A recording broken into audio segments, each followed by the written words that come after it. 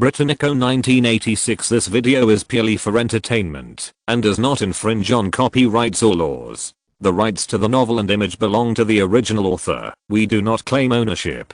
Don't like waiting and want to listen to this fanfic in full now? Subscribe to our Patreon, where you'll find the best fanfics. Chapter 326. Los Angeles at night. I have an appointment with someone, and we will have dinner together later. Alan didn't want to talk to him. For this kind of thing, it was enough to come up with an idea once. If you came up with many ideas, if something went wrong next time, whose fault would it be? When encountering these two couples, no matter how good the plan is, it will be in vain. Instead of wasting time, it is better to have fun by yourself. Moreover, at this time, should he go to comfort Boss Cha, Alan doesn't have that ability. He can only leave this matter open. Let Boss Cha get angry first and let him think about it. After he thinks it through and calms down, he can just say no on the way back. Boss Cha had a gloomy face, glanced at Alan, and understood what he meant. He did not continue to force Alan. Instead, he took a deep breath and laughed at himself. It seems that I was too impatient. Okay, I'll do it myself. Adjust it. After saying this, Alan looked at Boss Cha in surprise. This is right. The majestic crown prince. What can he do if he doesn't know anything about the city? But in such a short period of time, he can calm down a little. It's really Boss Cha. He just can bear it. Your Highness, how about I find you an Indian actress or something, and you can also relax tonight? Alan winked and gave Boss Cha a suggestion. Roll. Compared with Alan, Boss Cha is already considered innocent. Although he is messy, he doesn't have many partners and he will never mess around. When he goes out, he pays great attention to his external image and reputation, and he is always scolded for this. If he dares to be like Alan and want to have fun wherever he goes, then he doesn't have to wait for the outside media to criticize him. The queen will make him look good. The queen hates the promiscuity of the men in her family the most. Although Prince Philip is the leader among them, it is because of what Prince Philip did that the queen has a shadow on this aspect. Alan looked at the traffic outside the window and said, Your Highness, I will leave as soon as I get back to the hotel. You absolutely don't need to rush me, boss. Cha took a deep breath, glared at Alan, and bent over to touch the cigars in the cigar cabinet. He was very angry now and needed to adjust. Tens of thousands of kilometers away from Mumbai, Los Angeles, several Koreans who had come to Los Angeles to rest for a while lived in a small single-family villa arranged for them by Carl Leo in the suburbs of Los Angeles. This is an immigrant community. New immigrants. The security situation in the entire community is very poor, and there are also a large number of immigrants. Mostly Latino and Asian immigrants, as well as some black gangsters. Due to poor public security, the police rarely appear here, so it is convenient to hide. It's past 8 o'clock in the evening, and Los Angeles has lost its usual hustle and bustle. The nightlife here is very monotonous. It's not as lively as some people imagine. It's fine during the day in Los Angeles, but not so good at night. At night, all neighborhoods are dominated by major gangs. Ordinary people, if they have nothing urgent to do and don't want to get into trouble, try to go out as little as possible. Especially in the suburbs, the street lights on the road are still on, but occasionally there are a few damaged street lights, elongating the shadows, and standing quietly in the darkness. Groups of little black men stood in the shadows under the street lights, silently watching a large Chevrolet van driving out of the villa. Several young men looked at each other in a tacit understanding. One of them, a tall and strong young man, casually walked to the side of the Chevrolet and knocked on the car window. Several sounds of the hand cranking were heard. The manual window was rolled up for a long time and then lowered halfway. An Asian face was sitting in the passenger seat. Before Ziohezi could speak, a black gun muzzle was pressed against Ziohezi. On Kuroko's forehead, an English with a strange accent came out. I count to 3. Get out of my sight. Oh, brother, talk nicely. I'm just asking for directions. Ziohezi raised his hands in an instant and gave in very cowardly. Seeing that the Asian was holding a gun against him, he made a gesture with his raised hands. Behind him, several other Ziohezi were preparing to surround the Chevrolet car. He ran away in an instant. Brother, don't shoot. If you have something to say, please speak up. Boom. Say, your mother. Get out. As Soon as Ziohezi finished speaking, there was a gunshot, and the bullet grazed Ziohezi's ear and shot out. Ziohezi was stunned for a long time, stunned by the behavior of this ruthless Asian man. It took several seconds before he felt the pain in his ears. His left ear was smashed, covering his ears with one hand. Ziohezi bent over, screaming and running towards the shadows next to him. The Asian man sitting in the passenger seat holding the gun watched the little Hezi running into the shadows, seeming to be pointing here and there with the others, without even taking aim. Bang, bang, bang. After emptying the magazine and looking at the little Hezi who screamed and ran away in embarrassment, the Asian man laughed a few times before rolling up the car window again. Lee Zareng watched the car window finally close and then looked at the ruthless man sitting in the passenger seat, feeling a little frightened. If it were in Korea, if someone dared to stop the car in front of him, his whole family would have been sent to prison. But now this is America, Los Angeles, a place known as Sin City. This is not his home. At night here, whoever has the gun, who is bold, whoever has the most people, can stand and speak, and tonight, they need to go out to do some errands. Lee Zareng felt a little uncomfortable when he thought of the fierce Sir Carl. He was still in Wales diligently supervising the construction of the construction site. The electronics factory was finally completed. He only used Leo Shishi as his supervisor. After a few more years of work, he could return to China. Who would have known that within a few days of resting after Christmas, he would be taken to the United States and to Los Angeles. Just hide in this rubbish community and keep contacting people and checking plans. Lee Zareng did not want to take any revengeful action such as resisting or venting his anger on his compatriots, but old Carol made it very clear that this was a task assigned by the Earl. If he cannot complete it, if this plan cannot be completed under his full leadership, the person who will die then it will become Lee Zareng himself. Lee Zareng didn't have to choose whether to kill others or die himself.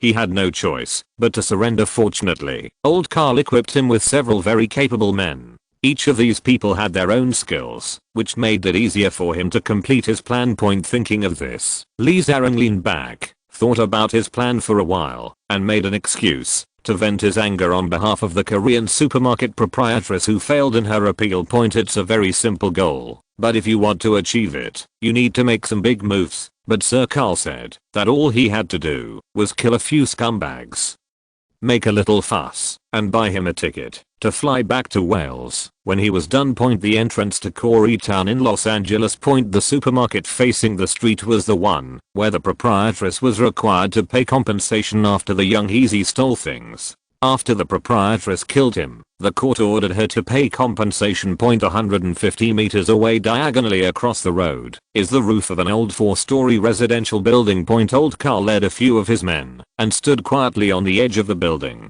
There was also a camera next to him facing the small Korean supermarket. He stood in the dark and took pictures of bright places, although the final imaging effect was not very good. But this is enough. They haven't arrived yet. Old Cole was wearing a long fur coat and leather gloves on his hands in mid-February in Los Angeles. The daytime temperature is around 17 or 18 degrees Celsius, but at night it is brighter and the temperature can drop below 10 degrees Celsius. Coupled with the sea breeze, it is still a bit cool. He is old and cannot catch cold. This is what the young master personally told him, so old Carol pays great attention to keeping warm and healthy. Everyone else present today can only wear a jacket outside, but he is wearing a long leather jacket. Coat, sir. It's 8 o'clock. There are still 5 minutes left until the agreed time. Koreans should be punctual. Old Carol nodded. The whole rooftop was very quiet. Suddenly there was a sound of slight footsteps coming from far away, and several subordinates nearby also heard this sound, and the clicking sounds were endless. This is the sound of guns drawn and alert. Tens of seconds later, a group of Koreans led by Lee Zareng slowly appeared on the roof of the building. Lee Zareng glanced around and saw the figure standing by the building. He nodded and said hello to several of old Carol's men. He walked up to old Carol and said, "Sir, are the plans ahead of schedule?" "No." Old Carl held out his belly, put his hands in his pockets, slowly took out his arms, pointed at the Korean supermarket not far away and said, "Wait a moment, a group of black people will come here to make trouble. Every night at this time these days, they will all come to make trouble, and it's time for you to do your work." Working, Lee Zarang looked at the small supermarket in the distance, snapped old Carl slapped Lee Zarang on the shoulder very hard, turned his face to look at Lee Zarang expressionlessly and said, "When they make trouble later, you go and burn down that small supermarket yourself." I thought I was taking advantage of the chaos to kill some gangsters, but unexpectedly, old Carl asked him to burn down the Korean supermarket. The cold sweat on Lee Zarang's forehead fell instantly when the wind from the roof blew it away. Lee Zarang didn't understand why that small Korean supermarket was burned down, but he knew that if the supermarket was burned down today, there would be big trouble and the conflict would escalate. He was resting in Los Angeles these days, and he saw many conflicts between the two sides in the newspapers. Don't be mentally burdened. Everything has been prepared for you. Not to mention old Carol patted Lee Zarang hard on the shoulder again and said, "Besides, you don't have a choice, do you, Lee?" Zarang took a deep breath, looked at the small Korean supermarket in the distance, nodded and said, "I understand. I'll go prepare it right now." Before leaving, Lee Zarang's pupils shrank slightly when he saw the camera placed not far from old Carol. This is going to be recorded, and this guy asked him to go there in person if this kind of video is kept. If he is exposed in the future, he will be beyond redemption. He looked at old Carl, and the other person's eyes were unmoved, and there was even a hint of ridicule, just like the look on a cat looking at a desperate mouse. Gritting his teeth, Lee Zarang lowered his head and turned around to prepare. If he doesn't do it, where else can he go? Even if he runs away, can he run away? They dared to stand here and take pictures openly. Who knew if there was someone in the dark with a gun aimed at him? 10 minutes later, the sound of whirring came from a distance, including bicycles, motorcycles, and pickup trucks. More than a dozen vehicles, carrying dozens of gangsters, staggered to the gate of Koreatown.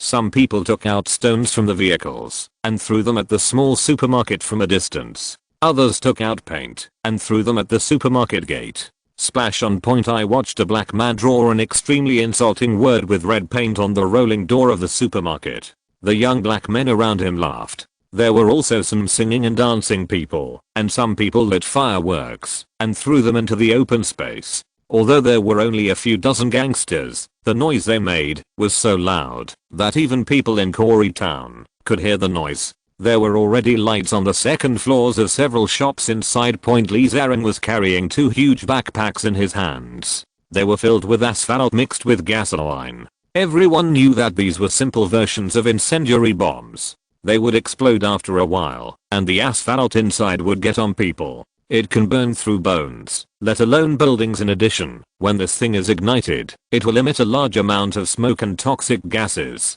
It is very powerful and the production cost is very low. But the prerequisite is that you must have craftsmanship and strong hands-on ability. You must understand the principles and be able to do it. Wearing a sloppy hat with only a pair of eyes exposed, Lee Zarang took a deep breath, grabbed two backpacks and started sprinting. The few people around him didn't even notice Lee Zarang. When he threw the two backpacks at the door of the supermarket, people they have all run away, but those little black guys are still singing and dancing at the entrance of Koreatown. "Mr. Lee, give me the controller." Since Lee Zarang dared to do it, he was not afraid of trouble. He gritted his teeth and hit on the other side of the road 30 meters away. Then he took a controller with an antenna from his subordinate's hand.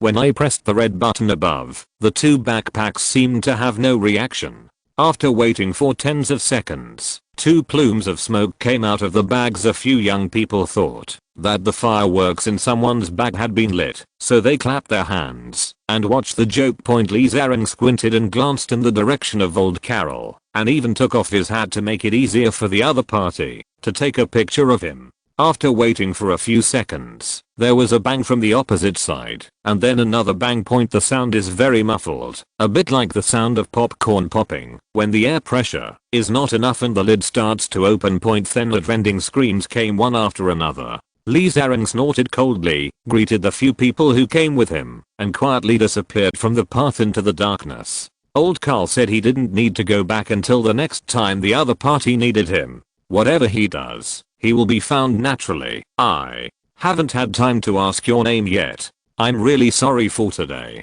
His Highness suddenly has something to do. I can only follow His Highness back first. Mumbai, Taj Mahal Hotel. After Alan arrived at the hotel, he took a shower and changed his clothes before meeting his partner and the new friend he just met today. His previous impression of Indians was that they were dark and dirty. But today's person's skin color is not too white, but definitely not dark. If I have to describe it, it should be the kind of wheat-colored skin that white people in Europe and America are very envious of.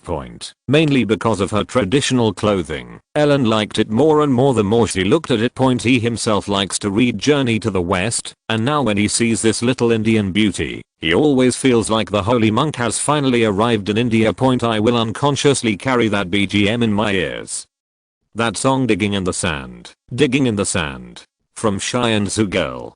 Chapter 327 Taj Mahal Hotel and Indians. The young Indian beauty sitting opposite Alan smiled and looked at Alan, not particularly concerned.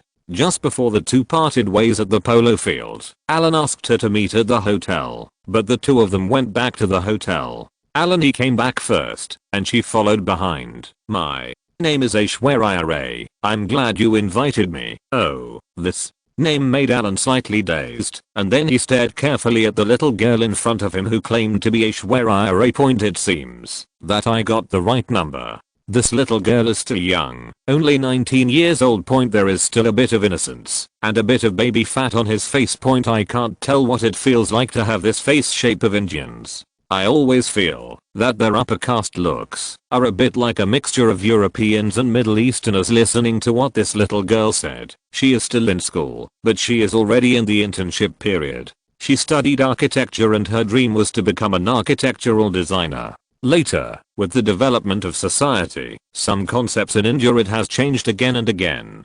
Slowly, the little girl who once dreamed of being an architect is no longer interested in this dream. She wants to make movies and become a big star. Aishwarya Rai is aware of her appearance conditions. People around her have praised her for her beauty since she was a child. With such an innate advantage, it would be a pity not to make movies as a woman. When someone praises her, she gets a little carried away. At least her dream of making a movie is remembered by her. But the current film industry in India, like Great Britain, some are difficult to describe.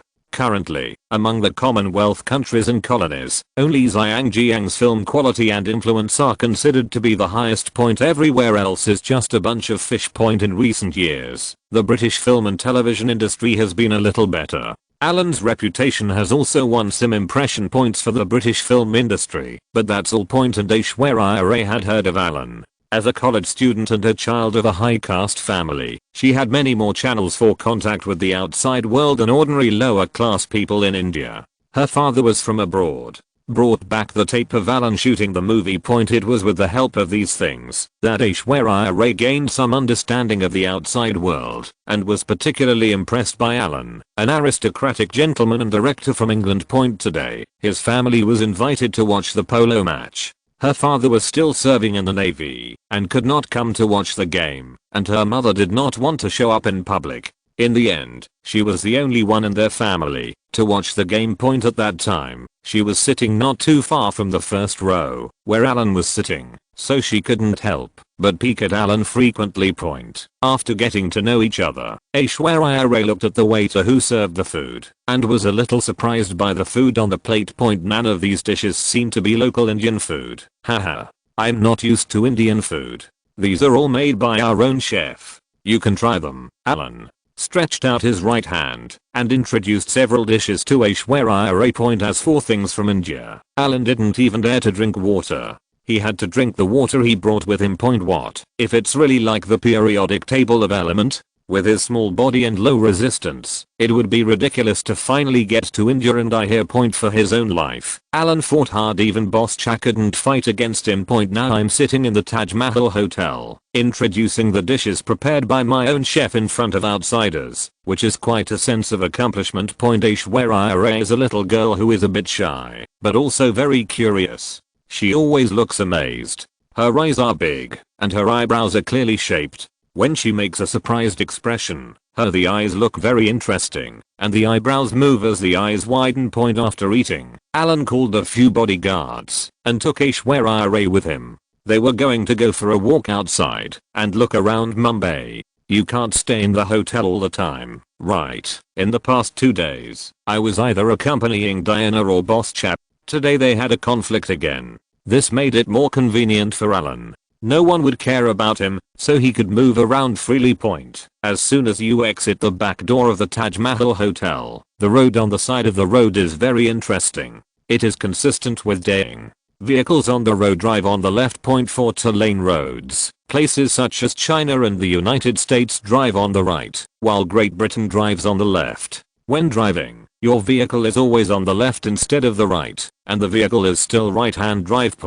As soon as you get out of the back door of the hotel, you will see the highway. Opposite the highway is the sea. Not far away diagonally opposite is the India Gate that you saw that day. Aishwarya pointed to the India Gate and asked Alan if he wanted to see it. Alan raised his chin without saying a word, signaling to the bodyguard to pay attention as he prepared to cross the road. Going from Wales to Mumbai is a bit overwhelming. Even in Cardiff, the capital of Wales, I have never seen so many cars on the streets. Now in Mumbai, with so many cars, it seems a little unreliable and a little irritating. In short, as soon as I left the hotel, I gave AI it feels like there are people everywhere, noisy and crowded. The temperature outside is high, and this evening time is the time when people go out to the beach to cool off. Coupled with the pool lighting, a quick look reminded Alan of the feeling of a zombie movie. There were people everywhere on the benches and on the shore. Some people were even sitting on the ground. There was garbage everywhere on the street. Not the kind of big piles of garbage, but bits and pieces of garbage, such as pieces of paper, packaging bags, bottle caps, etc., giving people a very dirty feeling. But the India Gate was okay. It was blocked by a fence. As a historic attraction, it was well protected. Alan looked at the crowd of Indians in the distance. If the India Gate had not been fenced and protected, he pointed out, maybe these Indians really dare to climb up to the India Gate to enjoy the cool air. If there are people crawling on this thing, it will be disgusting just thinking about it. The fence stopped most ordinary Indians, but it could not stop the British. Alan wanted to visit the India Gate and said hello to the management here. The other party sent a 10-man commentary escort team to accompany Alan throughout the process, explaining to him the history of India Gate. Alan had already heard this history from Boss Cha the day before yesterday. He was completely uninterested in the current explanation and waved his hand to signal them not to disturb him. Aishwarya squinted her eyes, glanced at Alan, turned around and pointed at the Taj Mahal hotel just now and said, "Alan, look at the Taj Mahal hotel. Guess why the hotel has its back to India?" Door. Oh, when Aishwarya said this, Alan remembered it. He had not paid attention to it a few days ago. Isn't it just an India Gate, a building imitating the Arc de Triomphe? The hotel turned its back to it. Well, there's nothing to be concerned about. Now that she said this, could there be some little story in it? This Taj Mahal hotel was built by the Tata Group. The founder of the Tata Group is Ad Tata. Have you heard of it? Heard about it? This company does not seem to have a good reputation in the outside world, but in India, as a century-old enterprise, it is definitely a giant. Although it has not grown to historical heights, the current Tata Group is definitely not a small one. Aishwarya said with a smile. Back then, Jamsetji Tata founded his own trading company, which was the predecessor of the Tata Group. Later, he became bigger and stronger step by step, and then he came to Mumbai. Speaking of this, Aishwarya glanced at Alan, smiled meaningfully and continued, in Mumbai, he met the British, and he wanted to go to a restaurant to eat. The waiter in the restaurant said that he was from India. People, don't let him in. At that time, Tata was already considered a wealthy man. He was well dressed and had an extraordinary temperament. He was a well-known wealthy businessman in India, but he was still turned away from the hotel, and the hotel seemed to be here at the time. The waiter arrogantly told Tata that our hotel is facing the gate of India, which means that we welcome British people from the sea, but we do not welcome Indians. Later, Tata became angry and made up his mind to build a big hotel where Indians could be welcome to eat. But he hated the gate of India very much, so he built the hotel gate on the other side, leaving the butt of the hotel to the gate of India. Although he didn't say it, there are rumors that he meant that this hotel does not welcome all British people from the sea, and he hates British people. After Aishwarya Rai finished speaking, she imitated Alan's example and raised her chin to let Alan look at the Taj Mahal Hotel in the distance. Point you can see the sea view directly from the guest room, and they received the distinguished guests from staying with great care. Even if Boss Cha came over this time to bring his own ingredients and cook, the hotel did not say anything and did everything he could. It's time to show up. Point for a hotel like this, when it was first built, was the founder still tough? Alan looked at the Taj Mahal Hotel and chuckled disdainfully. To put it bluntly, in India, if it weren't for the British, they would not have perished, but they would never have developed to the current situation. Point since ancient times, none of its neighbors have been weak. They are honestly pretty good, but if they prick their heads a little, they will inevitably get beaten. Later, not only the bosses on land beat them, but also bosses across the sea. Come, just rely on the Indians themselves. What can they accomplish when repairing an airplane? After disassembling the parts and putting them back together, you can actually find dozens of extra kilograms of screws. The dog doesn't know how to thank his master, but instead wants to surpass his master in secret. Is this okay? But now, as tough as it was back then, it is still soft now. How many years has it been?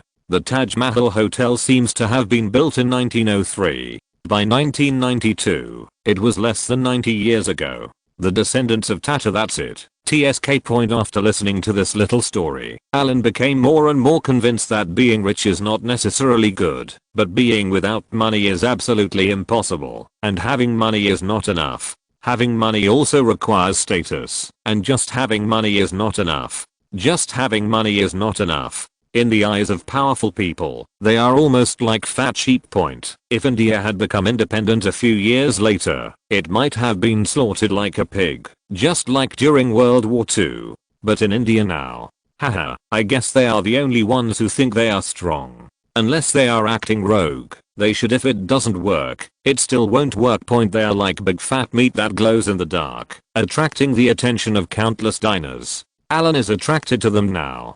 This place is good. There is oil and water. It is soft, and you can make money. Holding Aishwarya Rai's little hand, Aishwarya Rai was a little scared and wanted to shrink back. Alan smiled and said, "What? You don't welcome British people from the sea either?" Hearing that Alan was applying what he had learned, Aishwarya Rai retorted with a smile and stopped to prepare to struggle. Haha, I'm not Tata. This girl is interesting, very shy, but she still dares to go to the appointment. She has a kind of contradictory beauty. In addition, she is a Hindu and is very conservative because of her faith, let alone kissing. Even though she is now a model and wears cooler clothes, she didn't even wear it, but being able to hold hands already made her blush. Point. Seeing Aishwarya Rai's shy look, Alan felt that he shouldn't be too hasty this time and had to take his time, but it was more interesting this way. Point. For men, it is very interesting to persuade women who have lost their feet to go ashore, and women from good families to go to sea. I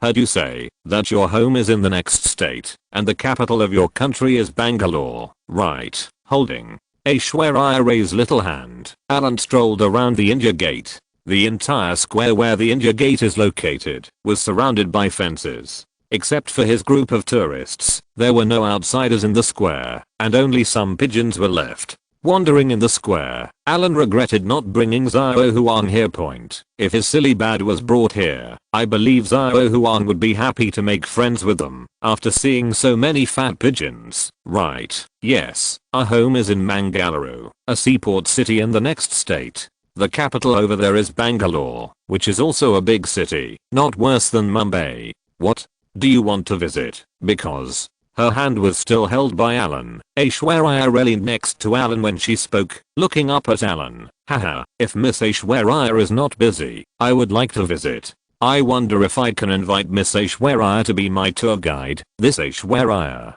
Ray was a little hesitant. It wasn't that she didn't want to take Alan there to play, but she was afraid of delaying Alan's work. You and the Crown Prince of Great Britain, don't you have any other arrangements recently? Oh, you don't have to worry about this. His Highness has his own arrangements. I have a few days off. I can explore around when I have time. Okay. Then, when are you going to go? Then, tomorrow. Let's go around Mumbai tomorrow morning. I heard that the women here like jewelry very much. Can I take you to buy some jewelry? Then we will go to Bollywood and take a flight in the afternoon. Go to Bangalore. This won't work, okay? Alan waved his hand, not allowing Aishwarya to refuse, and said bluntly, just treat it as a tour guide who pays you in advance. You don't want to work in vain, do you? Haha, okay then. Listening to Alan's arrangement, Aishwarya took another step closer to Alan with a smile, but the distance was only a little closer, nothing else. That's all. Alan watched this girl's movements happily and, not in a hurry.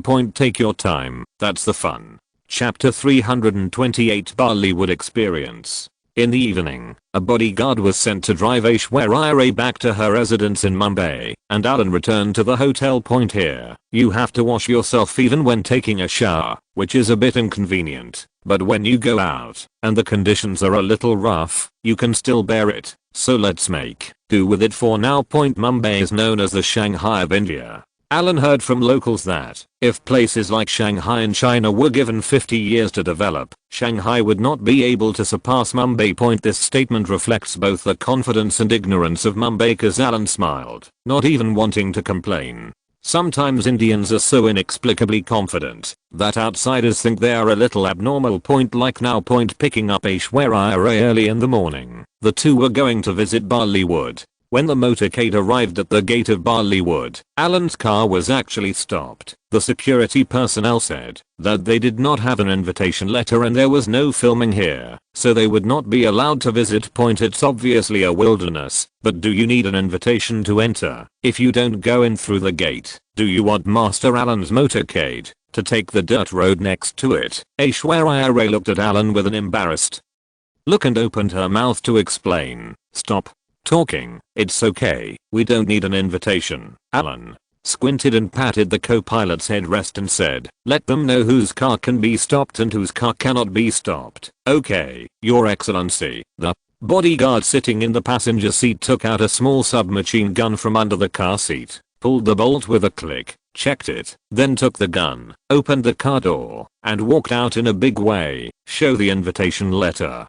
If the Indian security guards on the other side are not afraid of death, let them see what a fire invitation is. Aishwarya leaned against the car window and watched blankly as the bodyguard got out of the car. He raised his submachine gun with one hand and pointed it at the sky. He fired a few shots first. The Indian security guard, his face turned pale with fright at this scene. The bodyguard held the Indian security guard by the back collar, like he was holding a chicken, put the muzzle of the gun into his mouth, lowered his head, and muttered a few words. A few more frightened Indians came out and hurriedly opened the door. See, these people are just cheap people. If you can't talk to them properly, you need to use other methods, and I'm very good at this method. Alan pointed to the big iron door that was opened. Bollywood was right in front of him. In some cases, Indians are actually very similar to Koreans. They are all the same bitches. They are all the same cowards. They are all the same. And they always need to act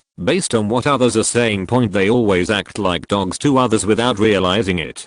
They just think that others need them, not that they are acting like dogs to others like Koreans. They also like to steal things and are inexplicably confident in their own culture. Recently, Indians and Koreans are even more similar. They also like to change the names of cities to get rid of some of the previous stereotypes, such as the colors left on them by colonists or masters. The Koreans changed the name of an iconic city like Seoul to Seoul. They thought that by changing the name, they could have a national history of tens of thousands of years. The Indians also want to change their name. After all, Mumbai is not called Bombay yet. Mumbai is still called the name that the British gave them back then. Bollywood is even more straightforward. Indians stole the name directly from Hollywood, changed the initials, and transformed it into Bollywood, which is simple and crude. Bollywood is known as the center of Indian film and one of Mumbai's business cards to the outside world. However, after listening to Aishwarya Rai's introduction, Alan felt that this place was not suitable for his investment. In some aspects, this place is very similar to Zhangjiang. Bollywood film production is very special. It is family run, not corporate run. Although they also have companies, these companies are empty shells and are used by the outside world. Internally, Bollywood is actually controlled by 8 major families. Each of them has one or several studios responsible for filming, and the source of funds. Banks in India are not allowed to provide loans to the film industry. This is illegal, so currently, most of Indian movies are wholly owned or financed. As for where the money comes from, each of the 8 major families has a cooperative relationship with one or several local Indian gangs. They take black money from them, launder the money through the film industry, and finally return it to those gangs. It is said that sometimes these gangs will fight because of the uneven distribution of the spoils due to the amount of investment. How do you know so much about it? Alan couldn't believe that the little girl sitting next to him could know such an inside story. What's the point? This is all public information. As long as anyone wants to enter Bollywood who doesn't know what's going on, the officials don't care, because they can make money and pay taxes, and ordinary civilians don't dare to care. They can avoid a lot of trouble by proactively saying they are related to such and such gang, Aishwarya Rai said with some disdain, and seemed to have a very bad impression of Bollywood. Do Indians play so openly? Alan was a little surprised that the people here were playing so unrestrainedly. This was because he had learned the routines of Great Britain, but not the essence. You are just money laundering. You have to at least put on a show. Now you are doing it openly. When a politician with tougher tactics comes one day, isn't this a ready-made experience gift package? In Alan's opinion, this kind of gamma play is tantamount to seeking death.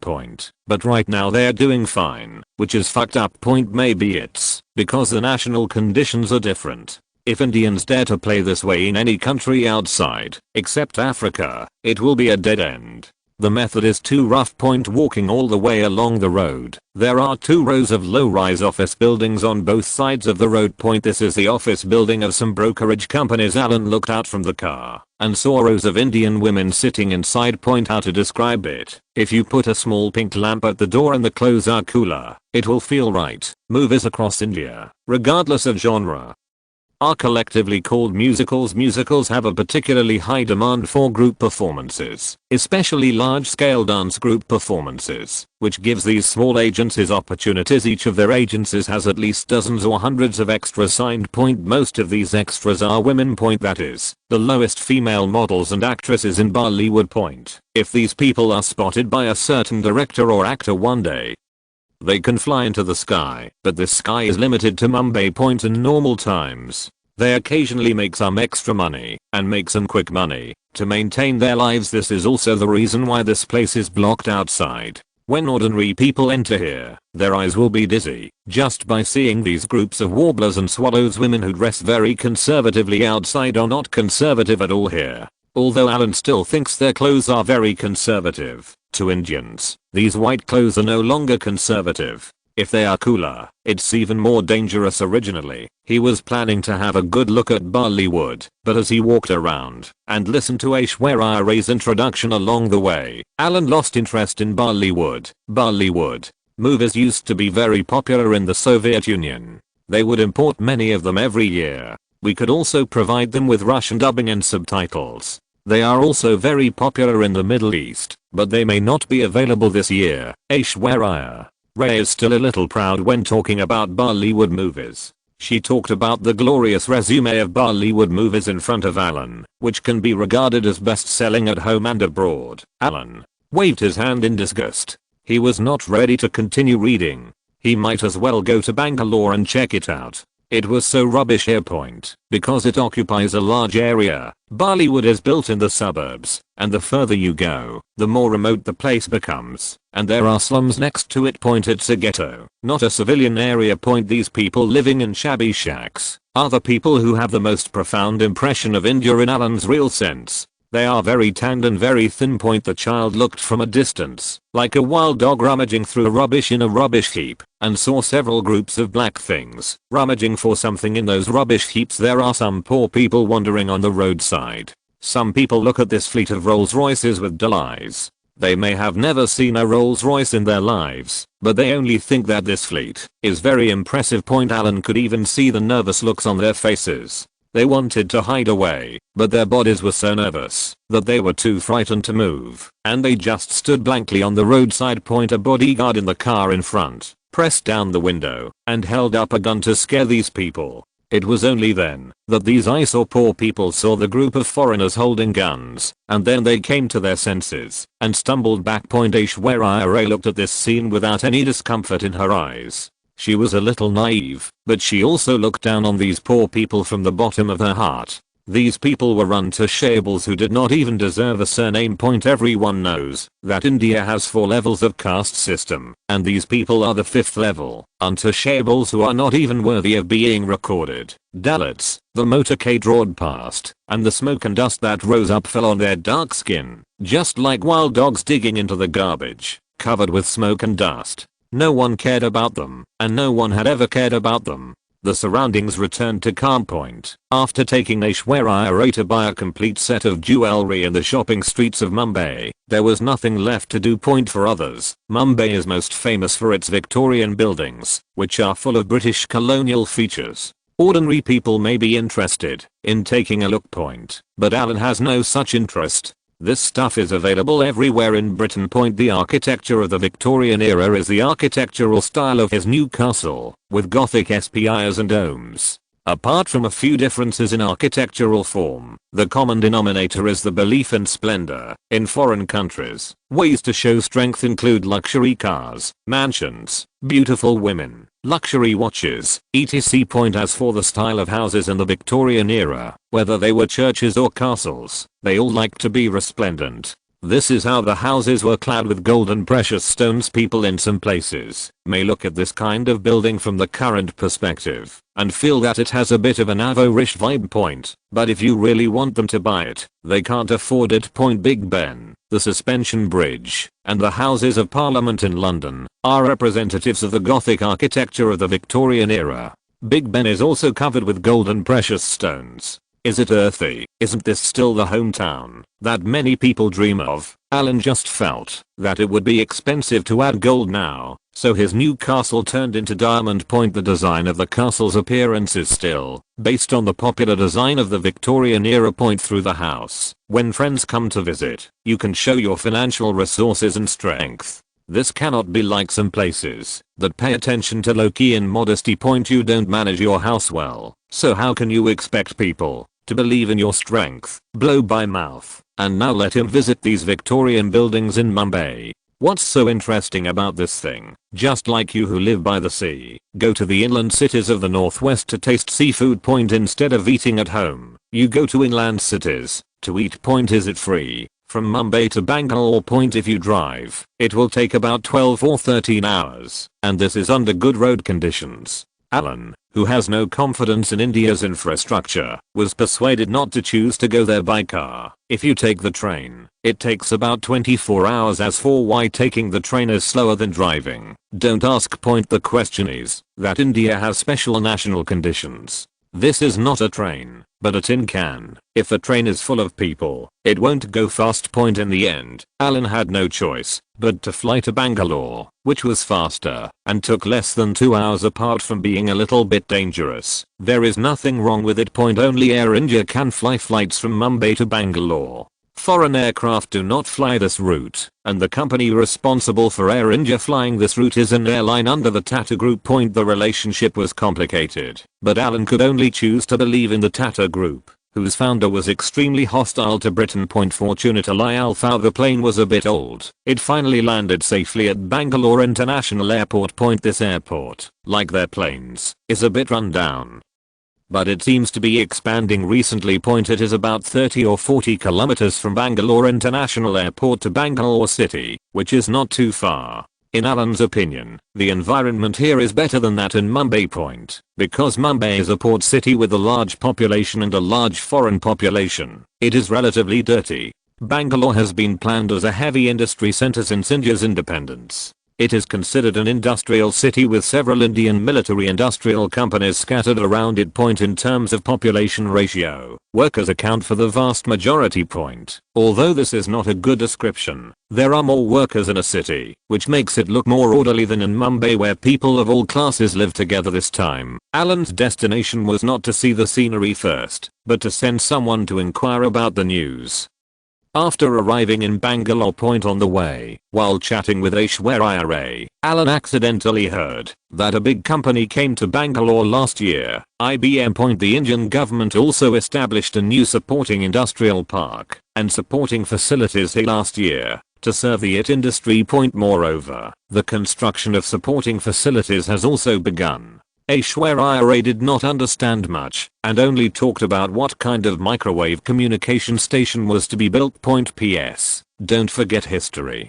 Today is the 70th anniversary of the victory in the war to resist US aggression and aid Korea. Let's commemorate it. Chapter 329, Who is throwing money away too? Although Alan didn't quite understand the microwave communication station, he knew what it was for. To put it simply, having this thing means that the internet can be connected here. It can be connected to the internet, and there are supporting facilities and industrial parks for the IT industry. What is this? Have you built a nest for yourself, and are you just waiting for yourself to harvest the wool? Isn't this very considerate? For the first time since arriving in India, Alan felt that Indians are actually pretty good. Although he still had to be wary of Indians. Although Alan's original plan was to draw a separate area to build an industrial park and do what he wanted.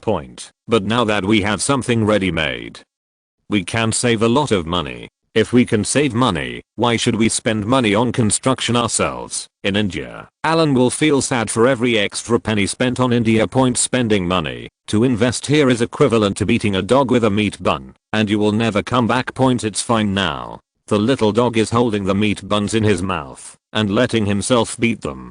It's hard to refuse such kindness. After arriving at the hotel where he was staying in Bangalore, Alan specially booked Aishwarya Rai's room next to his own room. In the past 2 days, the relationship between the two has been progressing quite well, not tepidly, and Alan did not show any impatience. It was as if he really regarded Aishwarya Rai as a tour guide. This made Aishwarya Rai slowly lower her guard, and her impression of Alan, a British nobleman, was also marked with a big gentleman label. Although the rooms are next to each other, Alan took the initiative to book a separate room for her. This kind of respect for women exceeds more than 99% of Indians. This makes Aishwarya Rai have a great impression of Alan. Increase. When she arrived in her hometown, Aishwarya Rai also relaxed and changed into a pair of jeans and a t-shirt. She looked very homely. With her current makeup, she felt a bit like an Indian college girl. Picking up a glass of Sprite with ice, he walked to the balcony and handed it to Alan. Shall we go out for fun tomorrow? Is there any place you want to go? Although she said she wanted to go back to the hotel to rest first, Aishwarya Rai didn't feel tired at all. Instead, she took the initiative to come to Alan's room to visit him. Sit down and talk. Alan pointed to the lounge chair next to the small coffee table. He liked the feeling of overlooking the entire city, which was not possible in Wales. The cities there were small and did not have such conditions. The official population of Bangalore is about 6 to 7 million people, but there are more or less untouchables living among them who are not included in the statistics.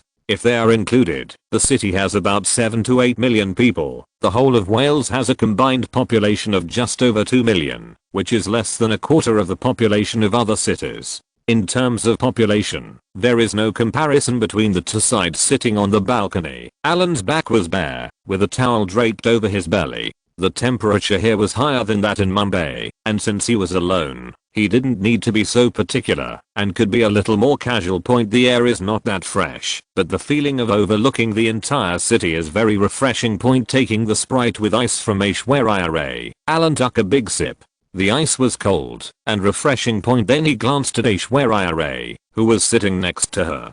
Her jeans were very tight and she was wearing a pair of purple high-heeled sandals, which made her legs very slender.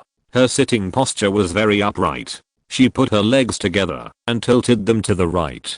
TSK. The hip curve is very nice. Seeing Aishwarya put her left hand on the coffee table, leaning on her chin, and watching herself drink the drink, Alan smiled and said, "Have a rest first. Don't be anxious. I will ask someone to collect information first. Are you ready to invest here?" As for Alan's purpose, Aishwarya basically doesn't need to guess. Foreigners come to them for other purposes besides investment. However, Aishwarya didn't seem particularly happy because she had a good impression of Alan. She considered it from her own point of view. The virtues in India are that foreigners will be cheated if they are not careful. Who cares? As for your identity, if I, the King of Heaven, are here, I will have to snatch away your magic weapon before you can pass. Such an investment environment is obviously not a good choice. Looking at Aishwarya, who looked a little anxious but didn't know what to say, Alan reached out and touched her little face. This little girl's body proportions are now very exaggerated and her head is very small, which makes her look a little. Figures with 9 heads and proportions often only appear in cartoons from island countries, but rarely in reality. Why do women like to wear high heels? It's not just to make the legs look longer and look like a 9-headed body proportion. Do you know anything about network? It don't. No. Aishwarya. Ray shook her head. How could she, a student of architecture, understand such emerging technology? Haha, you are honest, so you become a model to make movies. Do you want to appear on the big screen in various glamorous images? Well, not entirely. I also want to make money. You know, our family is from a high caste, but my father's income is not enough now. We also have many children. My mother is addicted to writing novels. There has been no improvement in the past few years. Both of them we often quarrel, and the quarrel has been fierce recently, so I just thought I could make some money to support my family, and I don't know how to do other jobs. Aishwarya. Ray lowered her head, rubbed Alan's palm with her little face. Her eyes gradually lost focus, and told her family affairs. Brahmins are a high caste, but they are just like nobles. There is a difference between the dukes above who are doing well, and those who are not.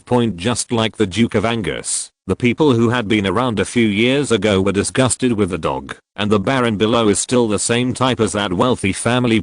Not all upper caste people have high family income. Some of them choose jobs that may seem glamorous and high class, but they earn little, and with prices rising rapidly, their families are far from being as comfortable as ordinary people imagine. Think of his father as a naval officer and his mother as a teacher and writer. This kind of job seems very high-end in India, but between the two of them, my mother is addicted to writing, and she has no financial resources in the past few years. The whole family only relies on my father's salary. There are many children, and they have to go to the so-called in an aristocratic school. As long as the whole family does not downgrade their consumption, the burden will only become heavier and heavier.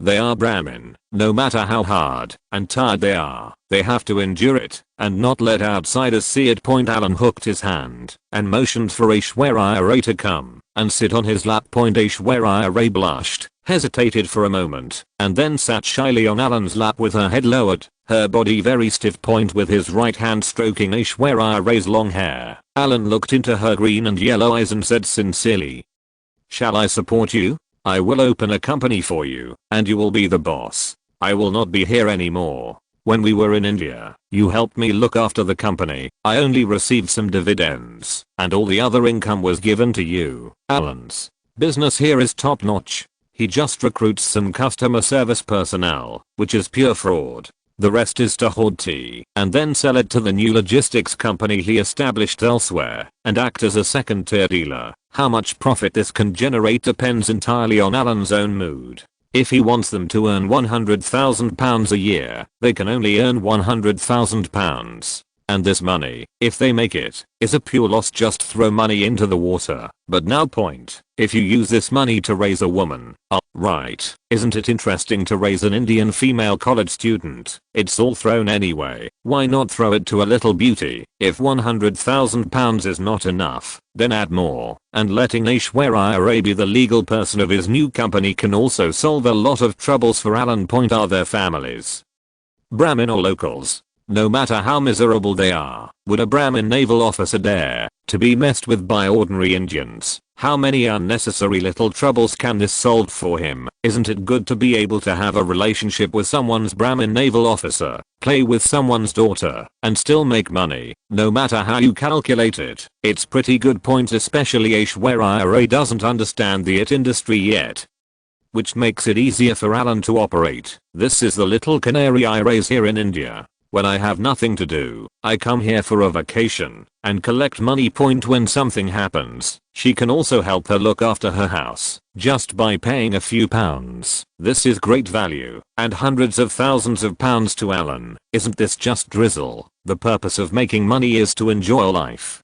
Now, his way of operating is the right way. Point, as for whether Aishwarya Rai will join forces with other people and then swallow up his property, she will trick the farmer and the snake. Point, this wretched place only has customer service and second-hand dealer business, and Alan doesn't like it. If something really happens, he can still take the opportunity to cause trouble. Do you really think that the gentlemen of Great Britain are freeloaders? If you dare to swallow a penny from me without my permission, then I will wait for you to die. After hearing what Alan said, Aishwarya Rai trembled, feeling nervous and scared. Point, is this a confession? Have you never heard of someone expressing their love directly to their industry? As an Indian female college student with little experience, Aishwarya Rai thinks that opening a big company requires a lot of money, and what Alan is saying now is to give her most of the company's annual income. The meaning is too obvious, although the two have only known each other for a few days, and although this seems a bit hasty, this is the first time Aishwarya Rai has experienced the generosity of a British nobleman. A man who is simply very rich can already attract many members of the opposite sex.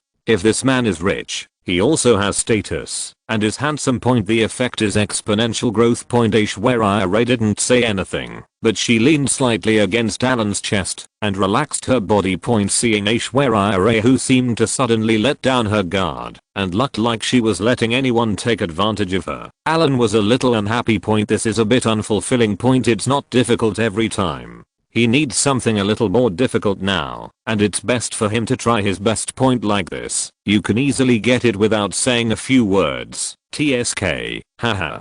Let's go to the industrial park tomorrow.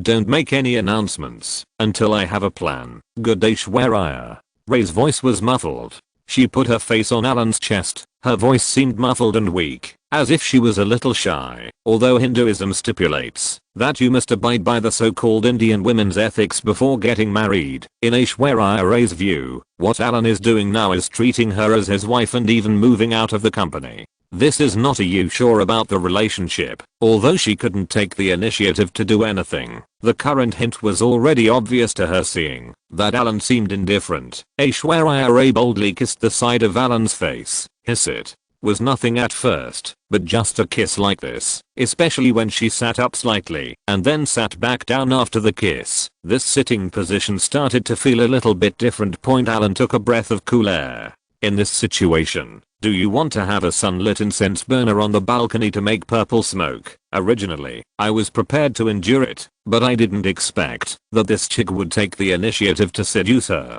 I couldn't bear it anymore. Alan was not polite, half-armed Aishwarya Rai, and stretched out his right hand, ready to measure the health status of Indian women, to contribute to India's health cause, strengthen people-to-people exchanges between Britain and India, and promote both sides' integration between personnel, deepening relationships and promoting friendships. Master, when Zio Shitao entered Alan's room, it was already after 8 o'clock in the evening, and the bodyguard who had gone out to collect information had just returned. He immediately sent the information to Alan. Seeing that there seemed to be a huddled figure wrapped in the blanket on the bed, Zio Shitao quickly averted his eyes and did not dare to look again. That person must be the one who followed the young master as a tour guide along the waypoint. When I walked to the balcony, I saw my young master sitting on a lounge chair, looking at the scenery outside the window. Little shithouse saw that Alan's back was densely covered with blood-red scratches, like the wings of a foreigner, dripping with blood.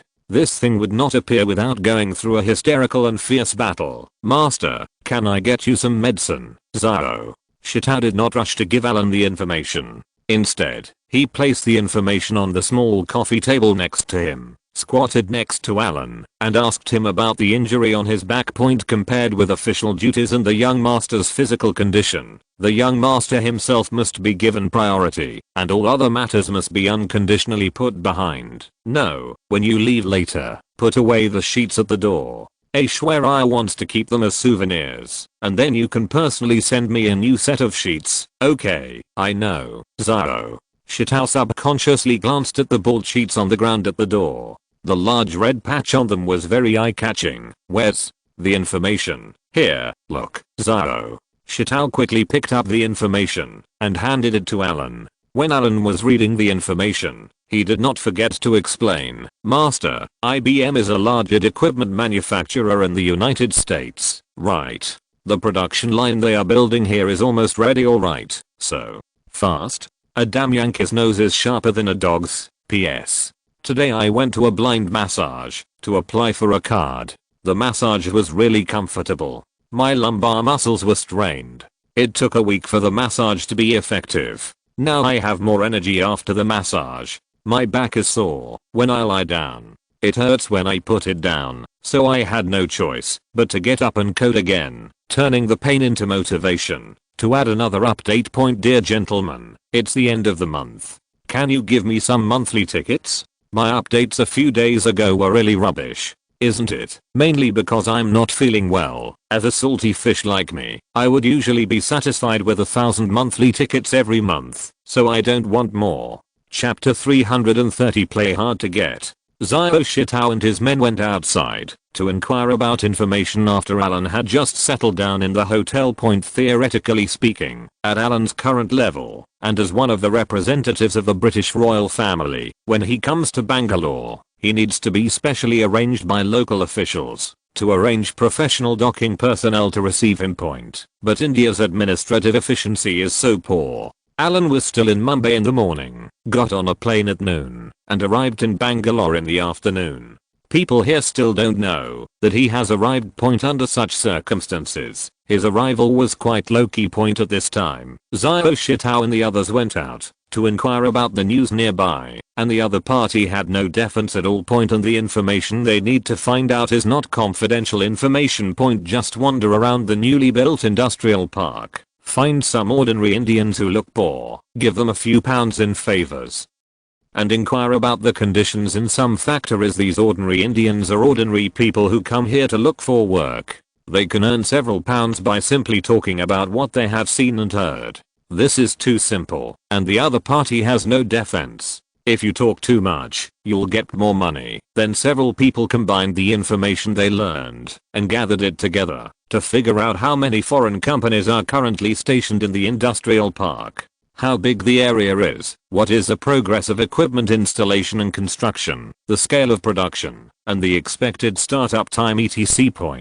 As long as you have general information about this information, the data can be roughly calculated, and it cannot be faked. Think about it. The country was disbanded at the end of last year, and the Americans have now built factories in India. Isn't this sense of smell better than that of a dog? However, the Indians are not bad either. They eat both ends, and are just a grassroots person. As always, Alan picked up a skewer and pricked the mango to eat. There was a small plate of cut mango pieces on the coffee table next to the lounge chair. India is a country that produces mangoes, and its biggest specialty is mangoes. The most famous mango variety in Maharashtra, where Mumbai is located, is the Alfonso mango. It is currently the best mango variety here, and is ranked among the best in the world. Bangalore, where Alan is now located, is in the state of Karnataka. Although Alfonso mangoes are grown in a small area here, the quality of the Alfonso mangoes grown here is not as good as that grown in neighboring states.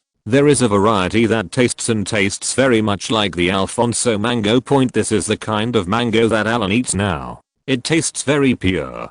People here also like to drink mango juice, but Alan thinks that their preparation is not clean. Even if he eats the fruit, he will ask his subordinates to help him carefully eat it. Do not eat raw cut ones, other processed ones. IBM. After putting down the sign, Alan sighed. This is an American hardware manufacturer that also dabbles in software. It is very large. Now that they have built a factory, it will definitely be very convenient to purchase equipment nearby. But now there are pros and cons here. There are American companies next to it, and being so close to them, it seems that the Indian officials want to make some big moves here in the future. If they do this, will their own industries look a bit conspicuous here? Just as he felt a trace of scruples, Alan thought of what he saw in Bollywood today. They all dared to be fair and above board, so why couldn't he? This is India, not the outside world. Everything is possible here. If you are afraid of this or that, how can you make money? After thinking about this, his last worry disappeared with the wind. Alan tentatively made a plan to set up a high-tech enterprise in Bangalore's investment industrial park. Now the most critical thing remains: how to discuss this investment. When doing business with Indians, you can't do it with sincerity, you must do it with vigilance. When facing them, be as arrogant as possible, and be as arrogant as possible. Although this investment was ordered by Boss Chap and was intended to give him some face, Alan still didn't want to look good on the Indians. Investment can be made, but it cannot be initiated by oneself. The Indians must ask for help from themselves and rush to talk to themselves instead of talking to the Indians first. Tomorrow, you arrange for people to have some contact with the officials here and just tell them that I'm here to visit and let them recommend interesting projects. There is no need to talk to them so much about other things. Zio Shitao opened his mouth slightly, understood what Alan meant, nodded with a smile and said, I understand, young master. Then I don't have to wait for tomorrow. I will go back and make arrangements now. That's okay. Go ahead. Alan nodded and signaled Zio Shitao to get busy. After Zio Shitao went out with his things, he put down the materials in his hands. Alan glanced at the coffee table. There were several local newspapers on it that Zio Shitao bought casually. The picture on the headline seemed familiar to Alan. Break. A failed kiss. Why is the Count so surprised? The place of the Crown Prince's sorrow. The Bombay Polo Grounds proud on the court. Disappointed in love winning the game by fouling. On the three sins of the British nobles, the game can be won by fouls, but emotions cannot. Looking at the headlines in these newspapers, Alan even found news that bombarded him. Fucking Indians are so brave. Even they themselves were scolded. Regardless of other news, Alan first picked up the newspaper with the title Winning the Game by Fouling. On the three sins of the British nobles. This lists Alan's culpability for beating Indian polo players several times. But what the newspaper said was conclusive, but there were no corresponding photos and illustrations, which was a bit unconvincing. Alan looked at the several so-called crimes listed for him in this Indian newspaper. Finally, at the end, he specifically emphasized that India is no longer the India of decades ago, and neither is Great Britain.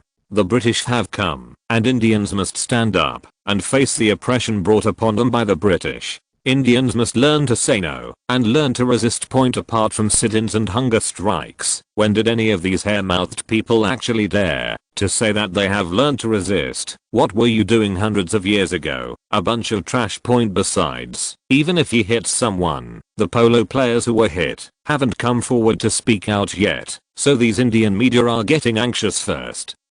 After putting down the newspaper, Alan wasn't even very angry. Instead, he looked at several other newspapers. Boss Chad was full of confidence before the game. I wonder how Boss Chad is feeling now. One night passed, and today Alan didn't even meet Boss Chad. He asked his subordinates to report and went out to play. The boss is left to investigate and have to go to New Delhi to talk things over on the British side. The royal family's external propaganda is not tainted with politics, but this kind of thing that even a 3-year-old child doesn't believe. Except for Britain, there are actually many people abroad who believe it.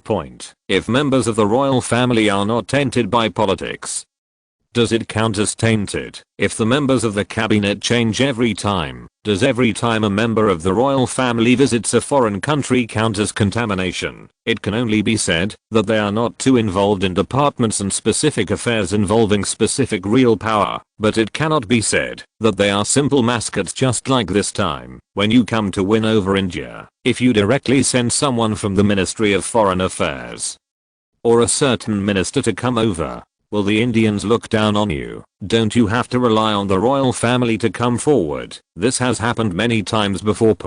Whether it's checking the boss or the queen, when they visit, they don't talk about specific things. They only talk about feelings, friendship, and history. After the preliminary work has been done here, the British official will follow them after they return, and then send specific ministers to discuss specific matters. Having an additional set of procedures like this will give a buffer for many things, which is more tactful than direct visits between politicians. Moreover, the royal family can also take advantage of the visit to expand their influence and credibility, which is beneficial to both the royal family and the British officialdom. So, when I came to India this time, it was okay for Alan to cause trouble in the early stage. Instead, Boss Cha wanted to take the opportunity to show off his power to the Indians. Then when he needed to go to New Delhi, he would not take Alan with him. He was the one who made trouble. If you don't bring it with you, then you have to give an explanation to the other party. The general routine is that Alan is responsible for playing the bad side, and Boss Cha is responsible for playing the good side.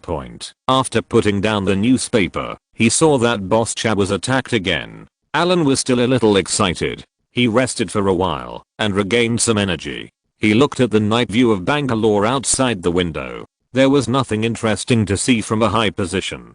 The beauty in the bedroom was still more beautiful. He turned around to look at it, seeing Aishwarya Rai, whose head had not been exposed, wrapped in a blanket. Alan stood up. There was still a little pain in his back. He stood up suddenly and touched the wound. It was burning, just like his heart was burning now. Aishwarya Rai is a few years older than Alan's chubby flesh, but her age advantage does not bring her much experience. Aishwarya Rai is very unfamiliar and even very shy. He would clench his teeth and close his eyes and groan, not even daring to scream. Ellen had never experienced this kind of feeling before. She felt a little guilty, but also felt a sense of accomplishment. The shyer she was, the more excited Ellen became. The more excited Ellen was, the shyer she became.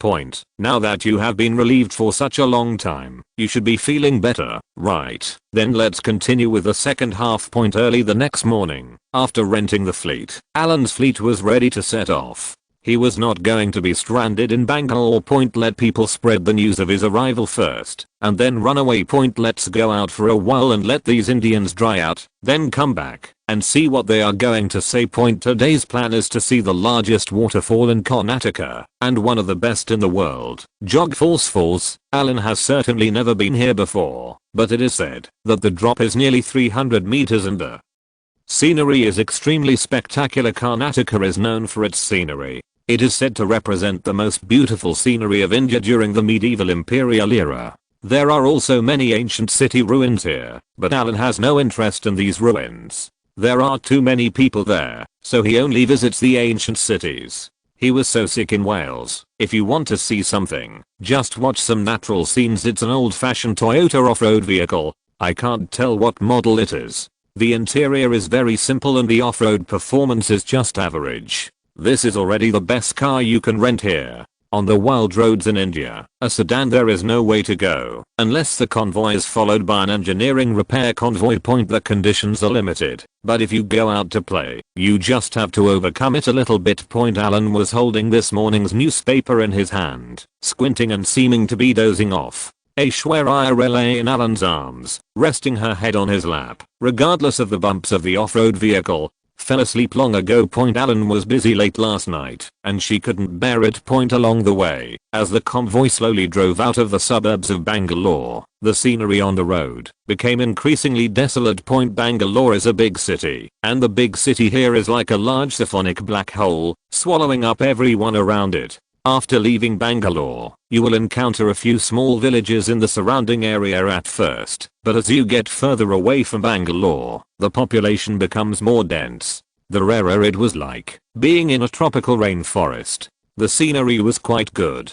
There were not many dirty and ugly Indians that were an eyesore. Alan actually liked this scenery a little bit. He shook his head. The road was so bad that it made Alan feel dizzy. He picked up the newspaper next to him and started to read it, which was distracting. After turning the page, a piece of news caught Alan's attention in an inconspicuous place under the sideboard. This year's Oscars won't be held until March, and it's already mid to late February, a few days before the Academy Awards ceremony. The United States won a big victory last year, which gave them more opportunities to show their faces, and their domestic Oscars have also taken advantage of this Western trend to become more and more famous. A National Film Festival award has been transformed into an International Film Award by these Americans, so many media are paying attention to the Oscars, and their eyes are focused on Los Angeles, America. But at this moment, when everyone is watching, something happened in Los Angeles. The night before yesterday local time, a group of gangsters took advantage of the darkness and gathered at the entrance of Koreatown in Los Angeles to vandalize, smash, and loot, and even burned down a Korean supermarket. The picture shows the facade of a small supermarket that was burned down. A Korean woman who is not too fat, with a hairband on her head, looks at the burned supermarket with a numb expression on her face. There are also so-called commentators in India, who are interpreting below, saying that this is all due to the low quality of Koreans. Black people in America cannot stand Koreans with no quality, so they are retaliating against them. The Koreans deserve it. Alan looked at this comment with a question mark on his forehead. When it comes to beauty, it depends on the Indians. They can find an angle to clean up this kind of thing, which is quite embarrassing. Looking at the pictures in the newspaper with a smile, Alan licked his lips. It was probably old Carol who directed Lee Zarin to do this. This was all planned. That is to say, he is now in India, and communication is not convenient. I don't know where the plan is now. However, compared with the current news, Alan is not satisfied yet. He wants bigger news. He has been waiting for this opportunity. That is, when most of the media's attention is attracted to Los Angeles and the Academy Awards, he will take advantage of the heat in Los Angeles to do something big and give the Yankees a little of shock.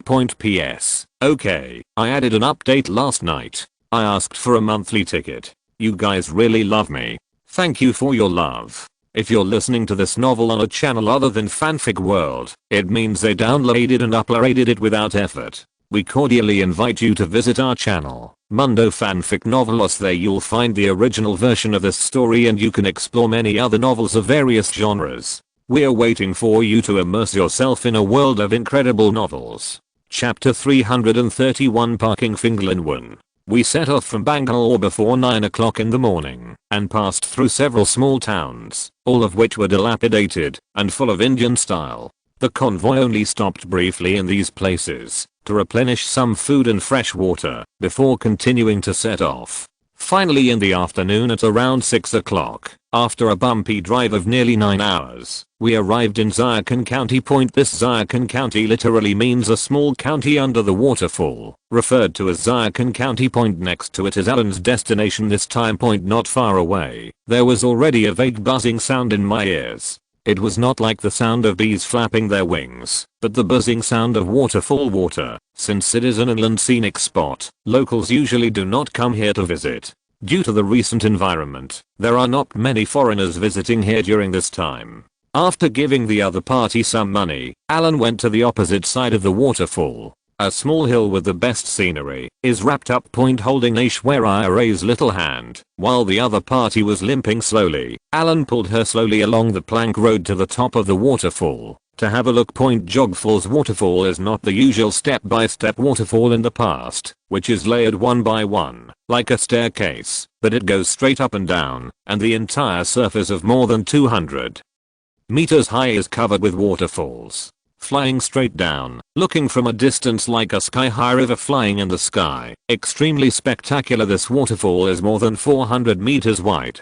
Think about it. It is longer than a standard track and field track. Standing on the edge of the waterfall, your ears are filled with the deafening sound of the falling water, a bit like the galloping of thousands of horses. Alan looked at the Jogfalls falls. If he could take this thing home and place it on the edge of the creek not far from his home in Wales, He would feel like a lunatic just thinking about it. But standing here at this moment, Alan's rare mood was very relaxed and ethereal. Although he felt a little deafened, he just felt that all the negative emotions and thoughts in his body were washed away by the rushing water. Similar, once a person relaxes, he feels comfortable, and once he feels comfortable, he will have other different thoughts. Alan lay in Aishwarya's ear and said, "We will spend the night here tonight. Look over there." Aishwarya looked in the direction of Alan's finger. About a few hundred meters away, on the flat land on the top of a hill directly opposite the waterfall, someone had already begun to set up tents there. It's hard to say whether you can have a good rest if you spend the night here. After all, the waterfall falls from a height of several hundred meters and the noise is still very loud. When visiting here, it's better to just look at its magnificent scenery. If you stay there all night, we all have to be surrounded by this kind of noise. That feeling. Before Aishwarya could object, Alan put his arm around her waist and said, "We are the only ones going up to the whole hill tonight. Think about it. There is a waterfall on the opposite side and we are facing the waterfall, just like we were on the balcony yesterday. Same as above." Aishwarya's face turned red as soon as she heard Alan talking about this. She is a very conservative and traditional Indian girl. Yesterday, Alan took her to play on the balcony. It was a bold exercise on the road, but I didn't expect that today I would have to run hundreds of kilometers away and play opposite a waterfall. She didn't even know how to describe her current mood. Slightly opening Alan's hand on her waist, Aishwarya glared at Alan, making Alan laugh. Alan likes to see Aishwarya, who is conservative at heart, but can't bear to reject herself. She can only let herself raise the upper limit step by step and slowly liberate her heart. Is this just slowly unlocking and developing? Sure enough, unlocking the game is the most fun and gives you the most sense of accomplishment. In the evening, the Jog Falls, a waterfall surface hundreds of meters wide, reflects the moonlight. It is not dark overall, and there is even a bit of brightness in the night, making it look a bit magical. A wild tent facing the waterfall, with the curtain rolled up, and a huge inflatable mattress placed under the curtain under the moonlight. Aishwarya was dressed in a purple sari, a silk hijab, and beautiful jewelry. She was barefoot in the open space outside the tent, performing to Alan the Indian dance she had learned since she was a child. There is no accompaniment, and the sound of the waterfall behind you is the best background sound. The bright moonlight is reflected by the water of the waterfall, and little bits of moonlight fall on Aishwarya's body, her graceful dancing posture, her white feet, and the light water on the stone. The beads and the subtle water vapor brought by the falling waterfall make this wild Indian solo dance look beautiful. He covered his forehead with his right hand, and covered his mouth with a gauze scarf in his left hand, leaving only a pair of beautiful big eyes. In Alan's opinion, these eyes seemed to be able to speak, full of magic power to seduce the mind, and a touch of shyness, mixed with charm.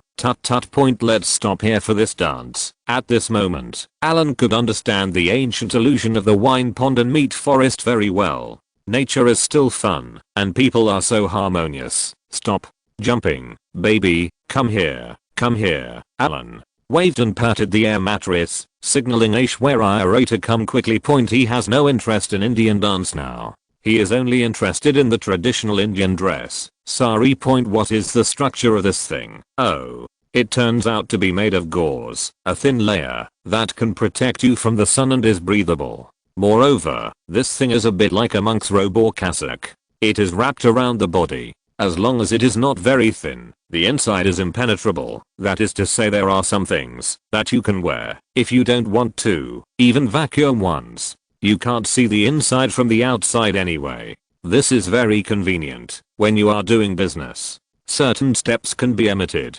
This is similar to the North Korea that Alan has seen before. The traditional costumes of women are quite similar, but compared with the kind of women's kimonos in island countries that come with their own small pillows, they are still slightly lacking in terms of convenience and thoughtfulness. But now that he has a tent and an air mattress, this only shortcoming can be made up for. Alan worked hard. The sound of the waterfall blocked a lot of crackling sounds. The water vapor falling from the waterfall was blowing towards him like a cool breeze. The sweat on his back was mixed with the water vapor blowing.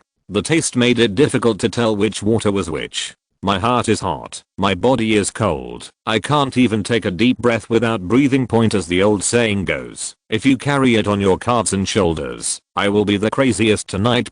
How do you write an ancient poem? What to do when parking? The maple forest is late. The leaves are red with frost and the flowers are red in February. It is February now, and Alan can already understand the artistic conception of this ancient poem. He is also parking his car to rest under the waterfall. It is also late for the waterfall, but there is no frost here. The leaves are as red as February flowers, but he has a little pink flower with this feeling of the sky being the blanket and the earth being the bed. He felt that his whole body was fully integrated into nature. If you stay in this kind of environment for a long time, you will be ruined. After spending one night at the Jogfalls Falls, Alan didn't have a good rest, but he was extremely tired. When he went to bed, he no longer cared about the sound of the surrounding waterfalls. Early the next morning, and regained the feeling of vitality. Take a deep breath. The air here is so humid and refreshing. Half an hour for washing and eating is not important in the wild. He is not going to stay here any longer today. Resting in this humid environment for a long time is not good for the body. He just needs to play occasionally and be stimulated. Today we will continue to walk northwest towards Goa, and our destination is a train station on the west coast. Alan is taking Aishwarya on a train to her hometown, Mangalore. This is also a quality route that Aishwarya came up with last night. Although the trains in India are rubbish, there are some quality routes, such as starting from Tehaka, a small town near Mangalore. The town's premium train travel line, Konkan Railway Line. This railway line will cross the Western Ghats, the west coast of India, Goa, and finally extend to Harrow railway station. Along the way there are steep mountains, green forests and waterfalls, and the train travels through the mountains and rivers, which is very impressive. For such tourist trains, except for the first half of the train will be full of people. As long as it enters the mountains, people on the train will consciously get off the train. The train on the flat ground is not very fast, but if it goes into the mountains and is constantly walking on the iron cabinets of viaducts that are tens of meters high, and if one accidentally falls, it will be impossible to survive. This line is a tourist line, and the interior of the train will be relatively more luxurious than ordinary trains. There are double bedrooms. When you open the window, you will see boundless mountains and green forests outside. They set off from Jharkhand County at 8 or 9 in the morning again.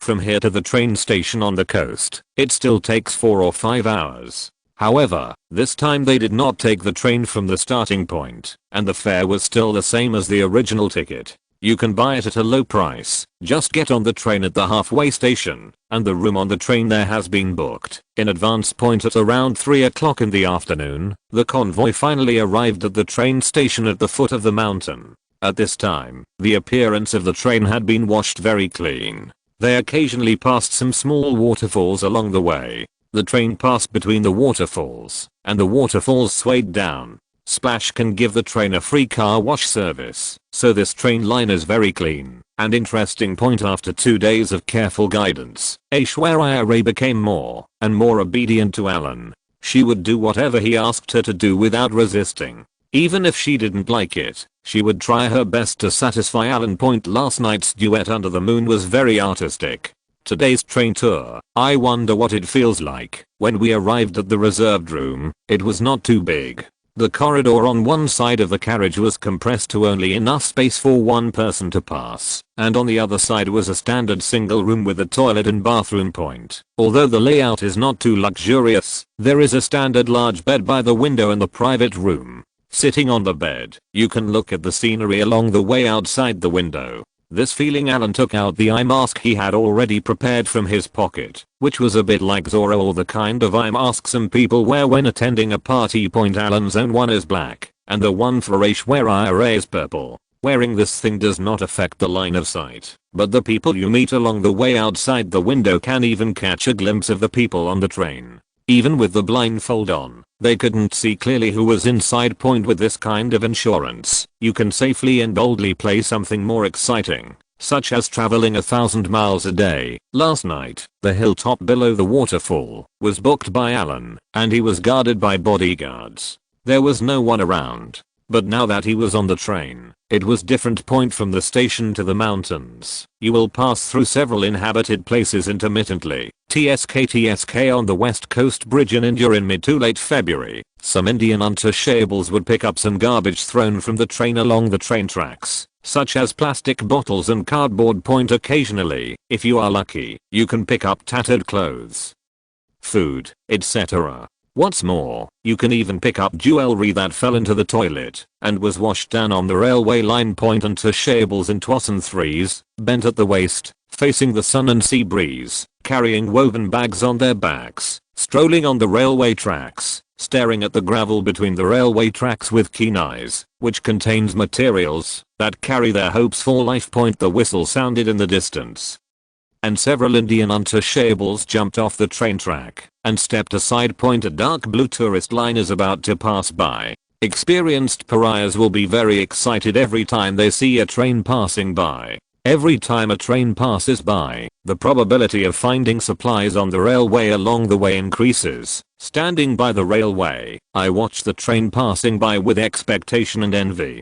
Some of the passengers in the car were Indians, but they ignored the untouchables scavenging outside the window. Some children would even lie on their backs on the car window. These black and skinny untouchables who looked like wild dogs were pointing and making mocking sounds, but these ordinary scavengers have long been accustomed to it. They live in the same country.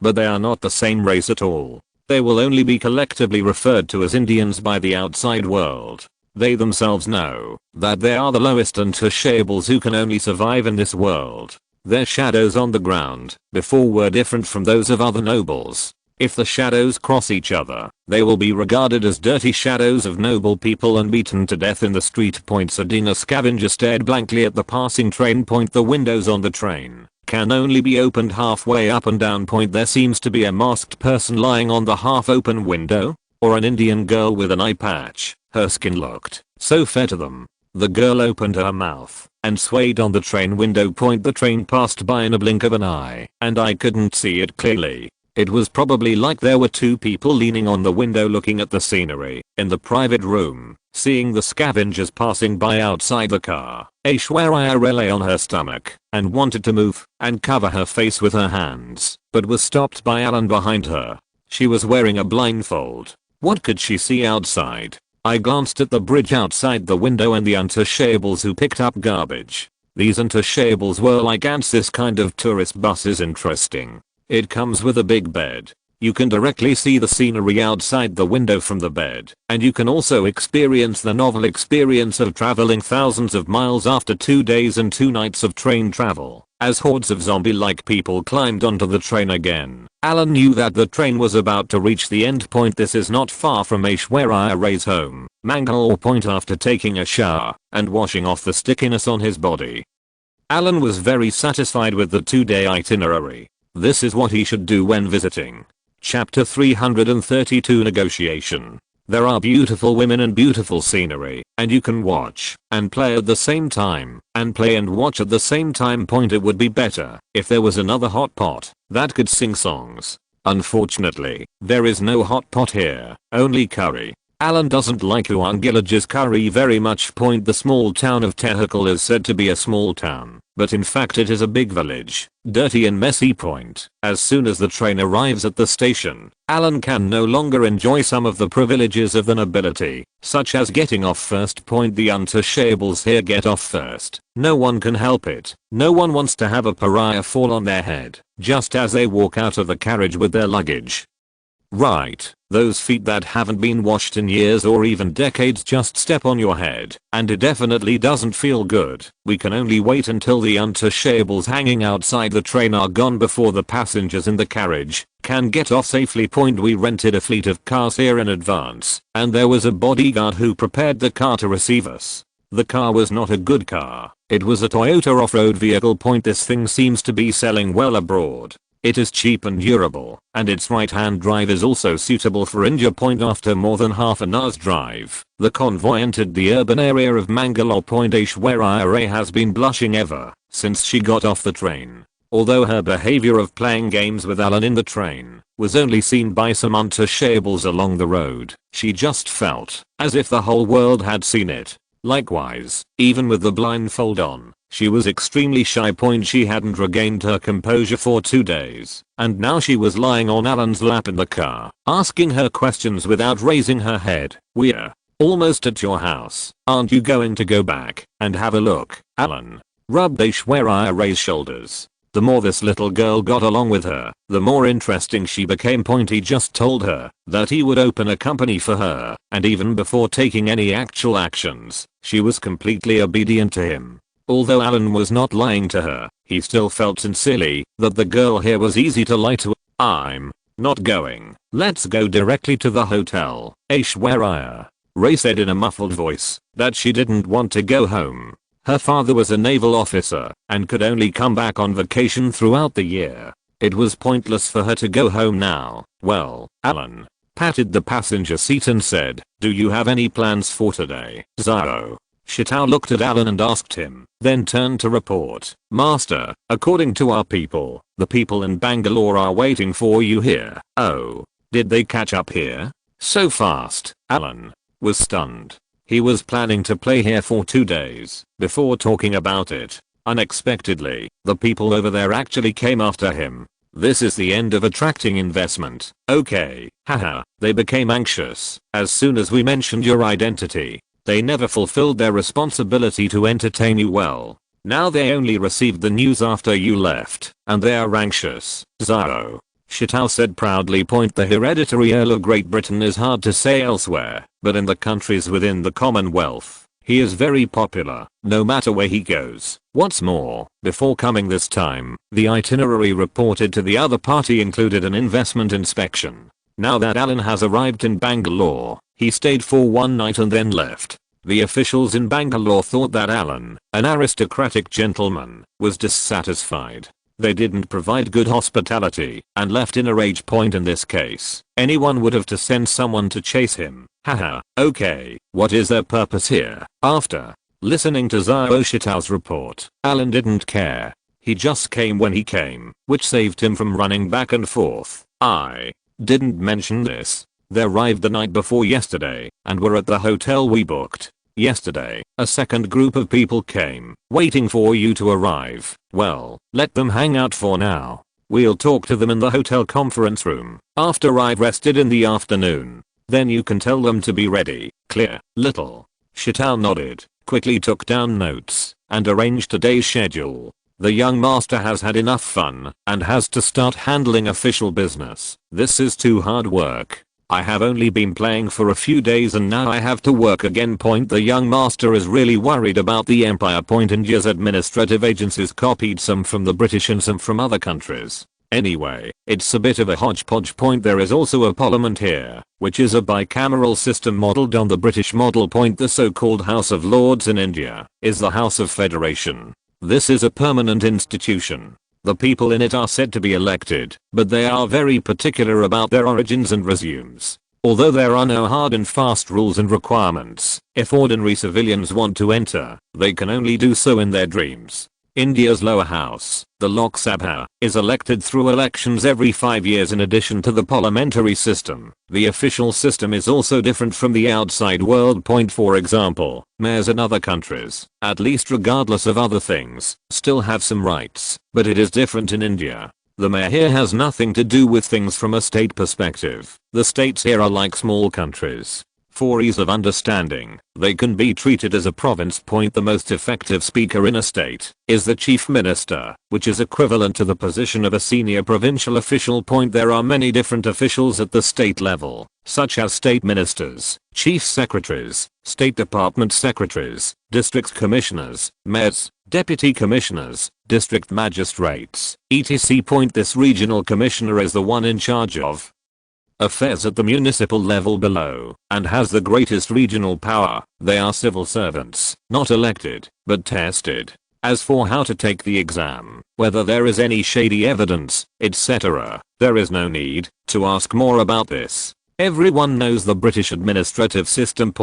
But the district commissioner must be on the same page as the boss above, the chief minister. The people who came to see Alan this time were the secretary of the regional commissioner in charge of the Bangalore area and the secretary of a state minister who came down from above. The identities of these two people are very clever. they can directly contact the people behind them. In other words, their arrival represents the attitude of the entire state of Karnataka. These two people with heavyweight positions were sent all the way to Mangalore to wait for Alan, just to let this nobleman from Great Britain see their attitude. At around 4 o'clock in the afternoon, after taking a nap, Alan finally packed up, wore a very formal suit, and came to the hotel conference room. The entire administrative team, a dozen people, is already waiting for him here. They have been waiting for Alan in this conference room since lunch. Compared with the common black and thin ordinary untouchables outside, these Indian elites are very different from those Indians in terms of skin color and mental outlook. As soon as Alan entered the door, there was a sound of stool legs scraping against the ground.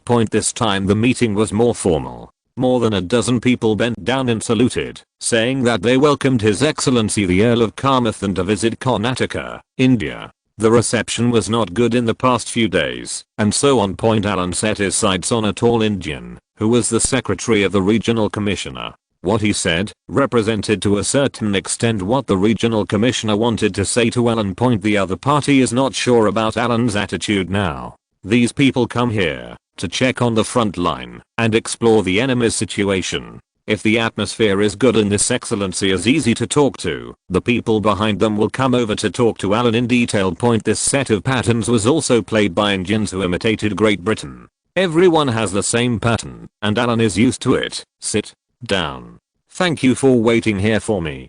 Doesn't it affect your work? Alan consciously walked to the main seat and sat down. Aishwarya was dressed in professional attire, like a secretary. She was holding a small notebook. She did not sit at the conference table, but sat next to Alan rear side. After the servant brought Alan tea and put several documents in front of him, he asked the question with a kind face. No, it's us who have caused trouble for you. Haha. What is the purpose of coming to me this time? Alan didn't mention investment at all, pretending to be confused and looking at these Indians. The head of the commissioner's secretary had a calm expression. He glanced at Alan, then at the bodyguards at the door, and then continued, when the bodyguards left by Your Excellency found us, we knew that Your Excellency had left Bangalore. Our commissioners heard that you sent bodyguards to inquire about information around the industrial park 2 days ago. If you want to know anything, we can tell you personally. The Indians were slow to respond, but their methods were adequate.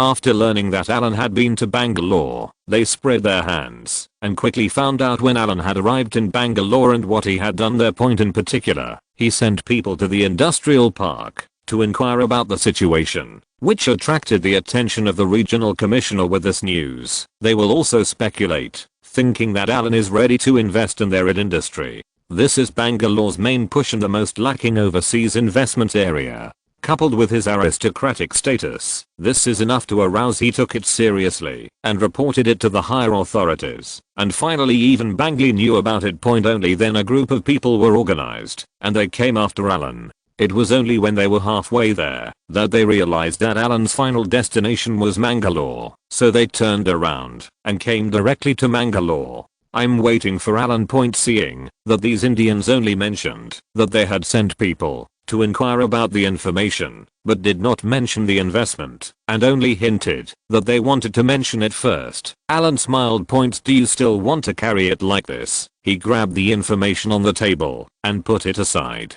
There were several newspapers at the bottom. They were all the same newspaper, the same one that Alan saw that day, the alarmist newspaper that weaved his crimes, throwing the newspaper to the Indians next to him. Alan pointed at the newspaper, regardless of whether they had read the newspaper or not, and said directly, I have only been in India for a few days, and I think the atmosphere here is very bad. Dear guest, why is your newspaper so hostile? I don't know which editor or reporter the report on this article came from. I only saw the slander and arrangement of me. Is this your attitude towards investors? The newspaper slowly reached the commissioner's secretary. When he picked it up and read it, he saw that the headlines were full of hostility. Win the game by fouling on the 3 deadly sins of the British nobles was the title. He could feel the malice coming towards him without reading the content. He knows very well the virtues of a British man. Unexpectedly, Your Excellency suddenly stopped talking about investment and turned the topic to the newspaper. Looking at the news in the newspaper, the commissioner's secretary had a headache, and it was going to be difficult now. He was a member of the visiting delegation and a well-known nobleman. The game that day was not broadcast live or recorded. Even if he really committed a foul and acted rogue, he dared to publish such a report, based on hearsay without evidence.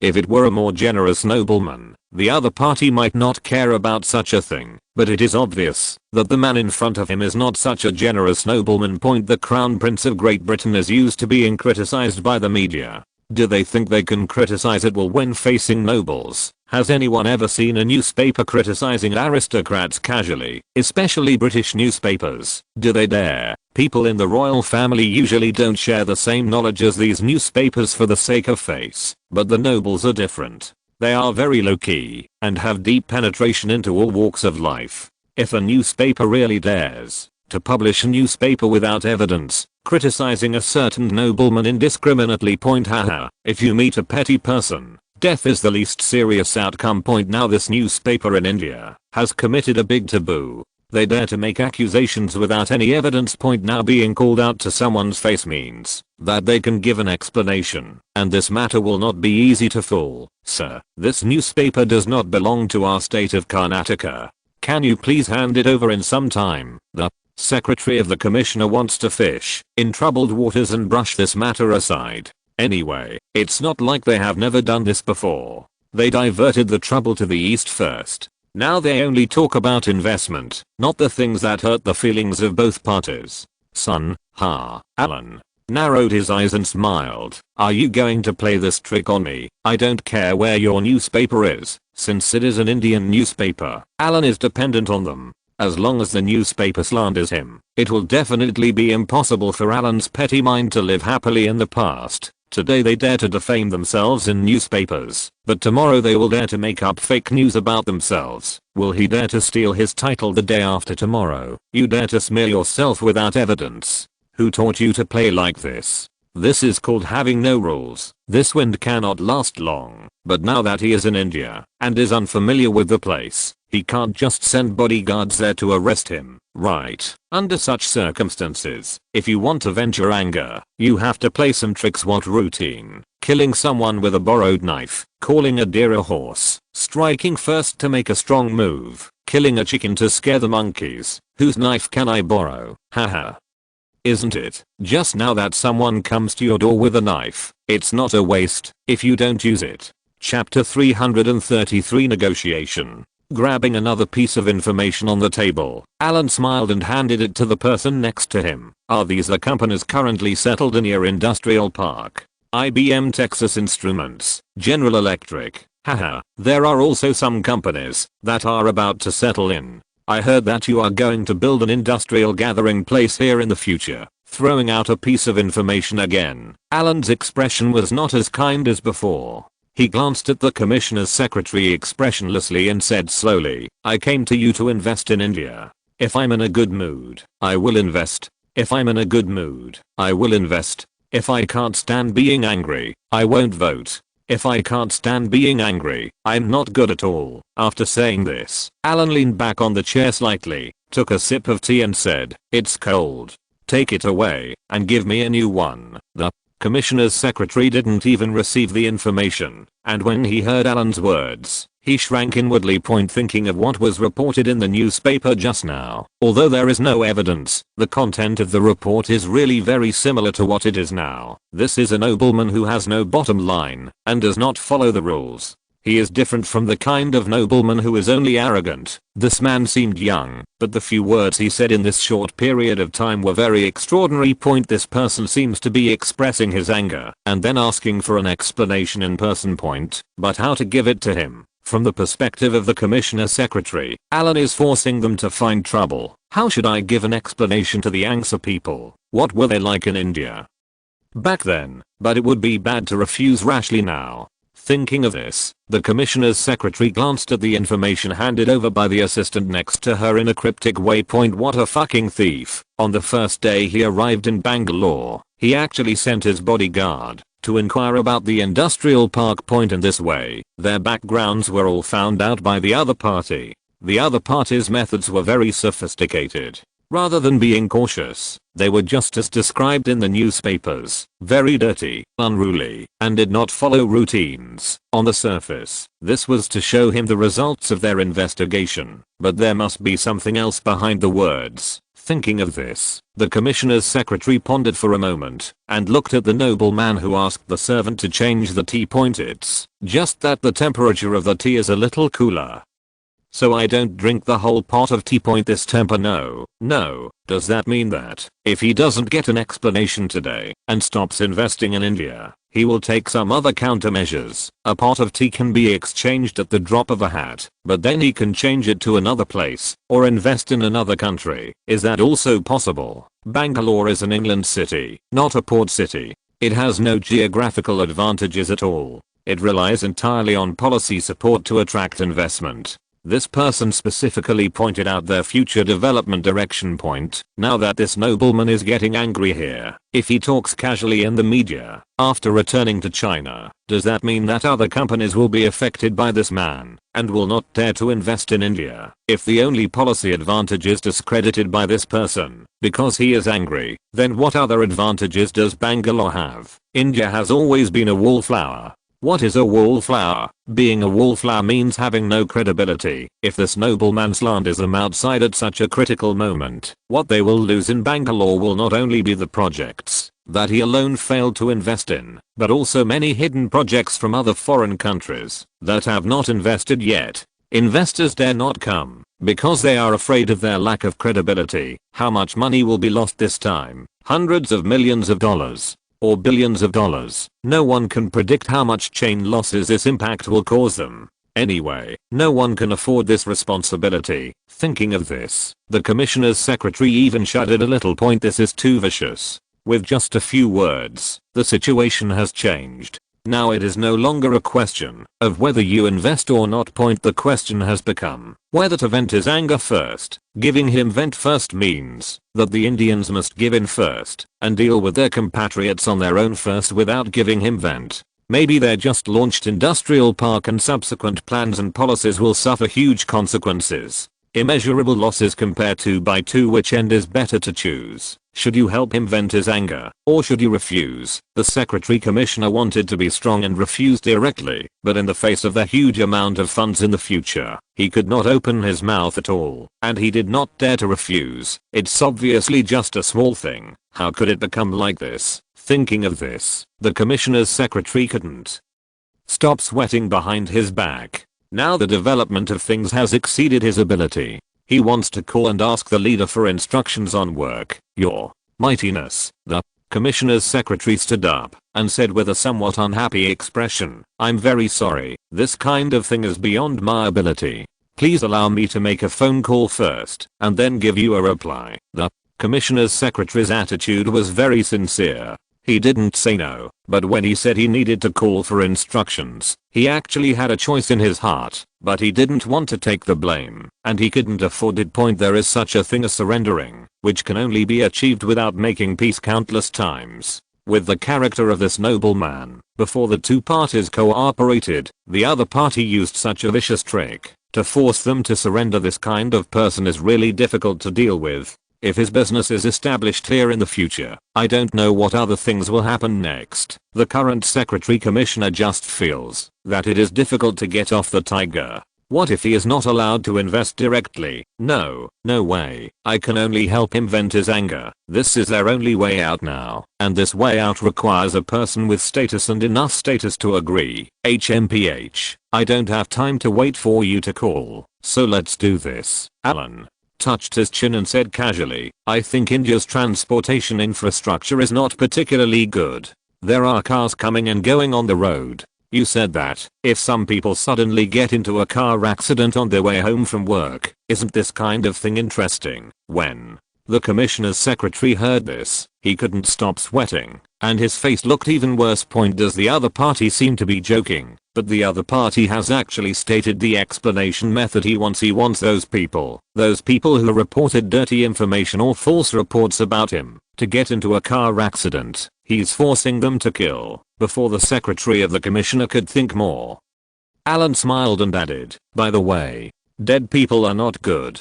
I'm a person who is soft-hearted sometimes and does not want to see blood. This will affect the friendship between us, and let's talk about them. It's not good to just die like this. I think it's better to be turned into a vegetative state or something like that, causing them pain for a lifetime and making their families suffer for a lifetime. Don't you think so, Mr. Commissioner Secretary? Facing the cold gaze cast by Alan, the commissioner's secretary was already confused from the somewhat cynical temperament of this nobleman when they first met, to the arrogance when he first said a few words. Until now, the only feeling he has for Alan in his heart is fear this was true, and he was so cruel, that it was beyond his understanding point as expected. Angsa people are all like this. This one is just more ruthless than ordinary.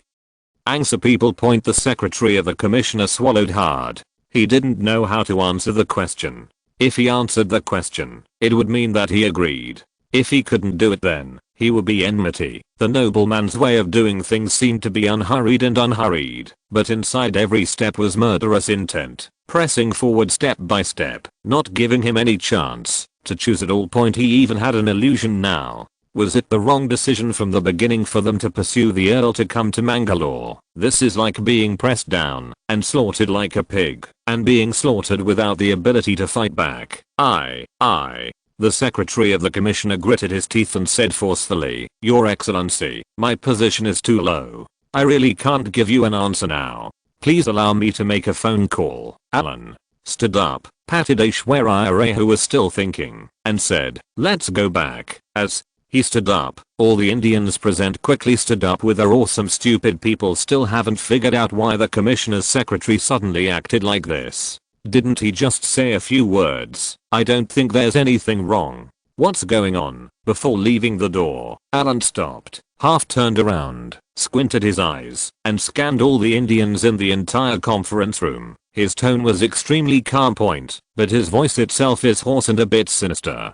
As he stands now, his momentum gives people an extremely oppressive feeling. When he stands at the door, I will go to New Delhi the day after tomorrow. When I arrive in New Delhi, I will transfer and go back to China. I don't have time to wait for you to discuss it here, but I hope I can see the results I want to see before I leave.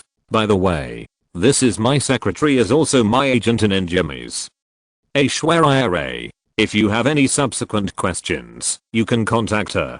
After I return, I will send someone to assist her. After saying this, Alan walked away without giving these people a chance to react.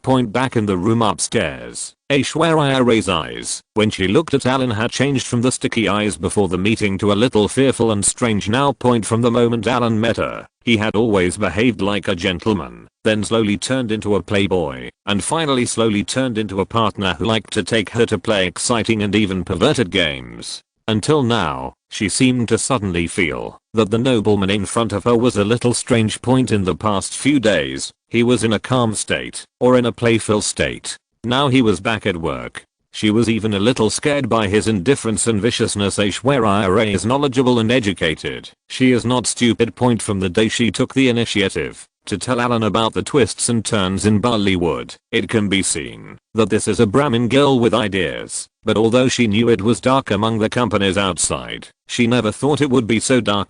Just like this, in public, he asked the secretary of a commissioner in person, or even asked the commissioner from afar to help him express his anger. The reason was because the other newspaper reported a news report about him that made him very angry. After reading it, after drawing inferences, Aishwarya Rai even thought that if she made him unhappy one day, would he use the same method to deal with her? The woman is Mukhyang, but Alan's straightforward and strong approach is a bit beyond Aishwarya Rai's understanding, so that she feels scared before Mukhyang. What's wrong? Not happy? Alan and Aishwarya Rai looked at each other and saw what he wanted to see in her eyes. Falling in love makes people unconscious, but he is not in love. Alan has always been clear about it.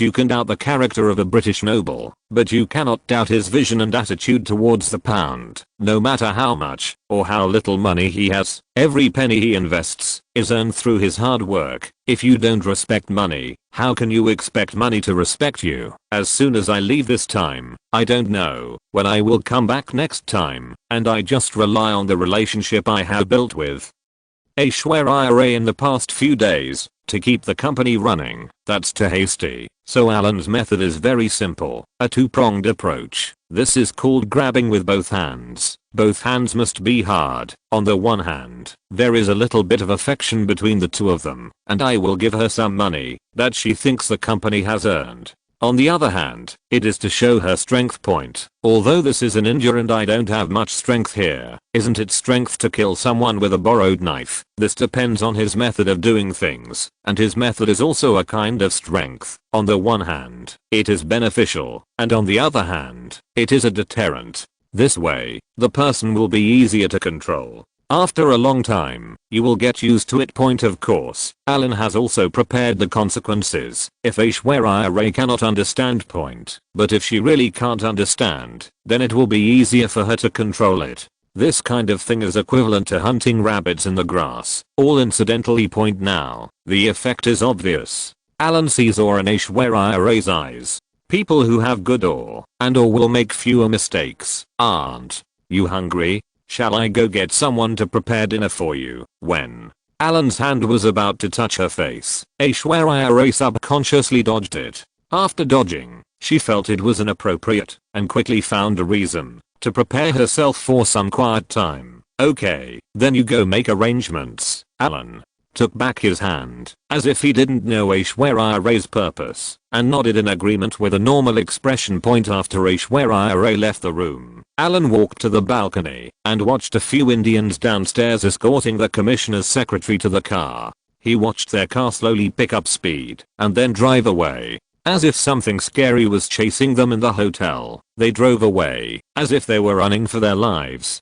For people who don't like to follow rules, you can't tell them rules. Just like now, how good it is first, give them a showdown and scare them. If these people are not stupid, it will be easy for Alan. After scaring them, he will be able to operate better here in the future. What's the best way to prevent others from causing trouble for you? You must first show an attitude of being someone who is not easy to mess with and will retaliate, making others think that you are difficult to deal with and not easy to mess with. Make them feel that provoking you will be very troublesome and not worth provoking you. That will be fine. Chapter 334. The trip to India ends. In India, if you talk to them about favors, you will eventually tell them to dogs. Alan is very satisfied with the way he is handling it now. The rest is to wait for the result. It doesn't matter whether they do it now or not, because they are now forced to have no choice. If they are smart people, I believe these Indians will know what to choose when the time comes up. The next evening. Alan was resting in the hotel all day today. In the hotel here, there were several tour guides sent by Bangalore officials. They thought that Alan, the aristocratic gentleman, would go out for fun today, but they didn't see him. After waiting for a whole day, this old man is going out. And Alan has been huddled in the hotel all day today, giving lessons to heir. This class is a real class, very pure, teaching her some simple company management things. People just need a sense of participation. Although heir doesn't know much about these things, Alan acted just for her sense of deja vu, which made her ignore some things that she was very resistant to yesterday.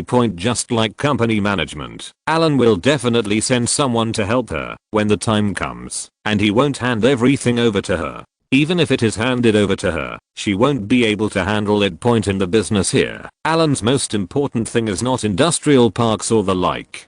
To put it bluntly, these things are training point. As long as you take out the speech teaching materials compiled in advance, do the pre-job training well, and be able to type, you can go directly to the job after a month or two of training. Catching different fat sheep, according to the age, country, gender, job, etc. of the fat sheep, just reply according to the corresponding routine in speech skills. Is it difficult to copy and paste? At the beginning of the internet, People on it were really easy to deceive. Even if someone is very vigilant, they will not be able to reach the level of precautions that they will have decades later.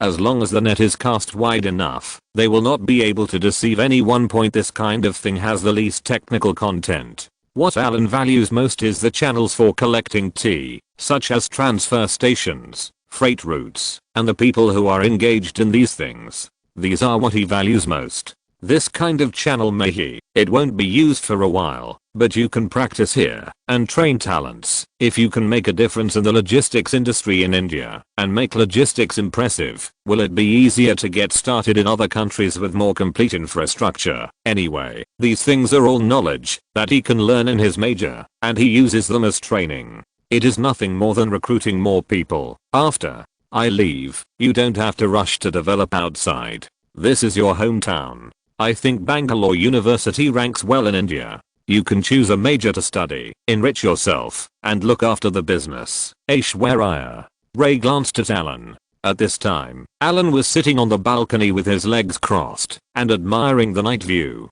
He would be leaving tomorrow.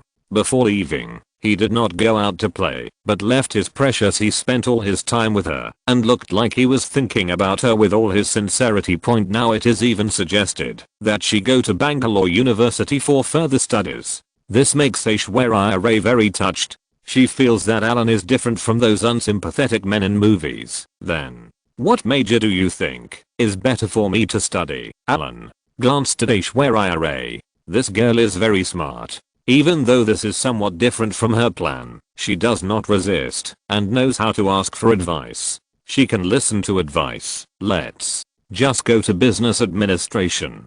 You can learn it now and put it to use. You don't need to be good at it. If you don't understand, you can ask the teacher or the deputy I sent you. If you still want to go into the interpretation circle in the future, wait. After making money in 2 years, I will invest in a film and television company here and let you manage it. Okay, but Aishwarya Rai walked up behind Alan, squatted down, hugged his neck from behind, and smelled the smell of Alan. She had become very familiar with this smell in the past few days. Now he will be leaving after tonight, which makes Aishwarya Rai a little reluctant to leave. Dang. Master. A small flame had just spread between the two, and before it was ignited, there was a knock on the door and the sound of a small stone being announced. Come in. Following Alan's voice, Aishwarya Rai quickly stood up and looked sideways back. After Xiao entered the door, he nodded to Aishwarya Rai, who was looking at him, walked to Alan, knelt down and whispered softly, Master, the secretary to the commissioner is back, and he said he would report to you if there is something going on. Oh, this is quite fast. Is there any result? Alan narrowed his eyes slightly, pondered for a moment and asked, how is he in mood? Xiao recalled it for a moment and said, it was very calm and not nervous, but there was still some urgency. With this feeling, there is a high probability that something has been accomplished, and now I can't wait to report to myself. With such a guess, Alan stood up, patted Aishwarya Rai next to him and said, come with me to have a look. You go down first, and I will come back to change clothes. Aishwarya Rai did not ask Alan why he wanted her to leave first, but nodded obediently, smiled at the little stone again, then took a shawl, twisted her waist, and went out first. After she went out, Alan said while changing clothes, go get your things, do the filming and recording. Are you all ready? Don't worry, young master, we are all ready. Xiao smiled and nodded. After hearing Alan's explanation, he quickly went out to make arrangements. Alan looked at Xiao's leaving figure, his eyes twinkling slightly. As a director and the owner of a film and television company, when chatting with guests, he uses abnormal shooting methods and equipment to leave some video data. Is this reasonable? A specially vacated guest room is located in the living room outside the guest room. The secretary of the commissioner held a brand new document bag in his hand. As soon as he entered the room, he saw Alan sitting on the sofa smoking, and the Indian woman, her agent introduced by the gentleman that day, was also sitting next to him. Behind Alan was a large box as tall as one person, and a bodyguard stood beside him. The appearance of this big box here originally seemed very inconsistent, but now the commissioner's secretary was in no mood to think about it. The first time he saw Alan, he quickly bent over and held up the document bag with both hands and handed it to Alan. After Alan took the document bag, the commissioner's secretary explained, "Sir, I have kept you waiting for a long time. Are you satisfied with the photos inside?" He casually handed the file back to Aishwarya next to him. Even though Alan knew what was probably in it, he still had to trick his words and ask.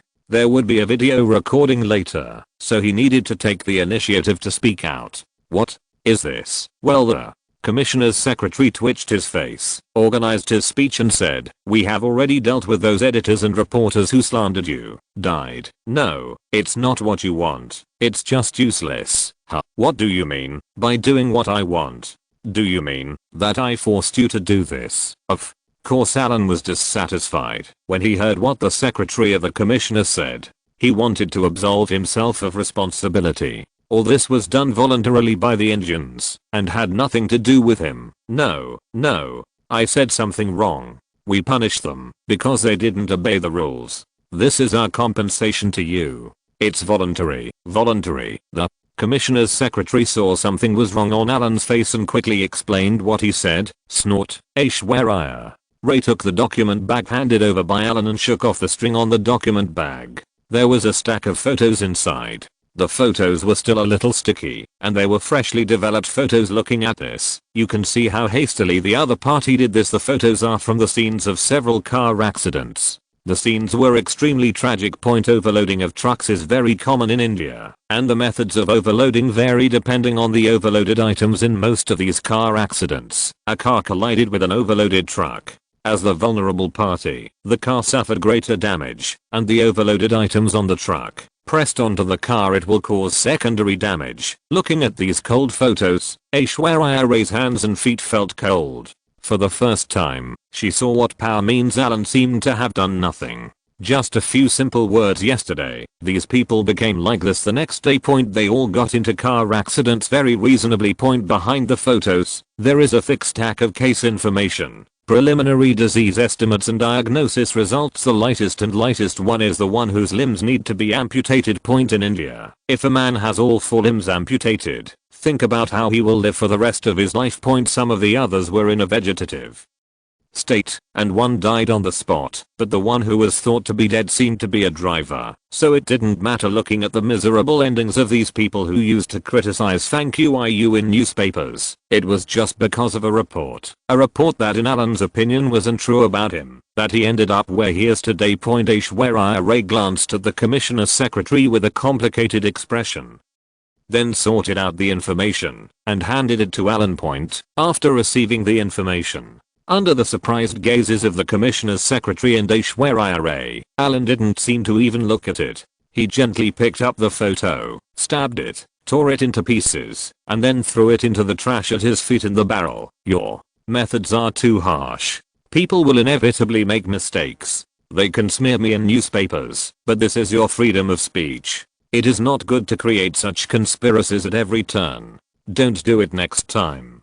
Don't let others think that I ordered you to do this, as this will affect my reputation. In the confused eyes of the commissioner's secretary, Alan tore up the results of their hard work all night and threw them into the trash can as if it were a piece of garbage. He also criticized him a few times. It was as if they insisted on killing people instead of the master being aggressive yesterday. This is something we will pay attention to next time, sir. I hope it doesn't bring you any bad feelings this time. We in Bangalore very much welcome you to invest in us. Okay, you can go back. I have almost thought about the investment plan. I will send my investment team over in a while. The initial goal is, after giving a command that, as long as the dog does well, the owner will give him a reward. Alan now seems to be throwing rewards to the dog, revealing his advance plan in a very general way. Early the next morning, under Aishwarya Ray's very reluctant eyes, Alan hugged her gently and said, haha, after the investment here is completed, you can come to Wales to see me when you have time. I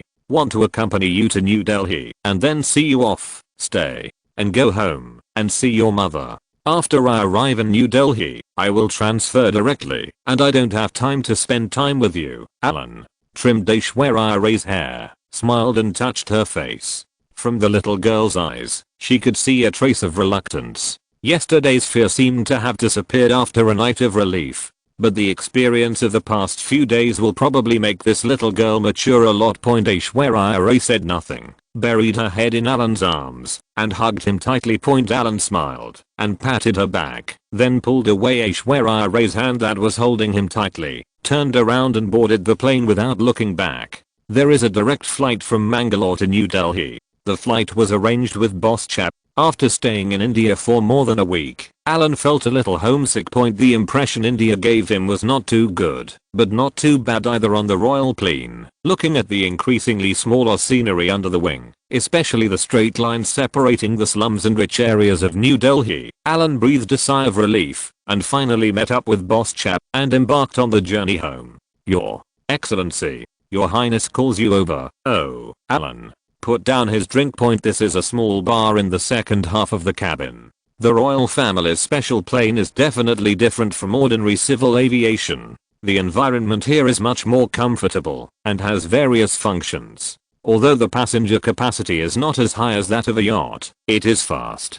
You have to bring a lot of things with you when you come, so if you take a yacht, you won't need them when you go back. He stood up and followed the waiter to a small study room. Boss Chap crossed his legs and smoked a cigar while staring at the white clouds outside the window. His actions were like writing words such as melancholy and anger on his forehead. The waiter announced, asked Alan what he wanted to drink, then quickly closed the door and left. You went to the south to play these days. How did you do? Knowing that Boss Chap was asking about investment, Alan moved a small soft stool, sat down not far from Boss Chap, and said, it's not bad. Indians are very warm and friendly. We talked a lot. Joyous. Boss Chap's hand holding the cigar stiffened slightly, and he turned his head to look at Alan sitting next to him. Indians are very warm and friendly. Do you have a good time talking to each other? This seems to be different from the reports I heard from other people. Who lied. That's not what you said when you were chasing someone in the polo match a few days ago. Your Highness, what are you watching me do? Can I still lie to you? Isn't this what you told me to invest in? Alan combined his ideas with some slightly exaggerated rhetorical techniques and explained it to Boss Chap. In order to promote India's economic development and construction, promote the popularization and application of the new era internet in India, establish emerging industries in India, how many jobs can be generated, etc. A bunch of nouns popped up, and Boss Chap listened with interest. Chapter 335 Mr. Allen, the Welsh environmental defender. Mr. Allen, after chatting for a while about investment in India, Boss Chap only cared about whether Allen invested and how big the scale was. As for what industry he invested in and what he didn't care about that point. As long as Alan implements his words, this will make Boss Chap very happy. Regardless of whether Alan is reliable or not, as long as he asks for something, Alan can always complete it. This is what Boss Chap values most, a subordinate who is loyal, has a reckless personality, and will complete everything he is told on time. Even if he occasionally causes trouble and has to come out to deal with Alan himself, the boss will not hate such a subordinate. No one is perfect who can't have some shortcomings. Compared with an honest and obedient child like Alan, all other nobles in the country are all traitors in the eyes of Boss Chap. After quietly observing Boss Chap's expression, Alan took out a bank card from his pocket and said, Your Highness, there is something I wanted to tell you on the ship before I came here, but I was a little busy at the time and I forgot about it. I just remembered it now. Oh, what's the matter? Looking at the bank card in Alan's hand, Boss Chap frowned slightly. That's right. A few years ago, do you remember that I invested in some business in Gambia? When he heard Gambia, Boss Chap knew what Alan was talking about. Isn't it the kind of business that cannot be put on the table? Alan had already told him about this, but Boss Chap was very contemptuous of this and did not ask anything. Pass. No. A while ago, maybe last year, I felt that this kind of business was not very good. Now I often accompany you, Your Highness. You support me so much. If the outside world knows that I still have this kind of business, how much will I give you? It was discredited So I sold the business. Hearing what Alan said, Boss Cha couldn't help but raise the corners of his mouth slightly. That's what he likes about Alan. He knows how to be grateful. Even though they are natural monarchs, Alan has always been very grateful. Has he really helped Alan? Yes. But a large part of it comes from the guilt towards Alan's father, the very courageous old earl. Later, Boss Cha and Alan got along very well. Although in the past few years, this guy liked to write letters to himself complaining about his poverty and misfortune. But now a few years have passed, Alan's situation has changed rapidly, and now his small business it's actually getting better. But it's been a long time since I wrote to him to complain about my poverty and misfortune. Your Highness, this is money earned through some bad channels. This is my heart. Without you. Alright. After Alan talked for a long time, it turned out that he wanted to give him money. This made Boss Cha couldn't help but raise his hand and stop Alan. Put it away and I'll use the money you gave me. What does it look like? No matter how much money there is in the card, Alan can give it to himself. Boss Cha has seen this, but his character will never take anything from Alan unless it is a holiday gift or something specially given to him like this. He wouldn't want the money he got. This Alan was originally planning to fool him, but now Boss Cha's direct and audible refusal made it difficult for him. There are some things, no matter whether he did it right or not, but he needs to say hello to Boss Cha in advance. He can't wait until something goes wrong, as that would be against the rules. Your Highness, my business was sold to the Russians. They were in a hurry to buy it, so they sold it at a slightly higher price. The money was a little higher, as a last resort, Alan could only reveal a little more of the inside story. You are quite courageous, and you are doing business with the Russians. Although Boss Cha had no expression on his face, Alan could tell that Boss Cha was not angry. Everyone knows that the British and the Russians are feuding, and are very difficult to deal with, but it also depends on when it is. In the past, we couldn't deal with them, but if we have the Americans, sometimes the British and Russians can also be dealt with easily. For example, as far as Alan knew, there was a period in the past few years when the British secretly sold many good things to the Russians behind the Americans' backs. The people above can sell it. Why can't Alan? You are a dignified earl. As long as you don't betray the empire, who will dare to do anything to you? Take the money back. You performed well during this visit. I will get you another medal at the end of the year. Boss Cha waved his hand very proudly. His healthcare products factory was considered a gift to Alan. He didn't like this at all. Instead, he changed the subject and promised Alan a medal. Why doesn't the boss even care if he spends hundreds of millions of dollars to investigate? Alan was overjoyed and took back the bank card. There was no need to share the money equally with Spencer. Boss Cha didn't want it, but it belonged to Boss Cha. Now Boss Cha just gave it to Alan. The current matter is almost done. Looking at Boss Cha and thinking about this trip to India, Alan himself is having a great time, but it's hard to say whether Boss Cha is happy or not. Anyway, he is definitely now. He was unhappy, and Alan didn't want to chat with him here, so he found an excuse and left quickly.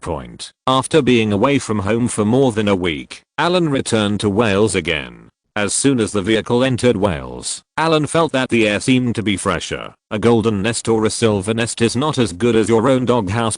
Every time he came back from a trip, Alan would sigh a little. Wales is better, with its simple folk customs and beautiful scenery. Except for the slight difference in GDP, there are no shortcomings back in Britain. The outside media are still noisy about the various news that happened during Boss Cha's trip to India, but those are none of his business. Mr. Allen.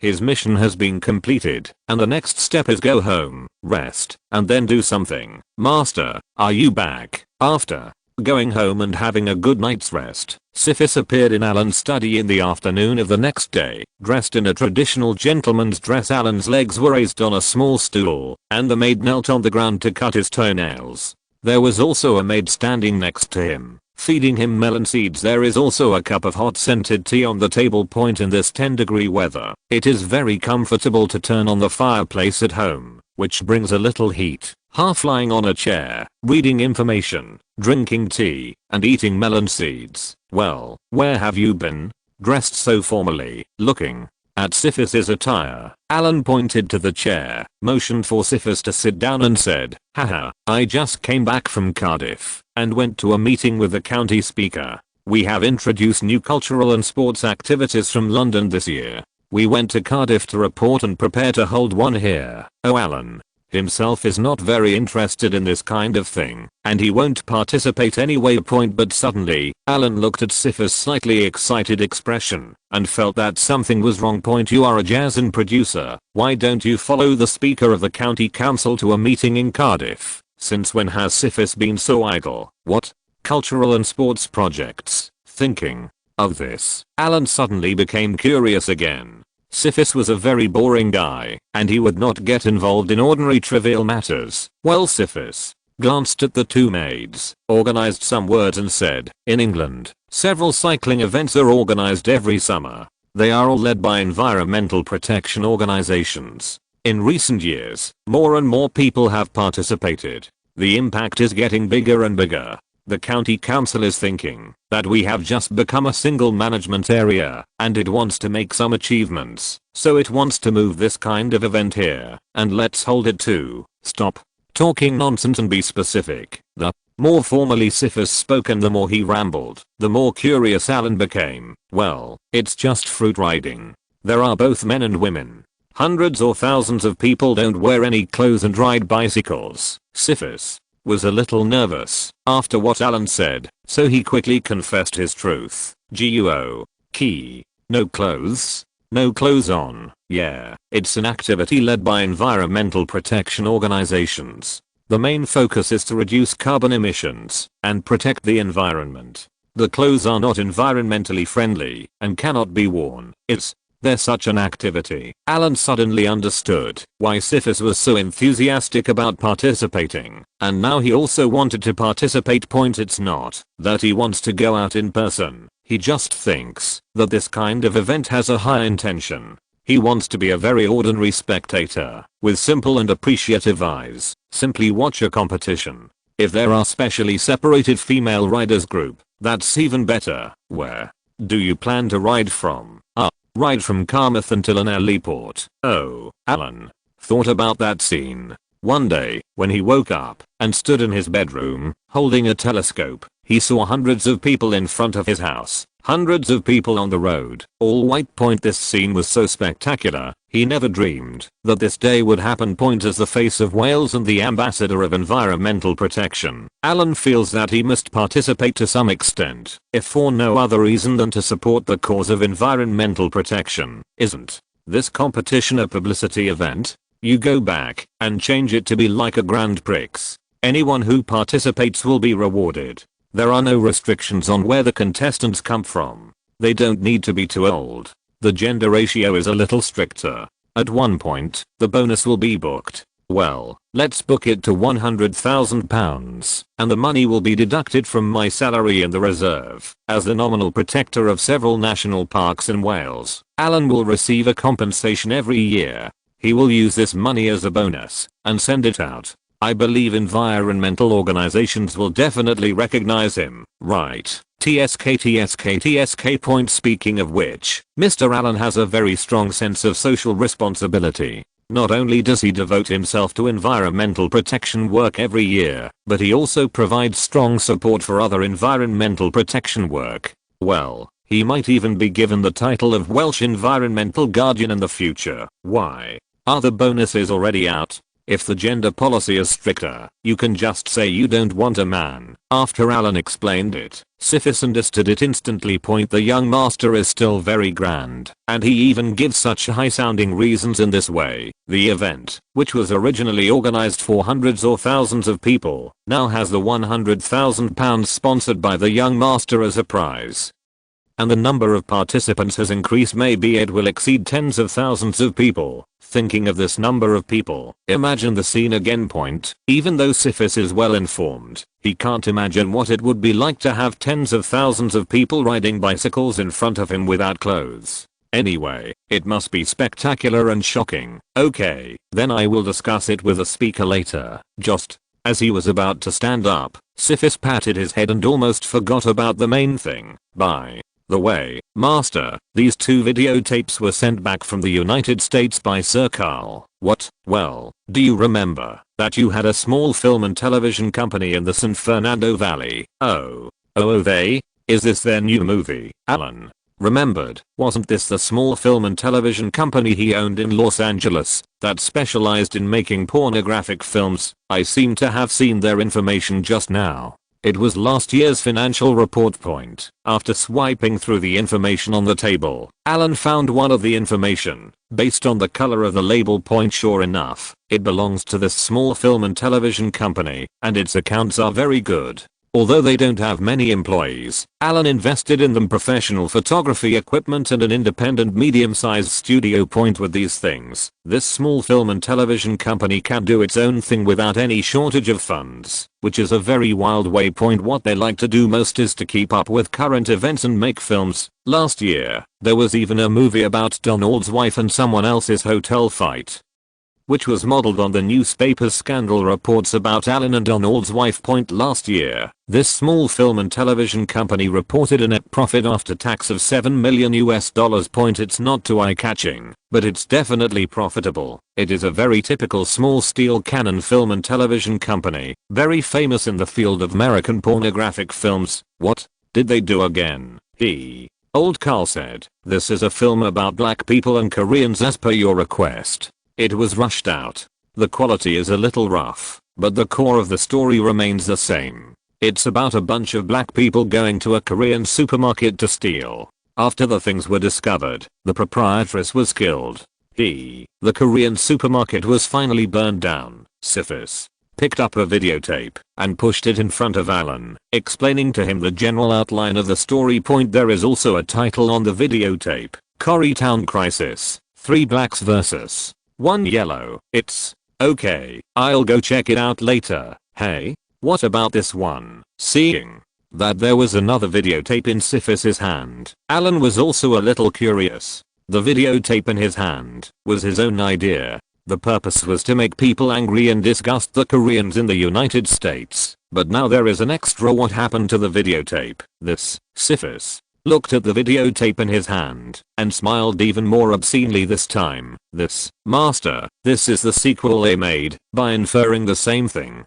The content is about a black girl going to a Korean supermarket to steal things, and hey, after being caught looking at the videotape that SYNOPSIS pushed over again. Point title of the film, Koreatown Crisis 2, The Revenge of the Koreans, 3 yellows and 1 black. Point hey, shit, what do these idiots think? Just make 2 movies in a row and give your mother a series. If this film sells well, the effect if black people are angry, Koreans must be angry too, and the rest of the American people can still eat melon. Haha.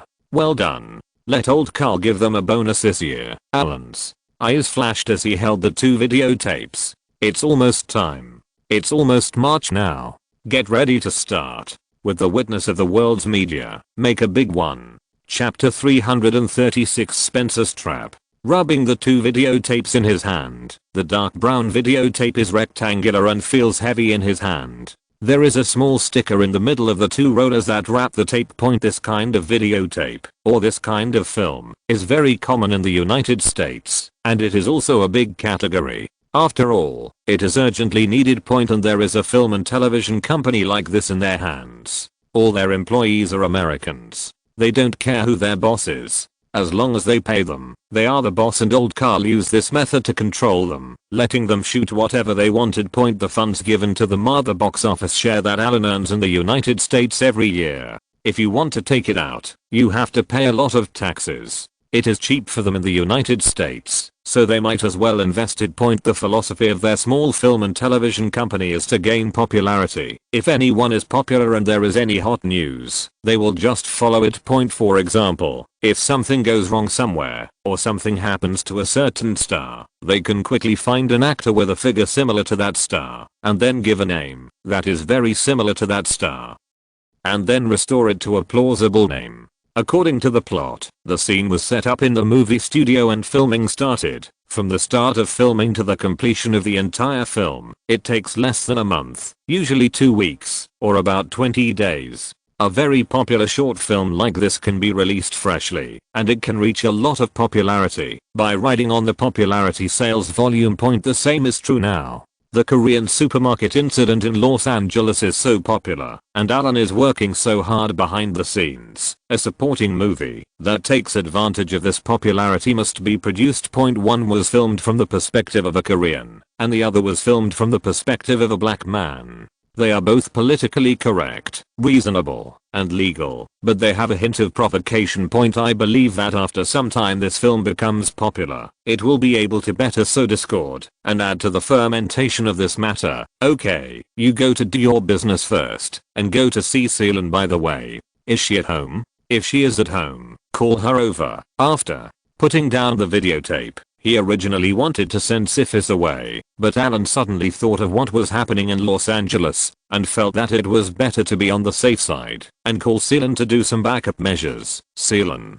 I didn't see her. SYNOPSIS had just returned from Cardiff. His office was not close to Seelan's office. In addition, the two had little communication recently. Alan suddenly mentioned Seelan. He really didn't know this retired BBC reporter is the host in the castle or not. Then, let me ask first. I'll go down first, young master. Go. After SYNOPSIS walked out of the study, Alan put his foot back, drove the two maids out of the study, and took out a small notebook from the bookshelf. Point this is a small memo of his. Whenever he comes up with new ideas, he writes them down here, and then refers to the memo when needed. Point after just hearing what SYNOPSIS said about the environmental protection campaign to be held in the summer, Alan suddenly had a new idea. Point in the past, some of his ideas were different. He wouldn't be able to remember these things if no one reminded him of them. But now that he has been inspired, Alan is ready to come up with some new tricks to give back to the fans who have always supported him.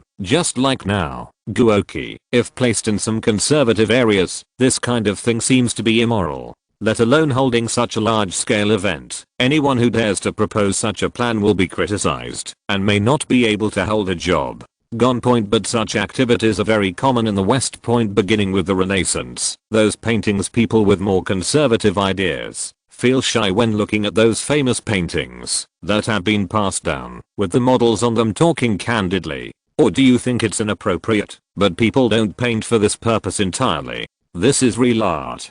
If people here really think about the dirty things when appreciating paintings, they will be looked down upon. Point Guoki is a similar example. Now that the automobile industry has developed, atmospheric pollution, carbon dioxide, and sea levels are rising. Point. In order to reduce carbon emissions, British people highly recommend cycling for daily commuting. Point in the UK, bicycle culture is very popular. In Wales, because of its vast land and sparse population, bicycle culture is not as popular as in London. This is why the county council wants to introduce this kind of activity. Point Guoki is not just a show, it promotes a concept. To put it bluntly, this thing is called man and nature. How can you still be in harmony with nature when you are wearing clothes? Riding a bicycle equals no carbon emissions, and not wearing clothes equals human connection with nature. Thinking about it this way, does this kind of activity seem very noble? Even Boss Chow is a pioneer in environmental protection because he likes to grow vegetables and flowers. He is very passionate about environmental protection. It is said that he has also engaged in such activities in his own manner, but no one dared to take photos. Based on this concept, Alan also thought of a latest variety show format. Point he previously wanted to create a survival show in the wild, but struggled with the lack of candidates, so he finally made a youth version of the survival show, which was the show starring Nicole Kidman. Point the feedback effect was pretty good, but it didn't achieve a very popular effect. Point combining his existing programs and the current external environment, Alan has a new idea. Nearly 5 years have passed since the financial crisis in 1987, and the current economic situation in Great Britain is still somewhat unoptimistic. Point whether it is the annual income of civilians or the employment situation, it is not good. Point there were marches outside all day long, and even now that Thatcher has stepped down, the impact of her bullshit policies continues. Under such circumstances, many people have no jobs or low incomes. which will have many chain reactions on a large level. For example, there is great competition pressure from the outside world. Young people are impetuous. The whole society is very impetuous etc. In this environment, the marital status of many young people is somewhat worrying. When the economic situation is not good, the entertainment industry will develop abnormally. After all, no matter who you are, life has become so bad that you have to relax.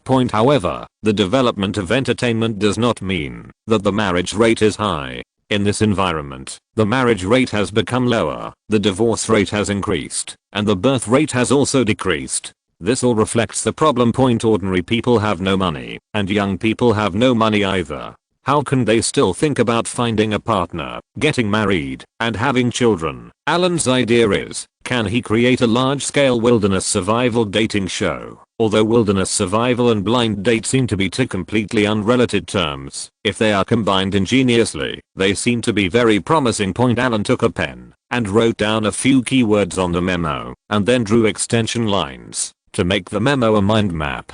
This way, even if it has been kept for a long time, you can still read it as soon as you open the memo. Understand what he was thinking at the time. Dang, boss, I'm Seelan. Syphis said you are looking for me. Come in. After receiving permission, Seelan walked into the study in female business attire, straight trousers, and a slightly haggard look on her face. Alan glanced at Seelan, frowned slightly and said, "Are you so busy now? You should take good care of your own body. If you can leave some things to the people below, you can leave them to them." "Boss, I just came back from London. I have a lot of things to do in the past 2 days. I received a call from Syphis on the way." "Oh, you went to London? What happened?" Alan rang the bell and called the servant on duty outside. "Bring on the tea and 2 desserts." "Seelan, you can order whatever you want. When we talk about things in an informal setting like home, and when we are tired, we should eat some dessert to replenish our energy. The sugar will help us think." "Thank you, boss. Please give me a carrot cake." After Seelan sat down, he rubbed the corners of his eyes tiredly and asked for dessert. Carrot cake. Alan was a little speechless. These elderly traditional British people like this bite, but Alan hates carrot cake very much. He doesn't think there is anything delicious about it. He doesn't even like scones. He likes it. The dessert is pudding, soft and sweet, simple and crude. While the servant was going to get the meal, Alan asked Seelan what she had been busy with these days, so that she, the chief spokesperson of the Earl's mansion, went to London on a business trip so tiredly. "Time is not at home and someone is looking for trouble for you, boss. I made a special trip to the BBC headquarters because of Sir Spencer's affairs." Seelan glanced at Alan, organized his words, and then told what happened in the past few days. It turns out that it was Spencer who was this troubled guy. Some time ago, he begged Alan to help send him to Cardiff University to study media. Cardiff University's media courses are not taught in Wales, but in the office building of the BBC headquarters in London. From the moment you enroll, you learn while working, which is very capitalist. People can use free tools without affecting the daily work of BBC teachers. The office building is the teaching base. Spencer also wanted to go in and pick up girls, but as time went by, some people couldn't stand it anymore. He is not like Alan, who was anonymous and very low-key when he was in college. Spencer is just the opposite. He is very high profile. In terms of appearance, Spencer's current appearance would be at least a 6 or 7 on a 10-point scale, which is considered barely passing. But if there is the blessing of status and class, it will be different. This can give him a big bonus in his career of picking up girls, and because he took the initiative to reveal his identity, he seemed out of place at BBC headquarters. It's not that the BBC doesn't welcome aristocrats, but whoever works all day long and meets an earl's legitimate son has to salute and say hello to him. This is okay for a day or two, but what if it lasts for a long time? How many times a day? Within a few days of this, some people began to say strange things, and some secretly complained to their superiors. Even the female reporter who was pursued by Spencer felt a little embarrassed. Let her reject Spencer. She really couldn't bear to part with it. The Earl was not a cabbage. Even though Spencer was not the heir yet, he was about to succeed to the throne. Faced with such a diamond king, the gossip of some colleagues is of no importance at all. But that's how it is in a company. One person and two people dislike you. It's okay to talk about conflicts, but if everyone starts to dislike you, this person won't be able to survive. Now Spencer and his little girlfriend are in a situation at the BBC, where everyone is shouting and beating them up.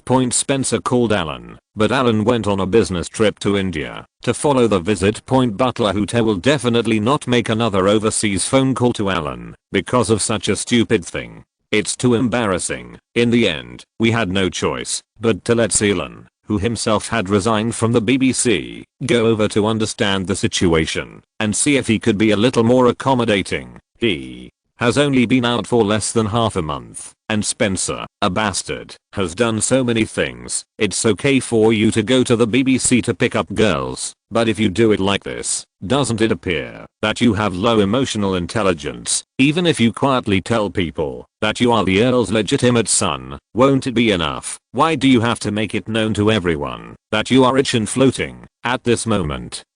Alan even regretted a little just giving Spencer the money like this. Did he make this guy lose his mind? Now he was forced to study at Cardiff University through his connections. Now he was embarrassed, not only the face of their Spencer family, but also the face of his Alan. Alan sighed and was about to speak when a servant came in pushing a dining cart. After the servant served refreshments and closed the door to the study and went out, Alan pondered for a moment and said, "What happened to Spencer? It's wrong, but that's not the reason for some people to gossip." Alan just took a sip of tea and was about to put down the cup. The movement of his hand paused slightly and then resumed. Alan's words are easy to understand, and she already knows how to deal with it. No matter how crazy Sir Spencer is, he and Alan are of the same class. They are both nobles. What do nobles value most? Face. Before dealing with Spencer, with Alan's temper, he will definitely deal with the first gossip and those who add fuel to the flames, regardless of whether they are reporters or BBC leaders. If the nobles do something wrong, it is their own internal problem. They cannot be blamed by ordinary people. This is a matter of principle and class. Even if Spencer is a bastard, he must first deal with the ordinary person who stirs up trouble and says weird things to fan the flames, and then solve Spencer's problem internally. It depends on the owner to beat the dog, not to mention that this is the person Alan has passed over now. Glancing at Alan, if she takes action to solve the problem on the BBC side, Alan, a veteran BBC employee, will have a hard time with Alan. Daying is also a humane society, so if someone comes to intercede with her, should she come forward? How should she come forward? Can she still direct Alan to do things? By that time, she could no longer help, but it was hard for her to refuse the favor. If she refused this time, what if Alan used the BBC in the future? Well, recently, you organized some people to go to the United States. Carol, you know, right? Alan thought for a long time and came up with a solution in a short time. Sir Carl. I know, Carl. Alan must know him. They even chatted at the Christmas banquet. He is a very old-fashioned but loyal old man. Alan has a good impression of Carol. He is well dressed and loyal, which is how he labels Carol. You take some people from the BBC, form a special interview team, and go to Los Angeles. The Oscars are about to start, and you go and interview Carol. Chapter 337 Golden Bear Award. It just so happened that Alan himself wanted Alan to bring someone over to interview Carol and clear his relationship. Old Carl was so loyal to him, and Alan didn't want any stain on him. As early as a few years ago, someone at the Oscars invited Alan to attend the Oscar ceremony.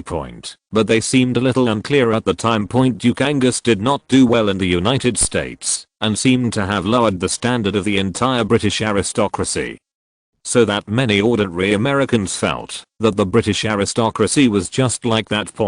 But Alan is not a poor man like Duke Angus. Although he has been poor before, Alan has his own pride.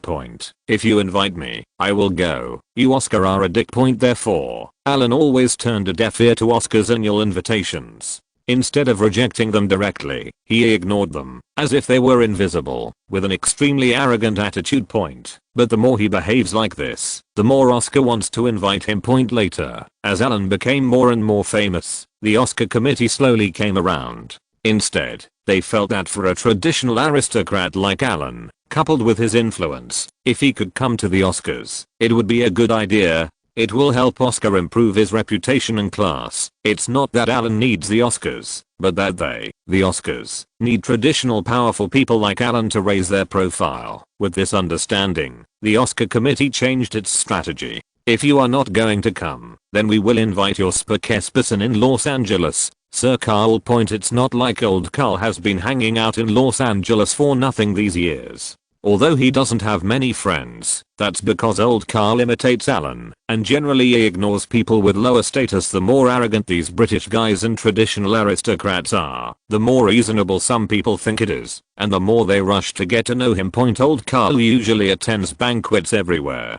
Occasionally he meets someone he can chat with, and he chats a little more. By the way, if he meets a young British actor who is working in Hollywood, he will give him a hand and support him. Over the past few years, he has gradually established an organization similar to a hometown association. The internal members only need to be British. Of course, it would be better if they are Welsh, but not Irish. They can travel as far as they can. This time, he directed and supervised Liz Aron's work in Los Angeles. Now that things have begun to progress steadily, Carol Leo took advantage of the situation and accepted the invitation to this year's Oscar Awards ceremony.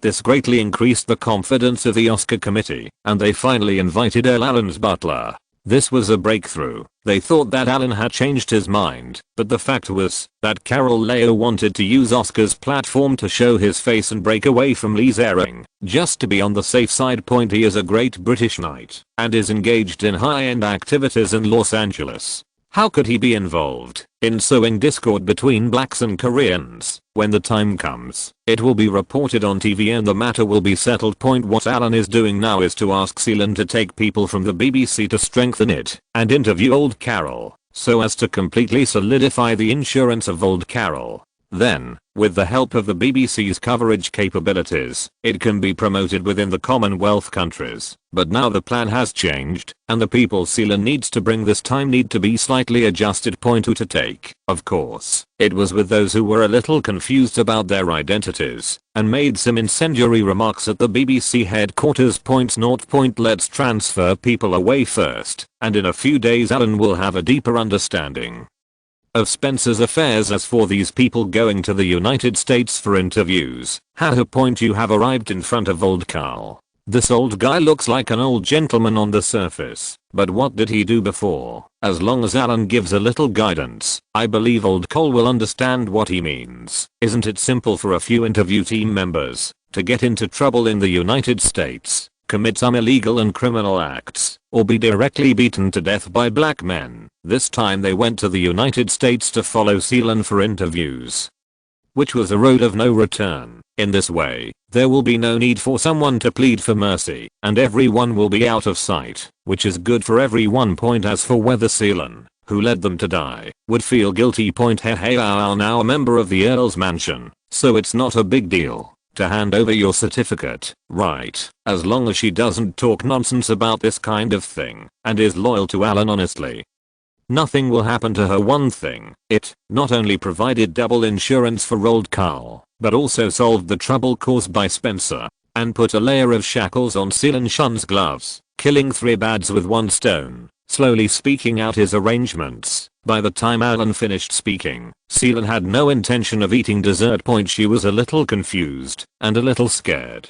Even though she had been in the industry for decades, she was well informed because she knew more. The first thing Alan said after hearing what she said was, you can guess what Alan is going to do. What class do you stand in, and what class do you think about? Now sure enough, his boss was still so ruthless and decisive. Sealand knew very well his purpose in letting him select those few people as members of the interview team. This is a road to death. It was better to let her, a senior member of the BBC, take them to their death in person, and she had to work before she died to interview Sir Carl, who was going to send them on their way. Is there anything more desperate than this in this world? Boss Seelan's voice was trembling a little, and she was about to plead.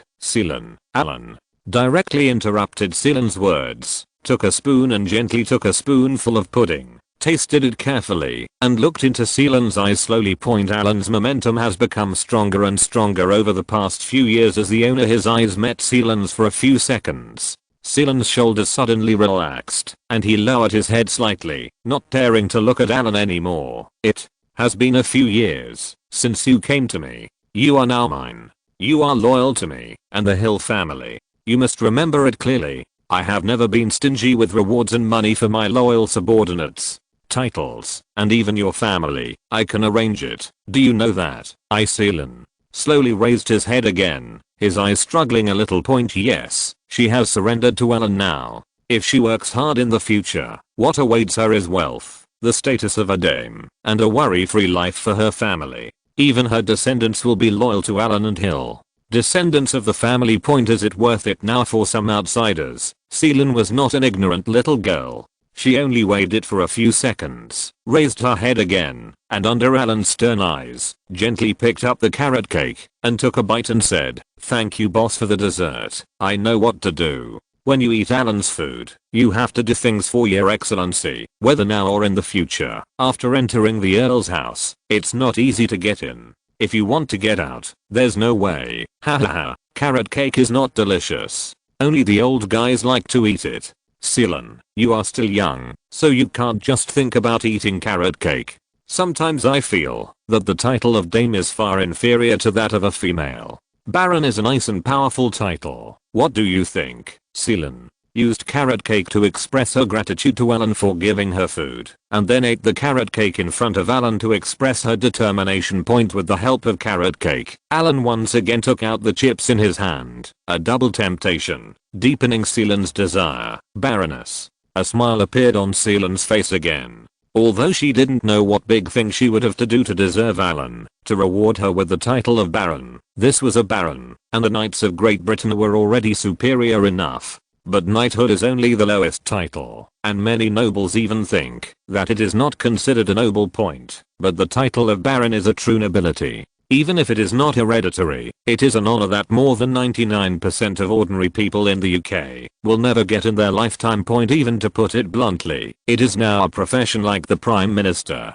Only if you perform well during your term in office will you be rewarded by the Queen. That is to say, the Hill family. This kind of special hereditary noble family has to be a family like this in Wales, which has not been suppressed too much, and still retains the traditional right to grant titles in order to reward their servants in disguise. Baron. This is a right that the Empire gave them before, and it is also the biggest right in Alan's hands. This title of Baron is too tempting, and Seelan cannot resist it. Boss, then I will return to London overnight to arrange an interview team. Well, let's finish the dessert first. You've worked hard for Spencer. Alan pointed to the desserts and tea in front of Seelan and said with a smile, "Haha, boss, I will not be willing to throw away the food you gave me. I will finish it. I will continue to eat the food you gave me, boss." After saying this, Seelan also started laughing. Hahaha. As soon as he returned home, Alan had to deal with all the things that had been backlogged for nearly a month personally.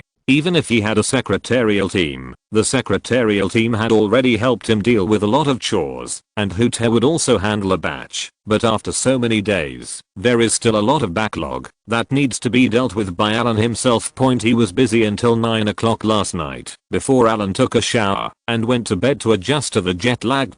Today he slept until he woke up naturally. Alan didn't go anywhere. After lunch, he started to deal with official business again. Patrice hadn't seen Alan for a long time. During this meeting, Alan was surprised to find that the old guy Patrice's face was red, and he seemed very excited. "What's wrong with you, master? Have you forgotten? Didn't you ask me to take the movie to the Berlin Film Festival?" Patrice was so happy that he went to Germany for a trip and took the young master's new movie with him. Although he did not have a knighthood, his status was extraordinary. The Berlin Film Festival organizing committee treated him very politely, although it's not as good as the Oscar for Carol Leo, but it's not too far behind. Carol Leo isn't very involved in the film and television industry, and he's not an actor, but Patrice is an actor by background. He was a teacher in France in the early years, and was a judge at the Caesar Film Festival. He has a wide network of contacts. He is considered an insider in the film industry and a respected senior. Now he is. When he got old, he took refuge in Alan, a British hereditary noble point in the eyes of outsiders. Patrice is probably the winner in life point. In addition, he is also a bit sultry, and likes to hook up with old ladies and has been actresses wherever he goes. Occasionally, there are some scandals, so he is a person that the media likes very much. Oh, I forgot about that. Alan suddenly remembered this year's Berlin Film Festival. It seemed to be held on February 13th, right? It was the third day after he arrived in India. In addition, Alan was quite busy during that time, going to the Taj Mahal and playing polo matches. In addition, there was news about Boss Cha from the outside world, and there was also the reason why India itself did not pay attention to the Berlin Film Festival. So he forgot about it, picking up the information on the table. Before Alan even opened it, Patrice couldn't wait to start showing off his merits. Master, you've been so busy these past 2 days that you haven't even read the newspaper. Golden Bear Award. Best Picture. Aha. Alan blinked, a little unresponsive. What kind of Golden Bear Award? Oh. Isn't this the final prize at the Berlin Film Festival? Damn it. Just like that. So smooth. The Berlin Film Festival is fake. Did you secretly open a back door for me again? Seeing Alan's somewhat confused eyes, Patrice smiled wickedly. Master, who do you think is the chairman of the jury this time? Quickly. Fart. How could I guess? Alan glared at Patrice. How could he have the time to remember such a thing? This. Patrice calmed down a little after Alan's words, and felt that he seemed a little complacent.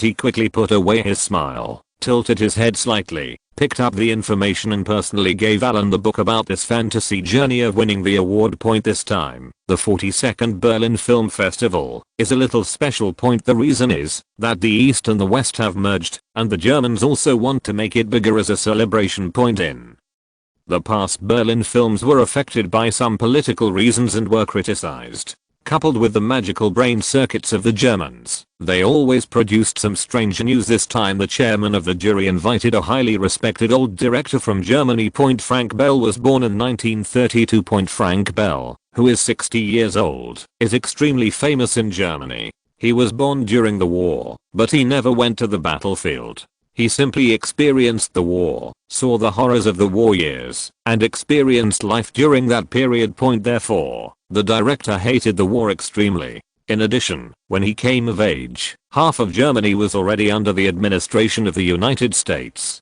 With the continuous export of consciousness by the United States, his thoughts became even clearer, and the old director has different feelings about the aristocracy. In his mind, because the Kaiser was forced to abdicate and then Mustache came to power, ordinary people had no way to understand many things in between. There are various versions of the story out there, and the director has his own ideas. He also made a film about the children of the German royal family.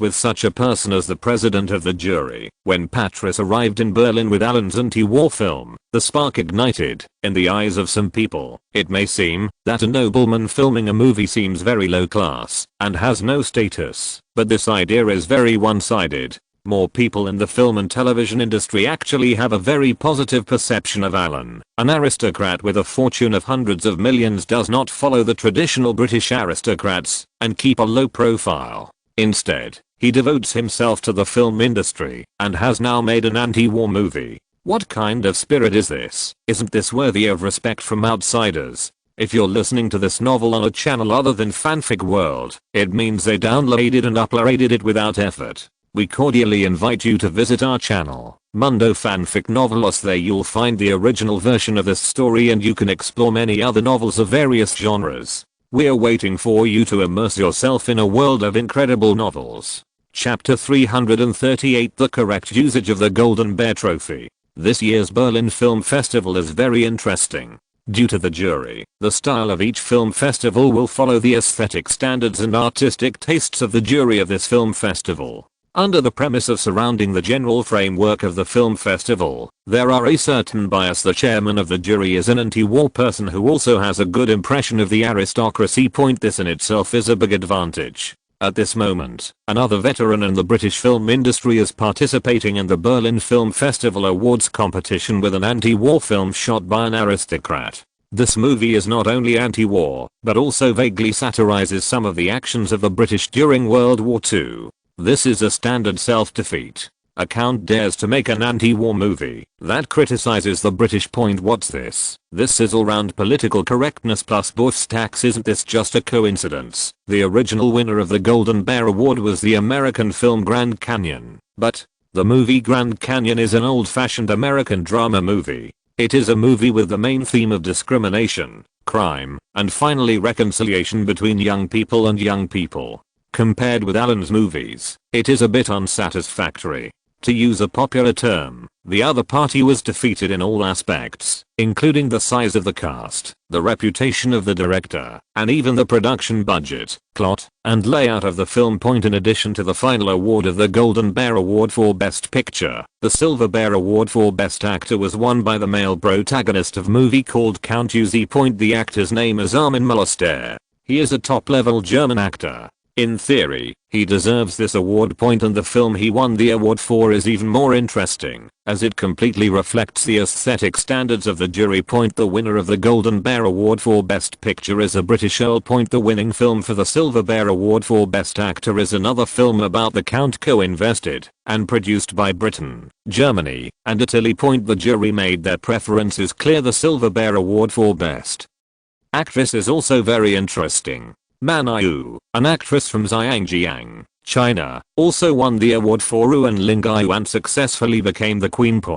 But they were overjoyed. The news media that day still focused their main attention on the first two awards. Count Uzi, the Count with the Uzi submachine gun. Alan had never even heard of this bad name. When he heard Uzi, he subconsciously thought of the Uzi submachine gun, a small and exquisite submachine gun that can click with one hand. This fits my personality very well. He is ruthless and doesn't talk much. If he dares to talk nonsense, a bullet will hit you first. This Uzi doesn't seem to have much momentum. Why isn't he called Count Gatlin? Alan smacked his lips. A little pity. Patrice was speechless. Master, it's not that Uzi, that's a name, not a gun. Where's the trophy? Once he heard that, it didn't mean what he understood. Alan had no interest in the movie. A movie about a count was made by a German. No matter how good it is, I'm the Count myself. Why do I need to watch other Count movies? It's not a cool novel like The Count of Monte Cristo. Here Patrice pushed a small box on the table, as if offering a treasure, and motioned for Alan to open it in person. The small black wooden box is not big, it is about the size of an ordinary express box. Opening the wooden box, inside is a small trophy that is only 20 or 30 centimeters high with the base and sculpture. After seeing football trophies and polo trophies, Alan naturally despises these small buckled trophies. The sculpture is of a little bear cub standing up, making what seems to be a very uncivilized gesture with his hands, the kind of gesture where you bend your left arm, place your left forearm across your chest, and half bend your right arm to make an uppercut, which is a bit of a curse.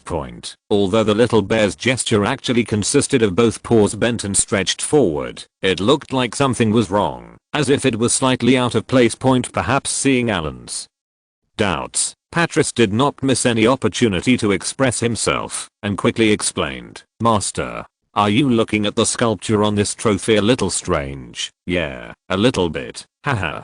It has to be you. With your level of artistic accomplishment, you can see the problem at a glance. This Golden Bear Award trophy was not like this before. This little bear used to have its right hand stretched forward. Later, it was in 2000, it was changed so that the left hand is extended forward and the right hand is lowered. Since it was not changed later, if you look closely, the overall movement of this little bear will look a bit awkward. Oh, why change it? Alan asked subconsciously, and as soon as he finished speaking, he suddenly reacted. Fact, the right hand is extended forward, and it is German. You understand it, right? If this bear could talk, wouldn't he be able to say hi, mustache just a few decades ago? Now that the war is over, if the Germans don't change, they will probably get beaten. Political correctness is everywhere. Okay, just leave it here. It's good as a small ornament. Alan looked at the little bear with a smile. It was changed to the left hand.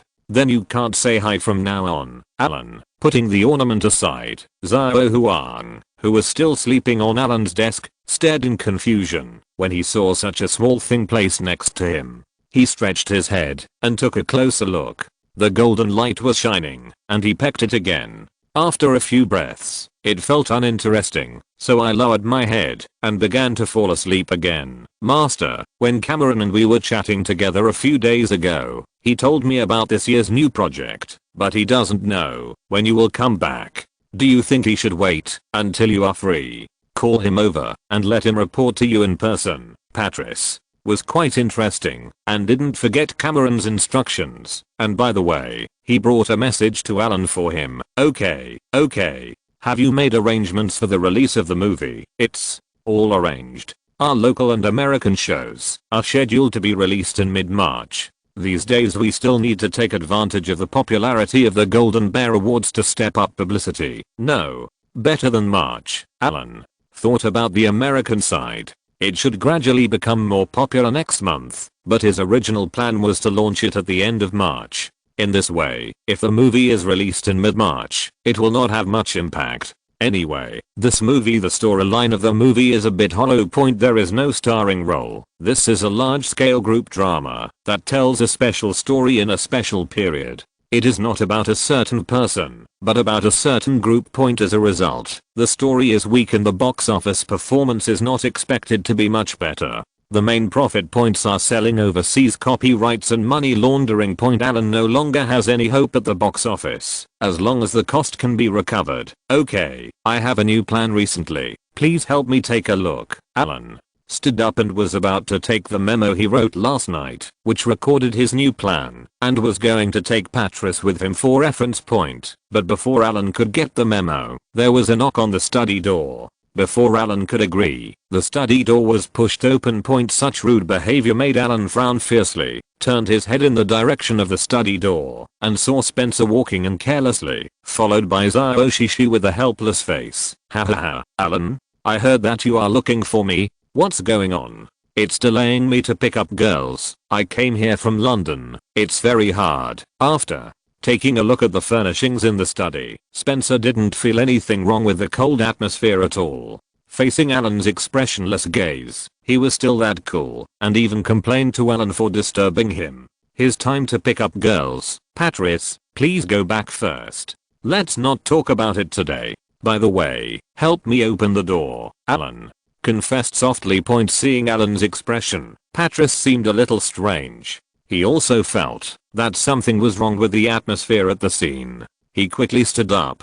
saluted to Spencer, and then walked out of the study quietly, taking the opportunity to come to your door. Alan just leaned against the desk without sitting down. Instead, he found a document with a red label on the desk and flipped through it. It was a piece of personal information. The first page of the information is a photo of a lady who looks about 70% good looking. After putting on makeup. In the photo, the lady is wearing a bikini and standing on the beach posing under the sun. Her blonde hair is extremely dazzling, and she has a good figure. Later there is also her family origin and even her past relationship history. A person born in 1969, now 23 years old, has had 17 boyfriends on and off since high school. She was born as a model. As for how she managed to work as a reporter for the BBC, it was all due to her physical advantages. With such a resume, it can be said that this person has very rich emotional experiences. As for whether he has rich other experiences, I don't know. Being able to take out such a piece of information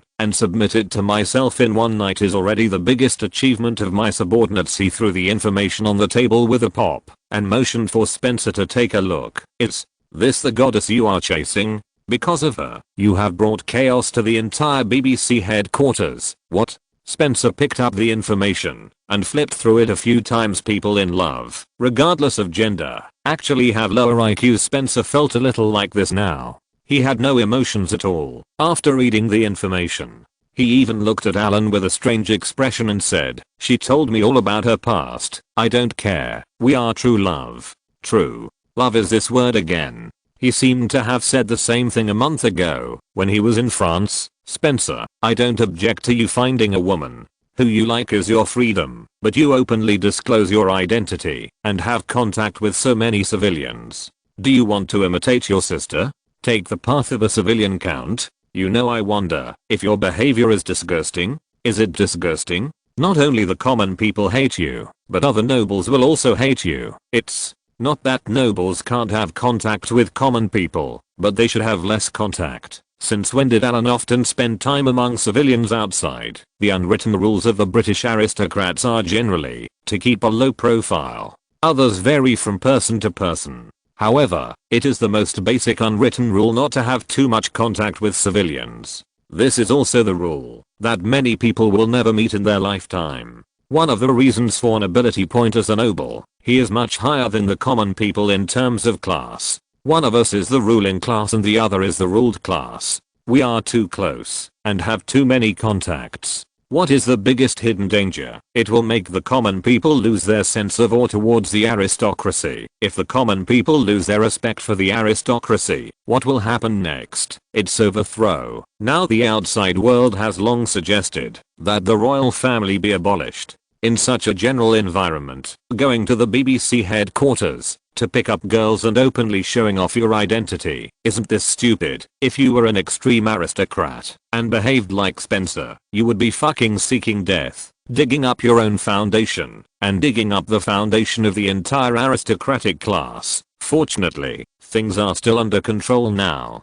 People also know that Spencer was stuffed into the BBC by Alan, and the situation was slightly controlled. Otherwise, Seelan would not have gone to the BBC headquarters in London to resolve the matter in person. This happened. Fuck. Spencer threw down the document, looked at Alan angrily and said, "Of course you don't need to teach me what I do. Didn't I expose my identity? It doesn't matter to me whether they salute me or not. I'm also an intern at the BBC. They can do it, but I can't. Why don't I just pick up a girl?" The more Spencer talked, the more angry he became. Alan was lower than him, but in the past few years of getting along with him, Alan always liked to order him to do this and that, as if he was a waste. Now he has money. He was about to inherit his father's earldom. Alan still looked like he was pointing fingers at him, which made Spencer a little uncomfortable. Why? Who do you think you are? Don't always look like you're pointing fingers at me. I can do whatever I want. You don't need to worry about me. Alan gently picked up the Golden Bear Award trophy on the table. The golden trophy looked valuable, but it was a little small, but it was very important. When you just walked in, you didn't even ask. You pushed the door and came in. This is my home. This is my study. Do you respect me? Spencer, do you think you are rich now and will soon? After inheriting the title, are you drifting away? Oh, Alan, don't forget, I deserve this money. I deserve it for my hard work in the Gambia for several years. When you are playing with women at home and enjoying life, who works for you in the Gambia? Yes, I'm your elder. Do you need to knock on the door when I come in? Boom. The Golden Bear Award trophy was smashed onto Spencer's head by Alan. Before Spencer could finish speaking, he didn't even react. He was hit hard on the head and his eyes were filled with stars. KO. Numbers. Alan took a step forward, raised his right foot, and pushed hard on Spencer's chest with a standard kick. With a muffled sound, Spencer took a few steps back and bumped into on the wall of the study room. Alan, you're crazy. How dare you hit me? Not only do I dare to beat you today, I will also beat you to death. I, KO Nimmer. Without saying a word, Alan strangled Spencer's neck, punched Spencer's face with his right fist one after another, and started greeting him. Spencer started to roll his eyes when he received the third blow and kicked his legs wildly, but Alan grabbed his neck and pushed him against the wall, and no matter how hard he kicked, it was useless. Chapter 339 Before Oscar. After beating for dozens of seconds, Alan let go of Spencer and breathed a sigh of relief. It felt so good to hit someone. He hadn't hit someone personally for a long time. Spencer's face was swollen, and the corner of his left eye was smashed. He squinted and looked at Alan with hatred. You hit me when I pick up a girl, okay? Alan, I remember you. You said so much about me. Last year, you flirted with the wife of a wealthy American businessman, and it made the news. Why don't you talk about yourself? You are a villain, madman, beast. When Spencer mentioned Donald's wife, Alan became even more angry. Isn't this for everyone in your family? Isn't it just to give vent to your sister? Am I usually crazy enough to find a woman that old? But how can he explain this kind of thing to Spencer? With such an idiot's like you, does he understand? Alan changed his hands, this time using his right hand to strangle Spencer's neck, looking into his eyes with a sinister expression. Listen to me, you idiot. Your sister is in a very bad situation right now, and your father is dying. It's better for you to keep your tail between your legs and live a low-key life instead of embarrassing yourself and coming into contact with so many civilians. This time it was me who sent you to Cardiff University and the BBC headquarters you went to. It doesn't matter if you embarrass yourself, but what you are embarrassing now is mine. Do you know that what you are doing now, if your father really dies in a few months, what harm will it do to you? What harm will it do to your sister? What harm will it do to me? Damn it, you idiot with shit in your head. How dare you say that I like to point fingers at you?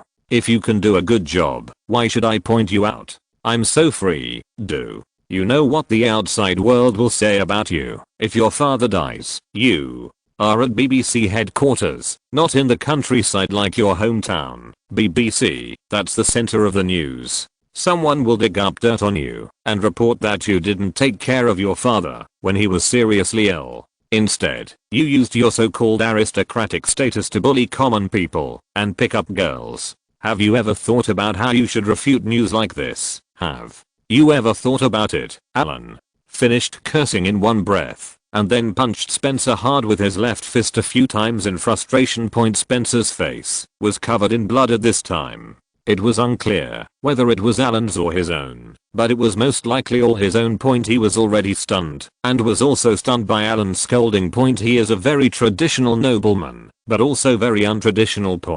Because his parents divorced early, he grew up with Diana. In terms of education, he actually didn't receive any formal education since he was a child, so when he grew up, he seemed a bit idle and careless. If it were like this in Alan's house, Spencer would have been beaten to death by the old earl long ago. Even if it is Alan, even if he is uneducated and incompetent, in the few years after time travel, he tried his best to learn all kinds of knowledge, etiquette, and skills that noble children should learn. What things should be done and what things should not be done. Alan, I'm very clear in my heart. But as Spencer got older and now suddenly rich, he became more and more wanton. He didn't even consider the consequences of what he was doing now, nor did he consider whether the people around him would be affected and implicated by him. Holding Spencer's collar, Alan pushed Spencer against the wall. Not caring about the blood on his face, he pushed his head against him and said harshly, "Do you know that your sister is about to get divorced now?" Spencer was trembling and speechless, not sure whether it was pain or shame. Without her protection and the royal family's protection, tell me, can you keep your family's business? You are a waste like you. Without the help of your sister and the help of His Highness, what can you do? Now that you are taking the initiative to spread your dirt everywhere, or in the headquarters of the BBC, are you looking for death? Are you looking for death? Although Daying did not say that filial piety comes first, his biological father was seriously ill and was about to die. His only son and heir was still happily picking up girls outside, and he was arrogant and domineering. The location was chosen at the BBC headquarters. This not considered shady. If Spencer's father, the old Earl Spencer, dies, his death will be a normal death due to illness, plus he is still an in-law of the royal family. His death will definitely be published in an obituary, and the royal family will definitely still be there by then. Someone will be sent to attend to express condolences. This is completely different from the way Alan's father died back then. This will need to be reported at that time. As long as Spencer's father dies, Spencer's good days will be completely over, and he will still be killed by his own hands. seeking death. That's it. He actually licked his face and said that Alan didn't care about him. If it weren't for Diana's sake and the fact that everyone was related who would be willing to take care of him, remembering your bad affairs, I will help you finish it now, but I don't care about your own affairs. Now that you have such an image, I guess you don't have the shame to go out. You can find whatever kind of woman you want, but you can't act recklessly in a place like BBC headquarters. Pooh. Spencer is still half confused and half resentful. There are some things he doesn't want to say, but his spitting action expresses his thoughts. Boom. Alan pushed his knee and gave Spencer a hard blow on the stomach. It doesn't matter whether you listen or not. Today is the last time I warn you. If you dare to mess around again, and I hear about it, remember it for me. I will personally cut off your limbs and cut off your tongue. I will take off your eyes and make you the first Earl in British history to lie in bed unable to move from the time he took the throne until his death. Do you hear me clearly? You dare. See? If I dare. The to looked at each other, and Spencer couldn't help but think of the scene when Alan entertained those Gambians outside the castle that day. With these memories, combined with Alan's words just now, this was the first time he deeply realized that Alan really dared. He really dared when he thought that he would be like a disabled person for the rest of his life, unable to move, speak, or see. He would have to lie in bed for the rest of his life. Like a disabled person, shrouded in this kind of despair for the rest of his life. Spencer shuddered hard, and his pants were wet, and he was so frightened by Alan's cruelty that he peed. Slap after letting go of Spencer's hand. Spencer lay limply on the ground like a dead dog. Alan shook off the blood on his hands and shouted, "Come here." Wow. Zio Shitao hurriedly opened the study door. Just now, he only dared to stand at the door of the study and listen to what was going on inside. If Alan didn't call him, he didn't dare to go in. Inside were his young master and Spencer, who was about to. The conflict between the quasi-count who inherited the title is beyond the control of servants like them. Even to watch it, they have to get Alan's consent before they can watch it. As soon as he entered the study, he saw blood on Alan's forehead, blood on his hands and clothes. "Master, are you injured?" Zio Shitao's voice changed in a hurry. "It's okay. Send him to treatment first." Zio Shitao hesitated to speak. In Alan's cold eyes, he called two servants outside the door to come in and carry out Spencer, who had collapsed on the ground with his face smashed. The entire study became quiet again. Alan looked at the blood on the ground and the bloody golden bear trophy. The golden trophy was stained with large amounts of blood, making it look much more pleasing to the eye. After picking up the trophy, he turned around and put it back on the desk. Zhao Huang squatted on his own mat, looking at Alan. At this time, Zhao Huang was trembling with fear. He stopped barking and looked around. Can't even sleep anymore. On March 28th, in a large villa in the suburbs of Los Angeles, USA. Haha. Why are you here in person, Seelan? Old Carroll seemed very happy to meet his old friend in a foreign country. He doesn't like living in the affluent area of Los Angeles. The security there is good, but does he need to rely on the security of the American police? Good public security means that he will be noticed every time he goes out, and it is inconvenient to do anything. Or is it better in the suburbs, where there are many people coming and going, and it is convenient to do anything? As for safety, in his villa, he got a sealed M60 tank from the US military base. Before buying it, the tanker also maintained it for him. The engine was overhauled, and the barrel was new. Although this thing may look like an antique, it is useful. Putting an M60 at home is not to mention safe. If there is a sudden attack, he can defeat some small gangs in the surrounding area in one night. Not to mention that he has maintained a lot of people over the years, and it is convenient to buy guns here. Fully equipped with all kinds of equipment. If we talk about the safest place in Los Angeles, apart from the military port, Old Carl's place definitely ranks high among the rest. "Sir, the boss has a letter for you." Seeing that Carol Leo was not in a hurry to reminisce about the past, Seelan first took out a letter he carried with him and gave it to Carol Leo. When he heard that it was Alan's letter, old Carol didn't dare to neglect it, and even his smile faded.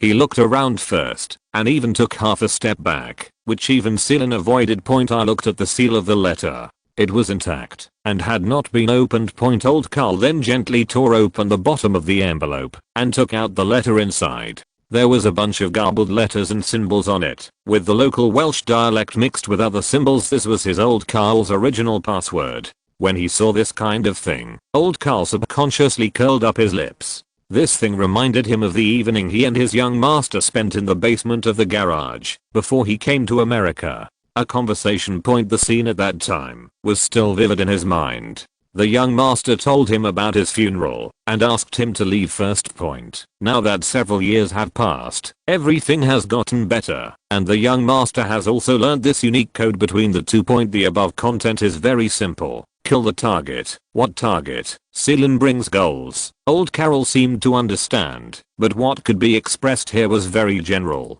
Even if it were leaked, even if outsiders really deciphered the content, they would still be confused as to what it meant.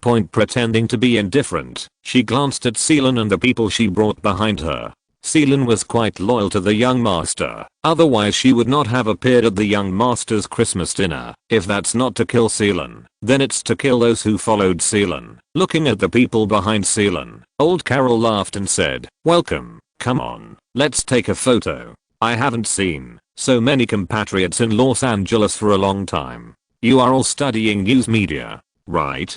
Very good. They are all young and promising talents." Seelen's mouth twitched slightly. She didn't know what Alan wrote in the letter, but she knew the general meaning. Sir Carol naturally invited everyone to take a photo together. This was a very normal request, and some people even asked somewhat impatient. Old Cole was a dignified knight. It was very reasonable for him to take a photo together with visiting friends and juniors from China at his home point, but as long as a group photo is taken, each of these people will be counted as one. But if they are all caught in one fell swoop, their appearance will be recorded in the photo. I heard that when photography was first invented, those ignorant people in the East would say that taking pictures would capture the soul. After taking the picture, the soul of the person would be taken away by the picture, and the person would die. In the past, when I read the old news in Seelen, he also laughed at the stupidity of Easterners. Now he really saw what a soul capturing photo is. This time, come on, don't be polite when you come to Los Angeles. Just treat it as your own home. The banquet will be ready later. Let's chat while eating. Old Carl is like a kind elder who likes his younger generation very much. He greets every staff member who comes with Seelen to take a group photo with him. On the evening of March 30th, in front of the Los Angeles Music Center, the annual Academy Awards ceremony was held as scheduled. Los Angeles has been extremely lively recently. As the Oscars are approaching, reporters from major foreign media are also gathering in Los Angeles. In addition, there are conflicts between Koreans and Ziohezi. Dozens of vicious incidents occur every day in Los Angeles, and most of them are related to Koreans and Ziohezi. Related to sunspots, old Carl no longer cares about what's going on outside. He was invited to attend the Oscars this time, and sat in the front row. He is not an award guest, and he does not need to go up to speak. He just sits and watches, and occasionally gets caught by the camera a few times and shows his face. Compared with the suits worn by other guests, old Carl's extremely formal gentleman's attire seemed a little out of place when compared with the attire of the others. Behind old Carol sat a middle-aged man whose face looked very similar to old Carol. He was the British actor nominated for the Oscar for Best Actor this time, Anthony Hopkins. Judging from his appearance, this guy has a sinister look on his face. He is a professional villain, and he is famous for his award-winning films this year, The Silence of the Lambs. I believe that, even if you have not seen it, most people have heard of this movie's fame. And Anthony Hopkins plays a role of Hannibal in The Silence of the Lambs. He was the first-generation Uncle Bay. Sir, when you go back this year, can you introduce me to His Excellency the Earl? Anthony Hopkins is not thinking about the Oscars at all right now. As a native of Wales, his birthplace is in the neighboring county of Carmarthenshire, and the name of the Hill family is very popular. When he was a child, that is, in his 40s, it was during the war, the old Earl of that generation organized troops in Wales to send them to the front line. At that time, it could be said that just mentioning his name could stop children from crying at night. The reason why Wales has a small population is that, in addition to other historical reasons, there were a lot of people sent there during the war. After so many years of post-war relief, they still haven't recovered. This is the credit of the old Earl. Chapter 340 Old Liquor. In theory, it doesn't matter whether Anthony Hopkins knows Alan or not. But people, it is inevitable that they will have some rural feelings. This is especially true for older people. As an actor who was born in Wales, grew up in Wales, and later had to come to the United States to develop his career, it would be a joke to say how much Anthony Hopkins likes the United States. He does not like the United States at all. After filming every time, Anthony Hopkins will go back to his hometown to rest as soon as possible. He called his good friend, the previous generation Bond of 007, to go fishing, chatting, and discussing the domestic situation. It's hard to describe the entertainment industry in the UK. The United States has the Oscars, and throughout Europe France has the Cannes Film Festival, Italy has the Venice Film Festival, and even Germany has the Berlin Film Festival. But what does the UK have? There is an Academy Award, the Britannia Award, which is the Empire Award, that only locals have heard of. But how bad is this award? It was suspended last year, but seems to have resumed this year. Anyway, it is half dead. When it comes to the British film and television industry, the most famous one is the film industry in colonial Hong Kong. Even the Indian film industry, a former colony and now independent, is more famous than the British film industry. This has led to the fact that Great Britain is extremely poor in the film and television industry. Young actors have little chance to succeed, high-level directors have few resources, and the overall box office market is not large. They lose money on any movie they make, and they have to rely on the entire Commonwealth to be released in order to protect their profits. Opportunity. Over a long period of time, the film and television industry has lost a lot of talent, and many people have to leave their hometowns, either to develop in other European countries, or they can only come to the United States and work in Hollywood.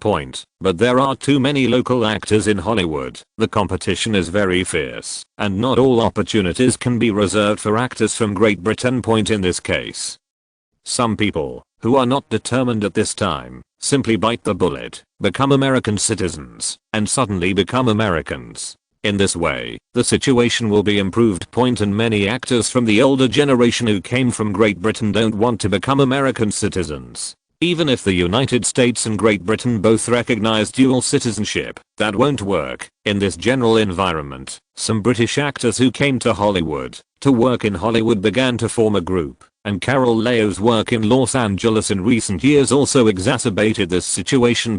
Anthony Hopkins only met Carol Leo last year. At the beginning, Carol Leo didn't communicate much with him. Instead, Anthony Hopkins rushed to visit Carol Leo, which lasted a long time. Once we got to know each other, we felt that both parties were compatible, and the relationship gradually became stronger under such circumstances. Anthony Hopkins was nominated for the Oscar for Best Actor this year. This is also the first time that an Oscar has nominated the protagonist of a thriller R-rated movie for Best Actor, and the probability of winning is extremely high. With the award at hand, Anthony Hopkins finally felt confident. He cautiously asked old Carl if he could find an opportunity to introduce him to the Earl of Carmarthen. After he returned to Wales, it would be even better if I could make another movie under that man. In the past, due to psychological shadow and lack of channels, I didn't dare to meet that gentleman. But now that he is about to have such a heavyweight honor as Oscar for Best Actor, Anthony Hopkins dares to think about it a little bit. To most ordinary Welsh people, the Hill family is heaven. The reigning Earl of their family sometimes speaks better than the Queen in Wales. After all, the county magistrate is not as good as the current one. Haha. Old Carl turned slightly sideways, feinted a few times with his right index finger at Anthony Hopkins and said, "My master is not something everyone can meet, let alone an old guy like you who looks so good." Not good looking, haha. Anthony Hopkins smiled dryly and looked at old Carol's face in embarrassment. Everyone was indifferent, so no one could criticize anyone. However, it is always good to be concerned about your hometown. After I go back this year, if there is an opportunity, I will mention it. As for whether I want to see you or not, it depends on His Majesty the Count. That's it. Then thank you, sir. First, Seeing that old Carol finally agreed, although there is no certainty yet, as long as old Carol agrees to help carry the message, Anthony Hopkins is already very satisfied. Taiwan, the host, had already started to warm up the show, said a few words casually, and then began to tease this year's economic situation. Alan only knows that because of the financial crisis in 1987. The economic situation in Great Britain has been bad in recent years. In fact, the outside world is similar. Apart from slight differences, the situation in various places is generally not good. The same is true for the United States. Since 1987, there have been basically one or two small economic crises every year. The unemployment rate is rising rapidly, not to mention high deficits and high national debt. In short, the financial problem is very serious. This is also one of the important reasons why the United States started the Gulf War, in order to divert internal conflicts and expand the market and output value of domestic military-industrial enterprises. As of the day of the Academy Awards ceremony, the United States has experienced an economic crisis for the 8th time since the financial crisis in 1987, and the situation is still getting worse. The host caught this topic on stage and further complained, saying that Hollywood is not easy, and major film and television companies are not easy either. Last year's box office was not very good. This kind of party is broadcast live, he said here, seems to be doing useless work. But every time he complains now, it is another brainwashing for many ignorant people watching the live broadcast. Major film and television companies can also better make false accounts, change earnings, and then pay less dividends. The entire Academy Awards is a huge vanity fair. The scene belongs to the actors who show their faces and the behind the scenes production team who had little chance to show their faces before. But in the invisible place, it belongs to the film and television companies behind them. Everyone must rely on this market to make a living, and must learn to sell poorly. Through such hot events and the opportunity of high ratings at award ceremonies, this concept can be exported to the public, making the public feel that the film industry is about to die. And then, the subconscious message for the audience is, the film industry is about to die. Those of you who like to watch movies, why don't you buy more tickets and go to theaters to support the film industry? The host complained on the stage, and the following guests, whether they were sincere or just making up for the numbers, all smiled and clapped, and the atmosphere was joyful. Then, the official award ceremony will have to wait a while, and there will be a song first. The singing and dancing continue to warm up the show. At this point, the United States is sometimes very similar to the Indians, and they have to insert a dance at every turn. You all ready? Lee Zarin was wearing a hooded black suit, holding a telescope, and looking at the neighborhood in the distance. About 400 meters in front of him was the main entrance of Town, a place he was already very familiar with. The supermarket a little while ago has been cleaned up, but the supermarket owner only cleaned the front. There are still some black smoke marks on the surrounding walls, which represents what happened here not long ago. Everything is ready. We made 4 big guys, and are just waiting for them to come. A Korean who followed from Wales came to Lee Zarin, and reported quietly. After this period of training, this young man has undergone some transformation. He has changed from a good-for-nothing young man with a slightly cowardly character to a scumbag young man who can now command actions with an expressionless face. Where are they? The subordinate looked at his watch, pondered for a moment and said, "It's about half an hour before the parade approaches. I'm following the guidance." Lee Zarin saw a van parked slowly near the streets of Town, and a large cardboard box was removed from the van.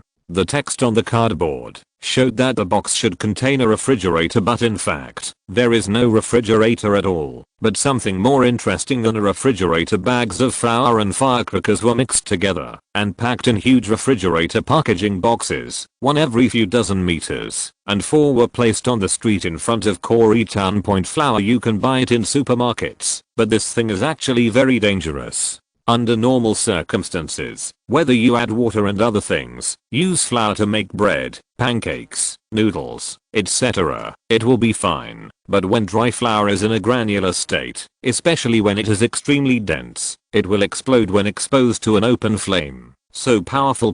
It depends on whether you are far or close to the center of the explosion. Far away is better. Like lasering, standing hundreds of meters away, the impact will be very small, but if you are within a dozen meters, even if you are not dead, at least you will be affected. He was injured by a shockwave, and after being covered in flour, there was a secondary injury point. For example, when cooking, sprinkle a large amount of flour directly on the open flame on the stove. This is definitely no less dangerous than holding a large 2-kicker in your hand and lighting it directly on fire. Now, each of these 4 large refrigerator packaging boxes contains 4 bags of about 50 kilograms, which means a total of about 200 kilograms of flour, plus the firecrackers bought from Chinatown. If it suddenly ignites later, especially when the group of little black men were passing by, it would have such an effect.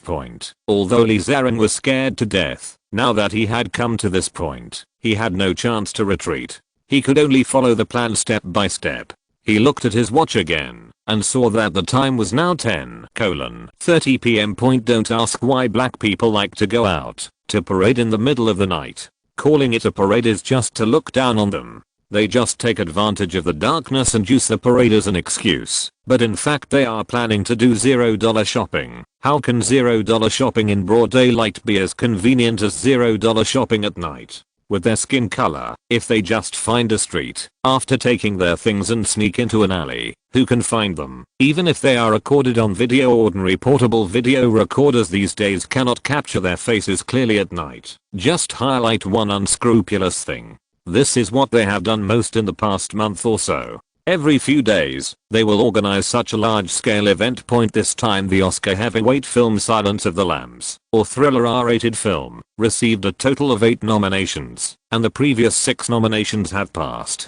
Their crew won 3 out of 6 nominations. Next, the information of the actors nominated for Best Actor this time began to be played on the big screen. When Anthony Hopkins appeared on the big screen wearing a mask, the audience was slightly commotion. This image was the most popular image last year. Who doesn't know Hannibal? After the highlight clips were played, the 2 award presenters walked onto the stage with smiles and took over the host's microphone. They didn't even have time to say a few words of praise. The gap was too big.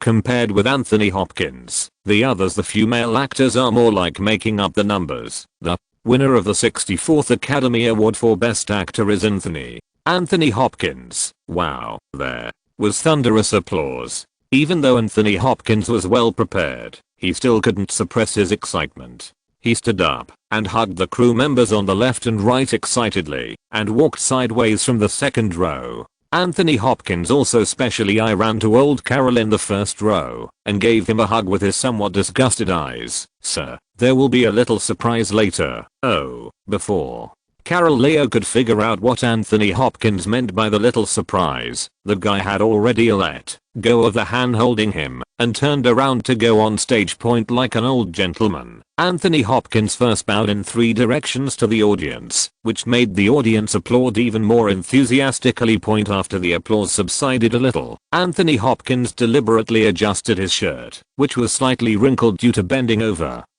and then walked calmly to the 2 moving guests to greet them and hug them. "Congratulations, Anthony." "Haha, thank you, Anthony." Hopkins received the Oscar statuette trophy and looked down at the trophy in his hand. An emotion that he didn't know how to express filled his heart. As usual, he held the trophy and gestured to the audience and then began to express his usual thanks, thanking the organizing committee, thanking the judges, thanking Hollywood, thanking the director and crew members, thanking the fans, etc. When you hang out in other people's territory, you have to say something nice when you win a prize, and everyone compliments each other. After finishing his acceptance speech, the host came up with the microphone and joked a few more words. "Anthony, I just thanked so many people, and it was a bit too deliberate. At this moment, is there anyone you want to thank the most? Or is there anyone you want to thank the most?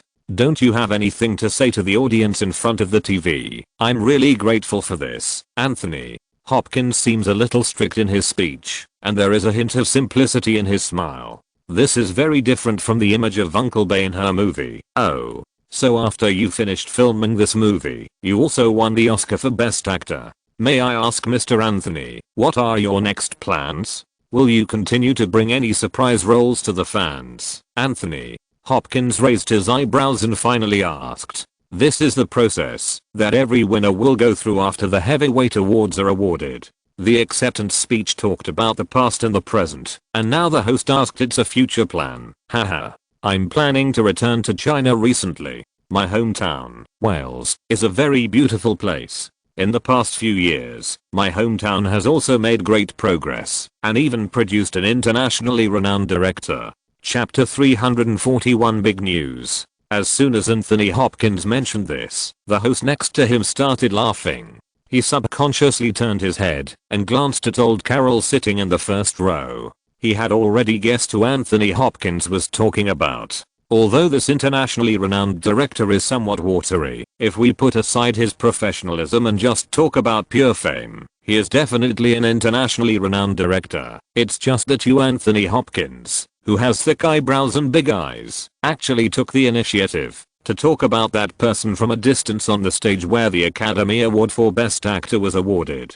Is it really okay for you to act like a dog licker? I think if I have a chance, I can meet that gentleman, and if we can cooperate once, that would be even better. Haha. From what Anthony Hopkins said, it seemed as if he would be satisfied if he could meet Alan once, and even if he could cooperate once, he would die without regrets. Such an expression left the host speechless. You were so perfunctory when you just gave your acceptance speech, and now when you talk about the nobleman from your hometown, you look like you're rushing to lick him. It's disgusting, standing on the Oscar stage and saying such words blatantly during a live broadcast. It seems that Oscar is a bad guy. Only after winning the Oscar can you have the courage to go to that aristocratic gentleman. The host was speechless and didn't want to ask any more. He forced a smile and gave a few compliments, and then Anthony Hopkins came off the stage with the statuette trophy.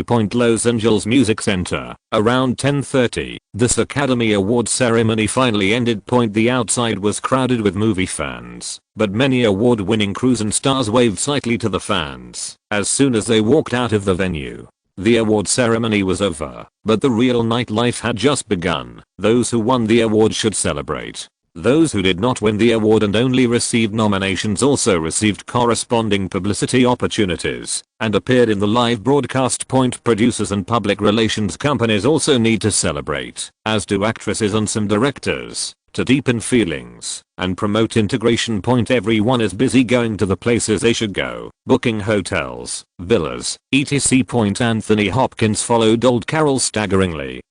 While old Carol dealt with everyone who came up to greet him impatiently. There are men and women, there are stars, there are producers, there are many directors and heads of film and television companies. Although Carol Leo is not involved in the film and television industry, the people behind him are. Even if the movies made by that aristocratic gentleman generally do not have high box office, that is not a problem. Fame and wealth always come before wealth, and noble status represents the greatest fame. After a certain period of time, everyone has no shortage of money.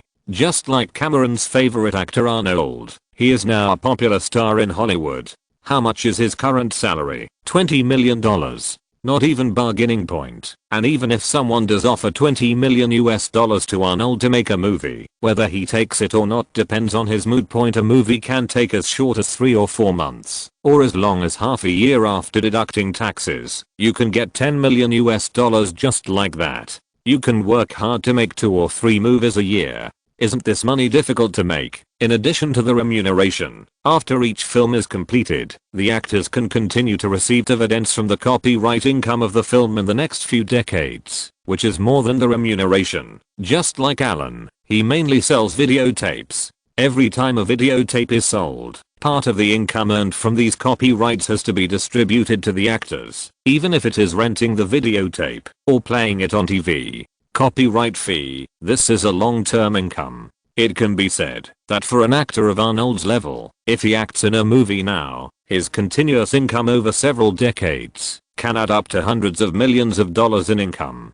If you don't know the industry, you will be shocked when you hear this. Income. Isn't it shocking? For them, money no longer matters at this stage, and they begin to pursue fame. For example, making more in-depth movies and winning awards are all types of fame. And if they get to know people of high status, even it's cooperation, which is even more tempting to them than just the name point. This has reached a class level point. America says it's about freedom and equality. Haha, no fool would really believe that, right? If there is true equality, why do wealthy communities have such strong defense forces, while civilian areas are so chaotic? Is it because there are not enough police officers? It's because that garbage is not worth protecting at all. If there was equality and freedom, why would there be so many wealthy families in the United States with servants? Servants are inherently products of the class system. Point. This is also the reason why Cameron, as a Hollywood rookie and director with great promise, immediately joined Alan's apprenticeship. As soon as he was seduced by Carl Sr. It's easy to make money, and it's easy to get the money once you have achieved fame, but it's not easy to improve your status and class. If there is an opportunity to advance in class, or be with someone of higher class, no fool will miss it. Point. Old Cole was still dealing with everyone who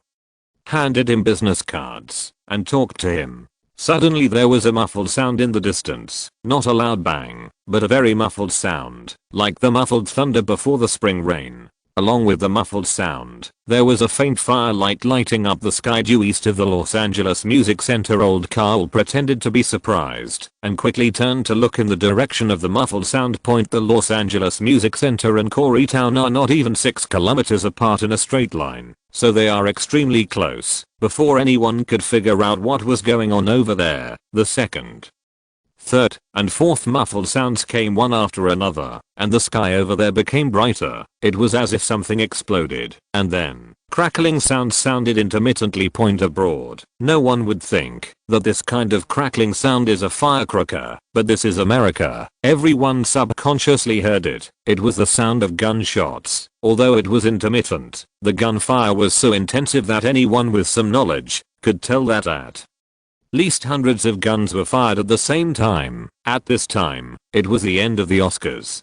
The media outside were still there, and all the media were a little confused. Point. They all knew to some extent that Los Angeles had been uneasy recently, but they didn't expect it to be so uneasy. Is this a fight? Or was there a riot? But anyway, this is definitely big news. The Oscars are over now, and these stars are no longer important. Some smarter media are already quickly packing up their equipment, loading their cars, and then stepping on the accelerator and driving in that direction. Point. Is this big news, a big hit, or is it happening in Los Angeles, America? What is this? This is a promotion and salary increase. This is an endless bonus, sir. Anthony Hopkins was still calm, approached old Carol, and asked softly. Point. The people who had just come to get close had almost dispersed. Star and faster.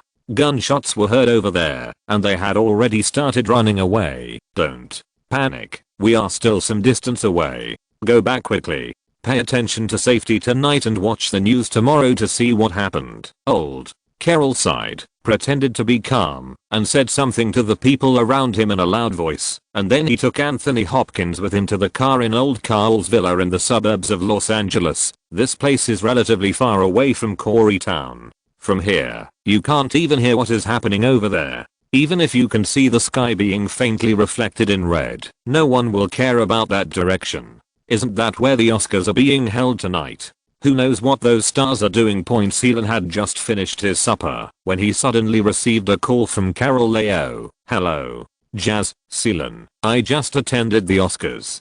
Something big seems to have happened here. Why don't you come and see what news there is? Old Carl conscientiously completes his own character design. He likes to support his younger generations. There is big news here. Now the BBC's special interview team is temporarily resting in his villa. It is reasonable to make a phone call to inform them. Point. But Seelan's face darkened when she received the call. She already felt something was wrong. Although she didn't know Alan's plan, she went out for interviews in the middle of the night and went to make big news. I glanced at some young people chatting in the distance. These people were very courageous. They had been entertained very well by old Carl these days. They had a very good impression of the old sir. Some of them even showed up when old Cole was not at home, and had the audacity to compare old Cole with Spencer, the son of an earl who was recently at the BBC headquarters, and then everyone complained and abused Spencer. Okay, I understand. Where is the location? It's just east of the Los Angeles Music Center. When you come here, you can follow the crowd and find out, even though old Carl knew that the place where the accident happened was Town, he didn't say anything.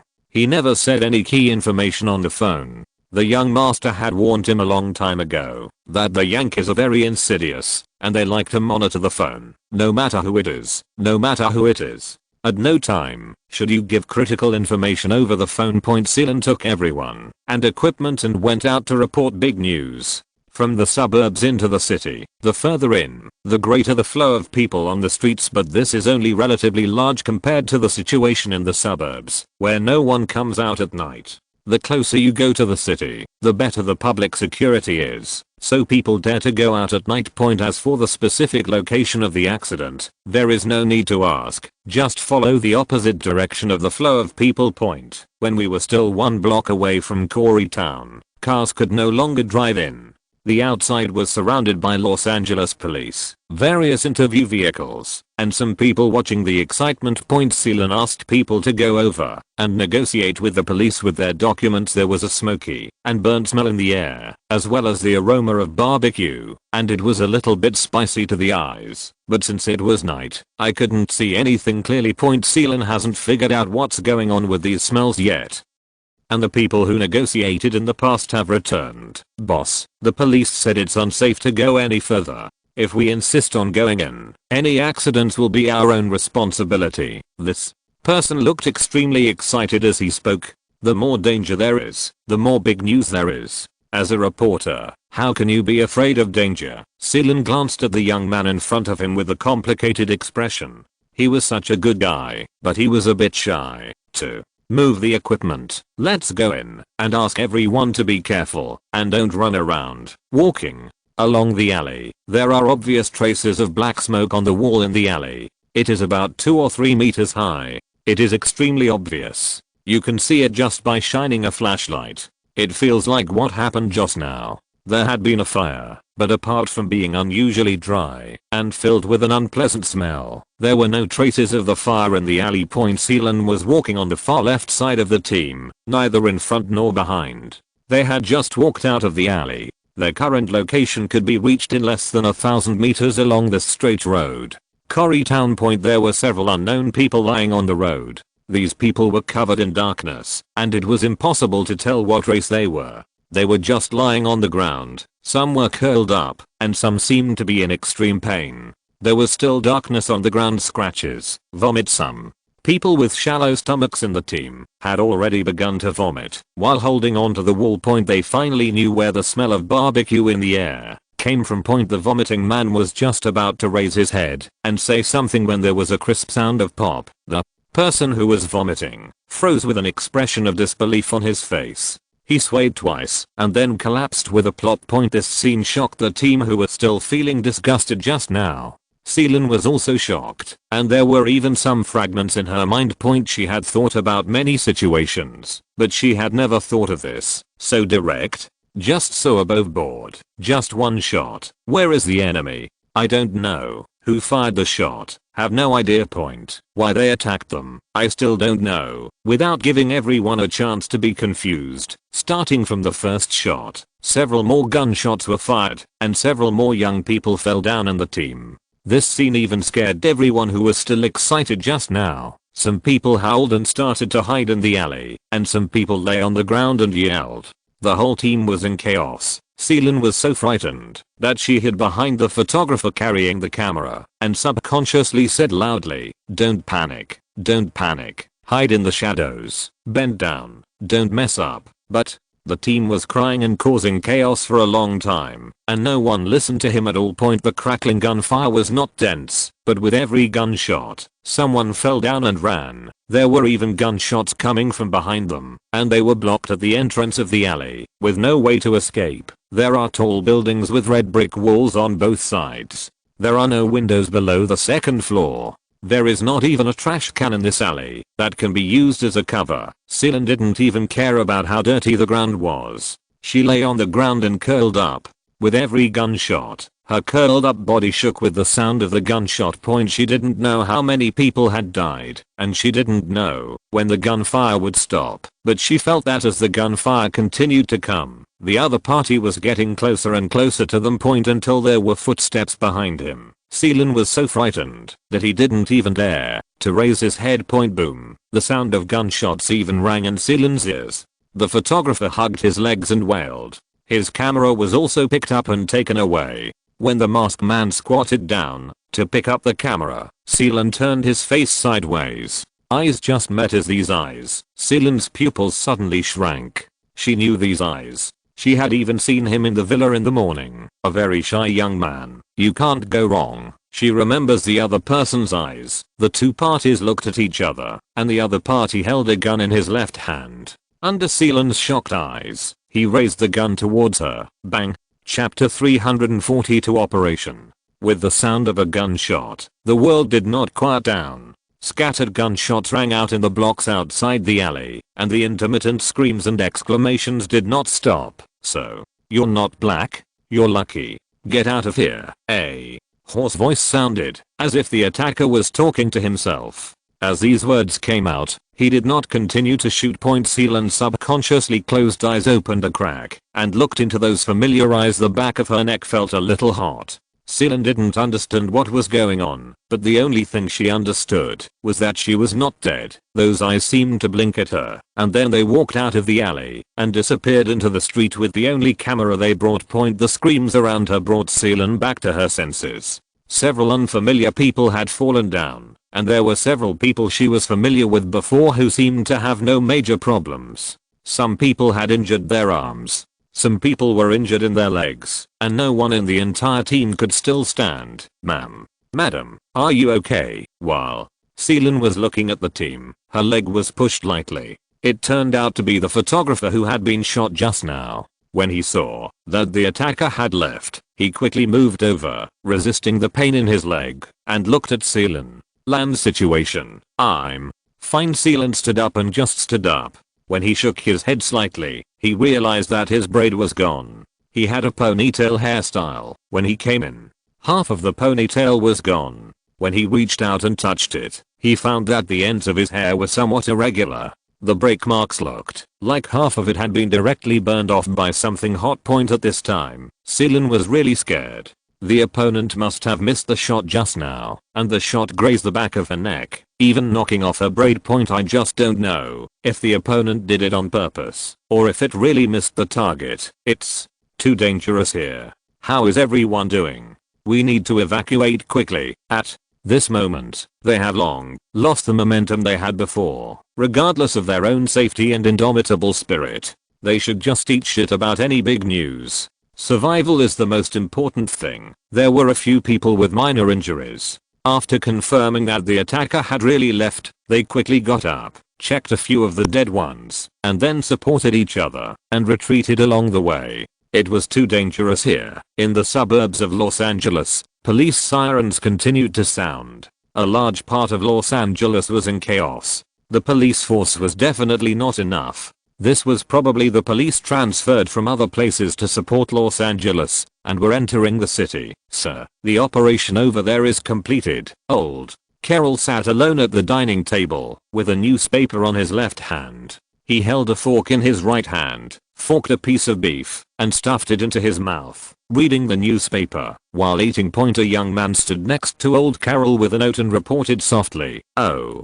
have you solved the ones in the photo?" "It's all solved. The remaining few of them have run away." Little Jack went over to take away their equipment. After they left, we sent people over to check again. There were dead people at the scene. The remaining old, weak, sick and disabled people in Seelan would definitely not be able to take these people away, so they stayed there to cover up a little, noted the place, and prepared to wait until daybreak for the police to deal with it. However, as soon as they left, there were people behind them. Let's do the math. Where's Seelan? She's fine. I gave her a scare as you asked, but her hairstyle may be affected a little. Where are those families? Those who haven't taken action yet. The unrest in some areas has not yet spread. If we take action now, it will be too deliberate, and we have to wait until later in the night before taking action. Snort. Old Carl snorted, put down his fork, picked up a piece of fried fish with his right hand, dipped it in the sauce, and then took a small bite. Old Carl still remembers that Alan had the courage to send bodyguards to the United States and deal with the little black guy directly. Later, he was warned because he was too arrogant, but it didn't take long for many little black guys to protest against Alan.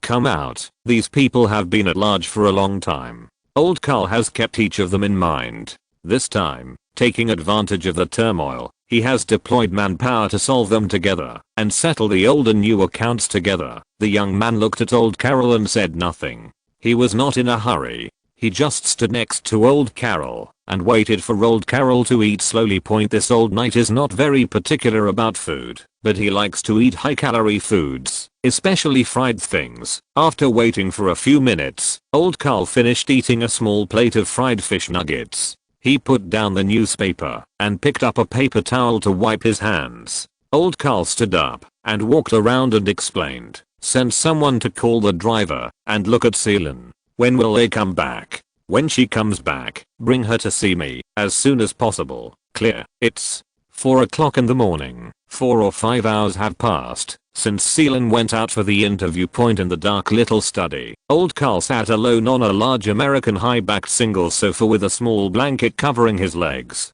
On the blanket was an illustrated version of 20,000 Leagues Under the Sea. Hearing the knock on the door, old Carol, who was already drowsy and about to fall asleep, quickly wiped his face with his hands, moved his big mouth, rubbed his facial muscles, and a look of anxiety appeared naturally. "Come in." As old Carol agreed, the study door was opened, and Celine walked in with a very sad expression, squinting at old Carol. The young man who sent Celine over nodded to old Carol and closed the study door. At this time, only old Carol and Celine were left in the entire study.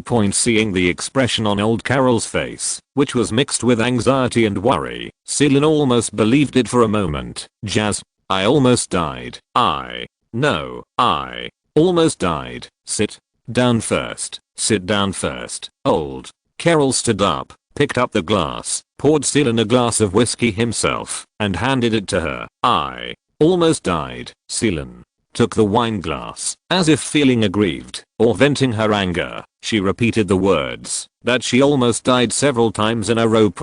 Even though she had experienced danger before, compared with today, those previous dangers were like child's play. A group of you refused to listen to dissuasion and secretly entered a dangerous area with unknown conditions to shoot new subjects. Something happened to others. If you are safe and sound, what will others think? I almost died, so I sent my best marksman to do it myself. Old Carol shrugged, as if he couldn't hear Celine's complaints, and the two of them talked about their own things. Although Celine seemed uninjured when they escaped from the neighborhood and found the ambulance crew outside. After checking Celine's condition, the ambulance crew praised her good luck and great fate. A little, maybe just a few centimeters. The other party shot her in the back of the head, but the shot hit her hair instead of her head.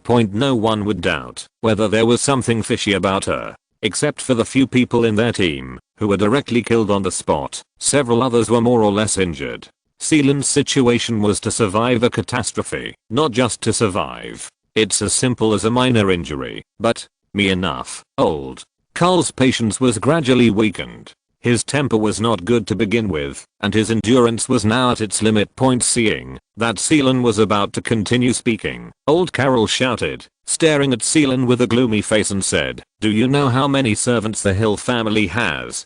Do you think that you can enjoy the benefits after joining the Hill family?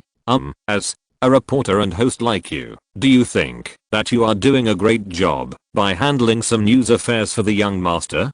Based on what you are doing now, do you think that, as long as you do well, you will be able to get rewards or even titles in the future?" Old Carol kept questioning word by word, staring at Celine. Celine was frightened by old Carol's sudden fierce look and took 2 steps back. He held the wine glass in both hands and didn't know what to say. Even animals know that there are levels. There is a wolf king in a wolf pack, and a lion king in a lion pack. But except for the king of each ethnic group, what about the following? Every time the tribe catches prey, the king eats it first. What if the king finishes it? The following is also divided according to strength.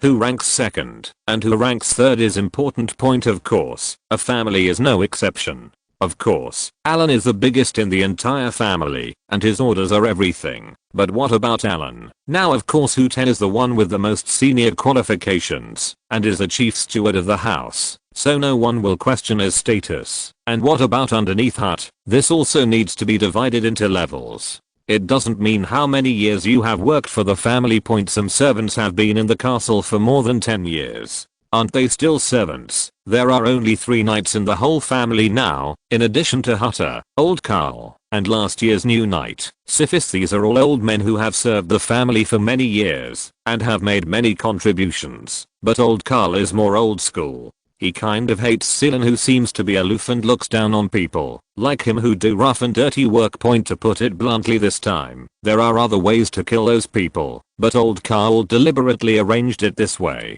One of his purposes was to deliberately scare Celine and let her understand that joining the Hill family was not for her to. If you come here to enjoy the blessings, it is not that simple to get honors, Celine. No matter where you go, there are rules. Everyone in the Hill family who is knighted has made contributions to the family, and these contributions are not something you can handle comfortably in the castle.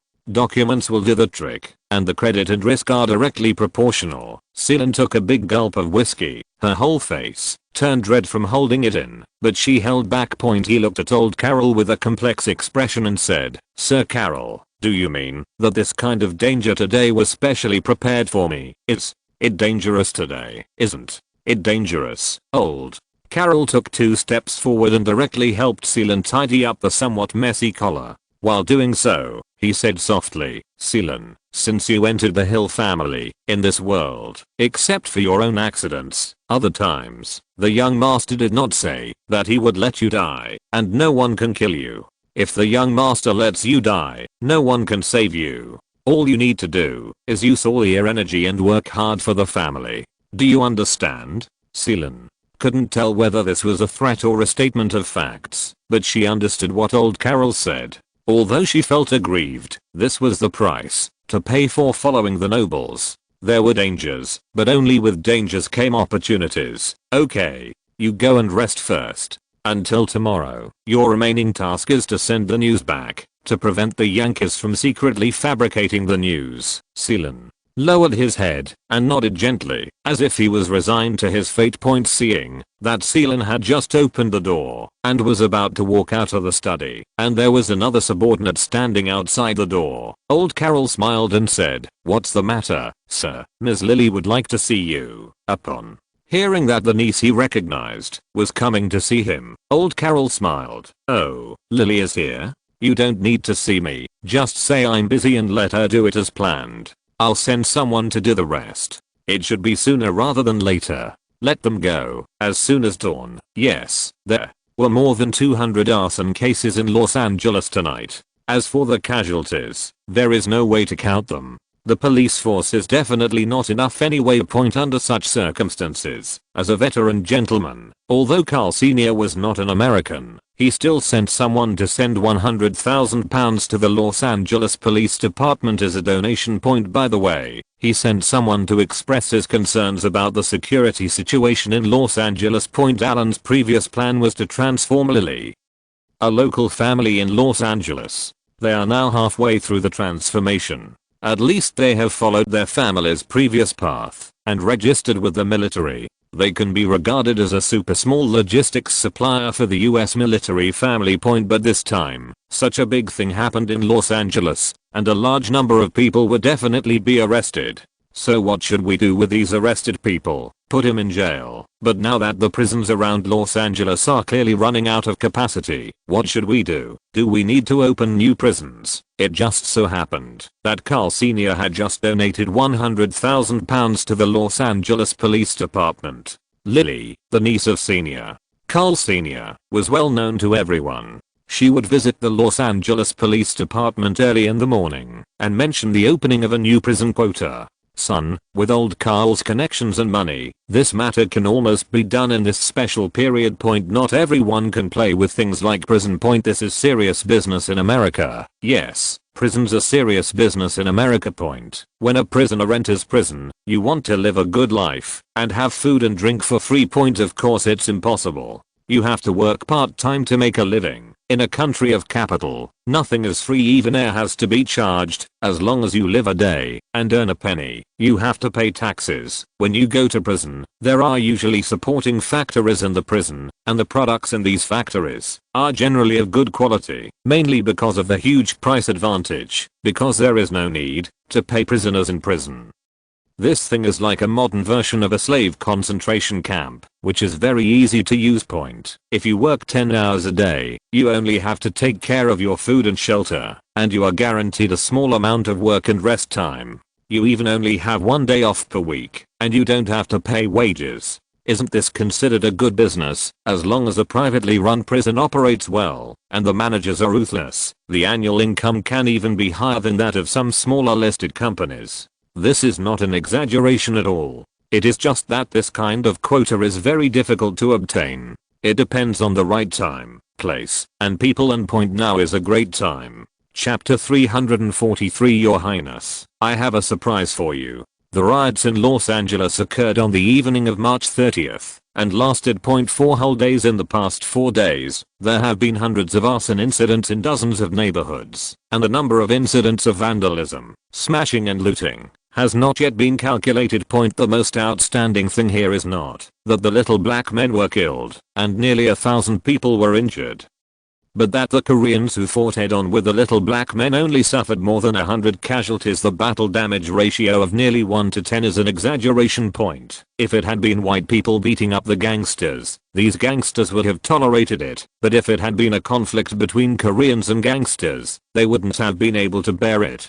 Originally, it was just hundreds of gangsters attacking Koreatown. But they were directly stunned by the flower bombs on the street. Those flower bombs were not very powerful at the time, but they had a strong visual effect. Some black people began to call for help. These people formed gangs, called friends, and organized thousands of people to rush into Korean cities to destroy, and rob.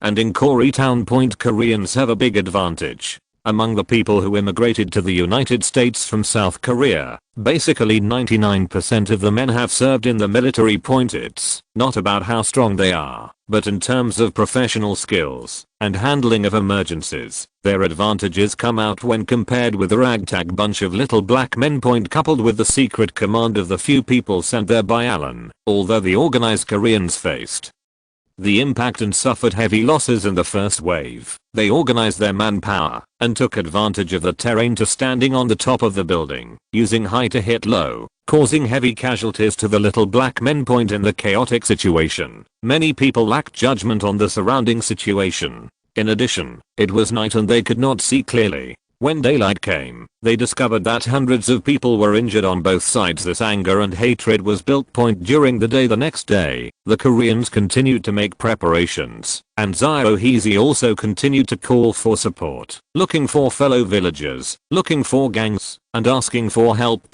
And it's not that the police in Los Angeles don't care, it's that they don't have enough manpower to control it. The police are not fools. Faced with thousands of people who have lost their minds and started to fight, why do they rush to start a fight? It is this kind of indulgence that makes both sides become more and more wanton and fight. The chaos in Los Angeles lasted for 4 days. According to the subsequent accounting, not to mention the economic losses, in addition to the nearly 1,000 casualties on both sides, the number of rioters arrested by the Los Angeles police alone was as high as tens of thousands. Of course, the Los Angeles Police Department can't hold so many people. Not only that it can't hold them, it doesn't even have enough handcuffs. 1 pair of handcuffs is not enough to cuff 2 people. Under such circumstances, a good and responsible citizen, a small local family in Los Angeles, generously shared the worries of the Los Angeles police and took the initiative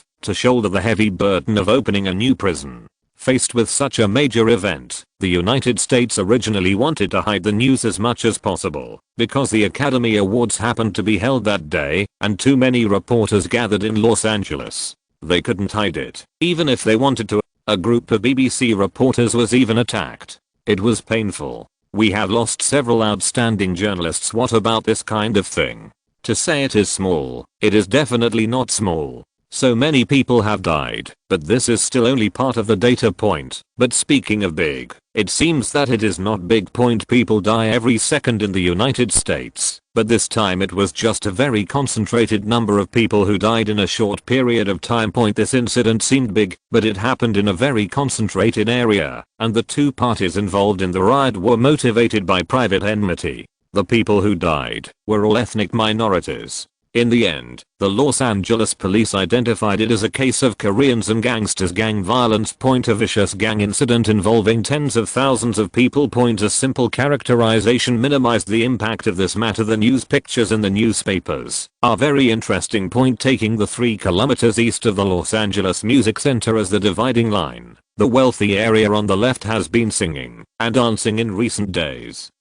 The residual heat of the Oscars is still continuing, and celebrities and rich people are still drunk and dreaming. On the right, with Koreatown as the center, it has a diameter of 10 kilometers. In the surrounding area, there were arson, vandalism, looting and chaos everywhere. We all live in Los Angeles, but the whole of Los Angeles seems to be divided into two. Half of it is peaceful singing and dancing, and the other half is full of chaos. It's very magical. That invisible dividing line is the chasm between the wealthy areas and the poor areas. Some people have suffered unreasonable disasters, and some people don't even know that such a big thing has happened in the city, and they actually have to rely on the next day's newspapers to learn about it. What happened more than 10 kilometers away? In early April, Alan originally wanted to take the initiative to make an appointment with Boss Chap and give him a surprise. As for the matter, he has already done it, but this time it seems to be a little bigger, a little beyond his expectation. Alan's original plan was to casualize 100 or 10 people to vent his anger, but now the number has increased sharply, 10 times more, which made Alan feel a little unsure. So, find a top cylinder. At the very least, he needs to find someone who can handle the matter, to help him handle it. Although he thinks that the arrangements are quite thorough, who can have too much insurance? So now the first choice, Alan immediately thought of checking the boss. If something happens to my little brother, who can I call, if not the boss? It's just that this statement needs to be compiled carefully. But before he could make an appointment first, Boss Chat sent someone to notify Alan and accompany him to go hunting. This April is not a good hunting season, and Alan doesn't understand why Boss Chat wants to hunt during this time. But now that the plan has come out and the invitation letter has been sent, Alan can only reluctantly ask Hooter to prepare manpower for him to accompany Boss Chat on hunting. In the west of England, Staffordshire, not far from the eastern border of Wales, is located between Newcastle and Birmingham. It is one of the famous hunting holy places in ancient times. The British royal family has a royal garden here, which is a hunting ground directly belonging to the royal family. The name seems to be Janwa. Alan didn't care either. This is a medium-sized protected forest area that the royal family allocates money to every year and sends dedicated personnel to take care of it. Occasionally, civilians can come in to hunt, but they have to pay. The cost is so high that most people can't afford it. Commoners here can also experience the royal hunting ground. This commoner basically refers to ordinary commoners who have no title, but are very wealthy. Wow. The sound of horses' hooves, barking of dogs, chatter, and laughter was continuous on the forest path leading to the hunting ground. A horse team was marching in a mighty manner that stretched for hundreds of meters. Walking side by side at the front, to open the way were more than 30 hounds marching in a not too neat but aggressive team. Behind them were followed by 6 royal servants wearing red coats and white breeches who professionally look after hounds. A few meters behind were several bodyguards on guard duty. Alan accompanied Boss Chap and walked in the middle of the team, swaying back and forth slightly with the horses. Tens of meters behind them, they were followed by nearly 30 bodyguards and dozens of servants, as well as servants and trailers who looked after the spare horses. Servant driving a supply carriage. There were hundreds of people in the entire team, which looked huge. Occasionally, when they met a civilian, they hurriedly hid on the side of the road to make way. When they saw the team with such attire and momentum from a distance point, this is the scene of a noble going out hunting, surrounded by hundreds of slaves. The weeds on the roadside were knee high, and when we finally stepped out of the trail, the view in front of us became wider. One of the bodyguards blew a whistle, and dozens of bodyguards scattered on horseback and ran away. They also had to work part-time to attract monsters, otherwise, if such a large group of people came to the forest, no matter how stupid the animal was, it would have run away long ago. No one would lure the animal over, so why would the boss be beaten? Should he be asked to ride a horse and chase it himself? There were fewer people around. Boss Cha sat on the horse with a haggard look on his face, looking into the distance. Alan gently knocked the horse's belly. The little grey horse staggered forward 2 steps and walked to Boss Chap. "Your Highness, what are you doing? What troubles have you encountered?" Alan has turned into a gossip maniac, and his concern about checking up on his boss is written all over his face. He will definitely want to find out about it as soon as possible. "Why, boss?" Cha suddenly pulled out the dagger from his waist, made 2 fierce gestures at the air in front of him, and then side point. His action made Alan open his mouth. "Alan, you tell me what I should do. Even if I don't respond, even if I try hard to attend various events every day, there are still endless news about me from the outside world." Boss Cha complained to Alan through gritted teeth. "Point except for the Queen. No one else has the right to order the media to be silent. To be honest, there is no need to ban the media from reporting these news against Boss Cha, because if they are banned, a continuous stream of weird things will continue to be reported. The more you draw, the darker it gets, but Boss Cha can't stand it anymore. He is not a very generous person to begin with. Instead, he is very small-minded, and usually just pretends to be a show-off. Now there are negative news targeting him every day. He has been under great pressure recently.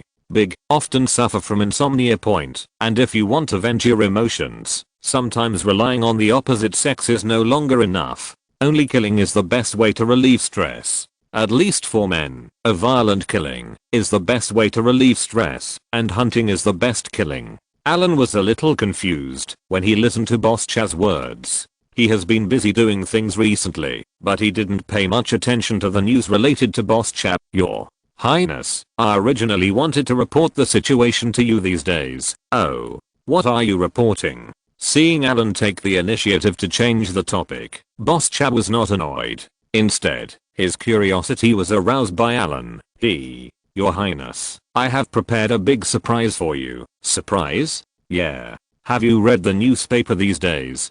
Boss Cha had a subconscious feeling of danger. He looked at Alan's smiling expression and had a slight bad feeling. "Point. The hottest news in the newspapers these days must be that something happened in the United States. I was happy for several days checking the boss about this matter, but reading the newspapers, to be happy is to take pleasure in others' misfortune." But now when Alan smiles, he can't be happy anymore. "What point surprise? Your Highness, look at the news. Are you happy about what's going on in the United States?" "Ahem. What's so happy about this? It's just so-so." Although Boss Cha was secretly happy, he didn't tell the truth, which would make him appear very petty. Even if this was what Alan asked, he wouldn't tell. "Then, Your Highness, you were targeted like this by them some time ago. I really can't stand it. The Americans are really too arrogant. It's not their turn to have any say in our affairs in Great Britain, especially yours,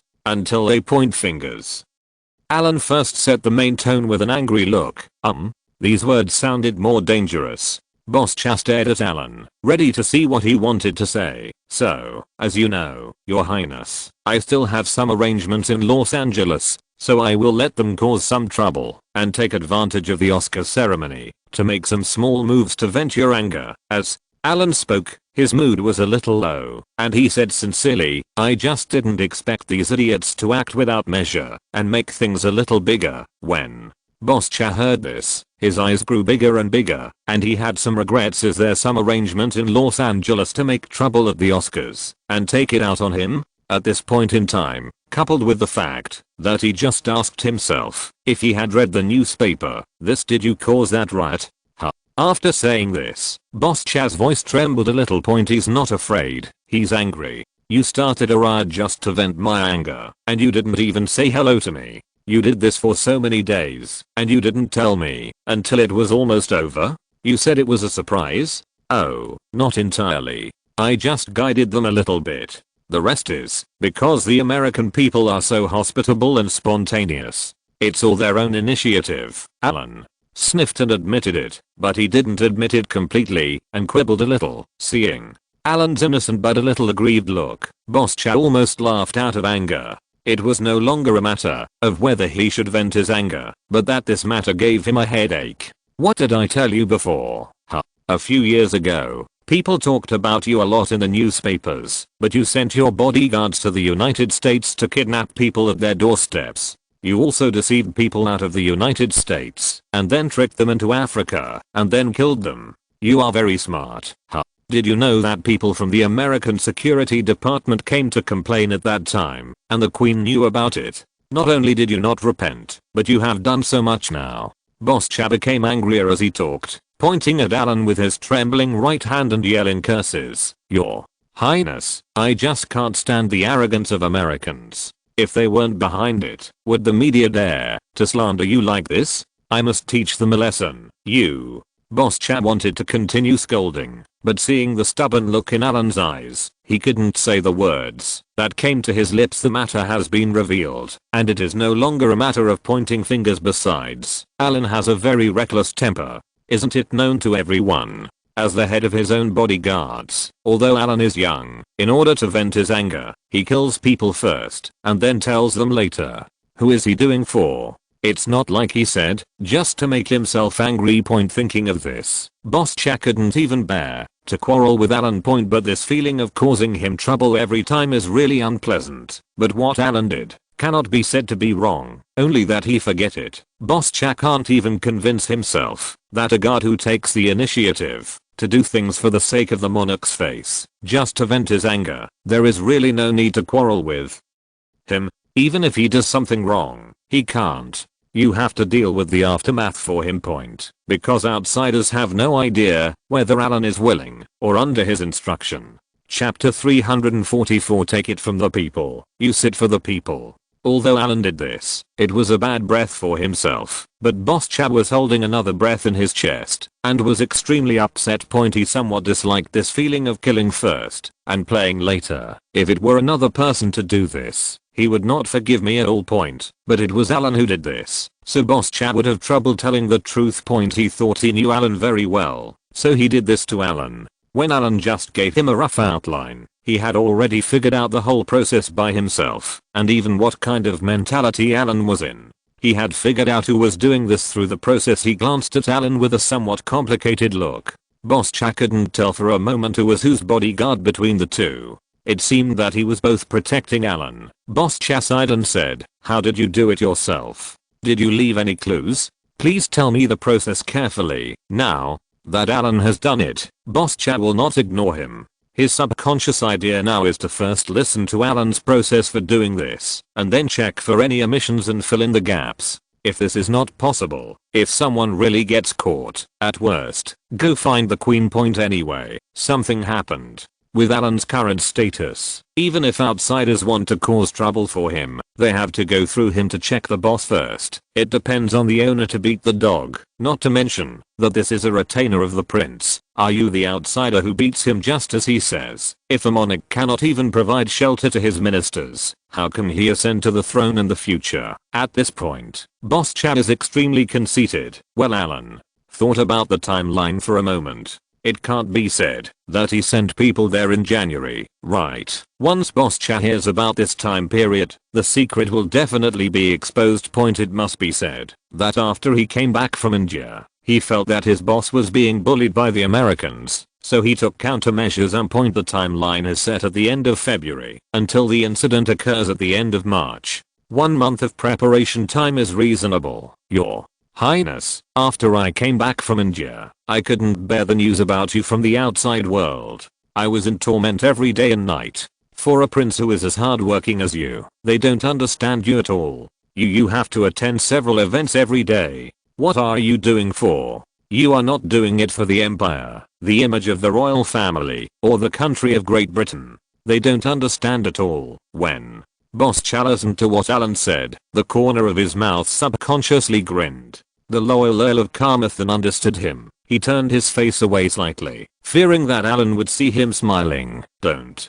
talk about these irrelevant things. This is all my responsibility. Talk about your business. Although he liked hearing this very much, he still wanted to talk about the important things at the moment. Boss Chow interrupted Alan and asked him to quickly talk about the important points. Oh, your highness. I just felt it. I'm so angry. Okay, keep talking. I started to organize people. When I came back, I wanted to give them a hard blow and make you vent their anger. Then I asked people to buy newspapers from the United States for the past 6 months. Alan spoke and gestured with a look of shared hatred, talking about his plan. Why he asked his servants to buy hundreds of kilograms of newspapers, stayed up for days and nights, and devoted himself to studying the opponent's weaknesses and exploitable events. Finally, I have painstakingly researched the conflict between Koreans and blacks in Los Angeles, and I can make use of it. Boss Chow listened very attentively to what Alan was telling him, and his eyes fell on Alan.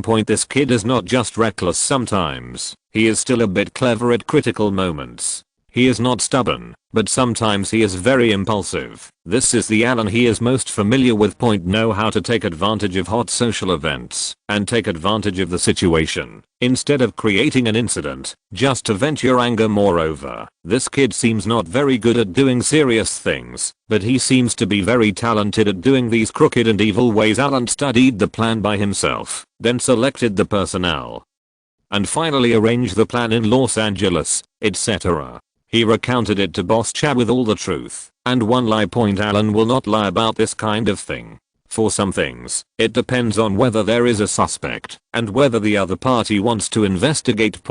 If there is no suspect, then no one will probably associate this matter with him. As long as he does it cleanly enough, he will be fine for a while. Even if he is really suspected after a few years, by that time has passed and you can't find any evidence. How can you accuse someone of innocence out of thin air without evidence? When Boss Chow wants to know something, he will naturally investigate it. However, compared to others, he is more willing to ask Alan directly in person. In this way, he only needs to slightly change the time, blur the key points, and use the "who can hear a lie." After talking for 5 minutes, Alan finally finished explaining his action plan and process to Boss Chow, etc. After hearing the plan, Boss Chow suddenly discovered another blind spot. You're saying that the Americans don't let you transfer the money you earn from selling cans, so you have a grudge against them, and then you use the money to organize riots on their side. Your Highness, these are all trivial matters and incidental.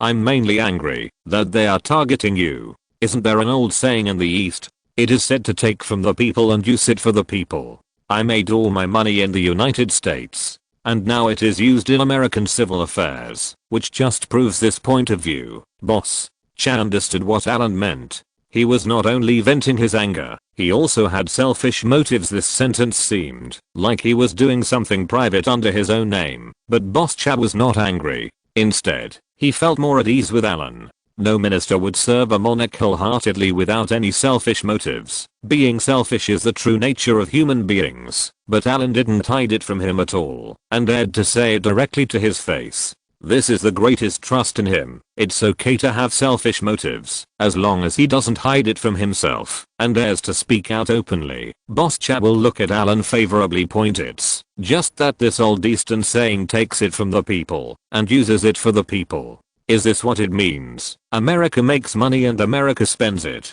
He has heard this saying before, but is this how you spend the money you earn? Directly organize a riot. After Alan finished speaking, he saw Boss Chow thinking deeply and blinking. Alan thought that he was a model of entrepreneur. Is the money earned from selling cans to the US military considered taken from the people? So with this money, he will eventually buy some weapons, organize manpower, arm the Koreans, and let them kill some little black men. Does this count as being used for the people? Don't worry about whether this is good or bad, just say whether it is of use to the people, right? In addition, during the days of the riots, even the Los Angeles police somewhat indulged these people. Why? Because Alan gave a death order. The place where the trouble occurred must be limited to a certain area and cannot be expanded indefinitely. It's like the rich area in the west where people live in peace and prosperity, but the area around Town is almost in ruins. The rich people did nothing and did not suffer any losses. They just watched the Koreans beat up the little black men. In addition, after the riots, so many shops and houses were damaged. Do these places need to be rebuilt? If it needs to be rebuilt, will it be able to provide a large number of jobs and consumption of construction materials and the like? Does this contribute to Los Angeles' sluggish economic situation? I think Mr. Allen worked hard to benefit the people of Los Angeles, solving civil conflicts, opening up markets for capitalists, and creating jobs for ordinary people. What kind of spirit is this? If Allen hadn't wanted to keep a low profile, if this incident had been exposed, he would have received an award that moved Los Angeles and was one of the top 10 promising young people of the year. There were some noisy noises in the distance, mixed with the sound of dogs barking. Allen quickly took out his binoculars and looked at several guards wearing eye-catching red hunting jackets hundreds of meters away, driving away a wild deer. The wild deer was in a panic all the way, jumping and barking while running.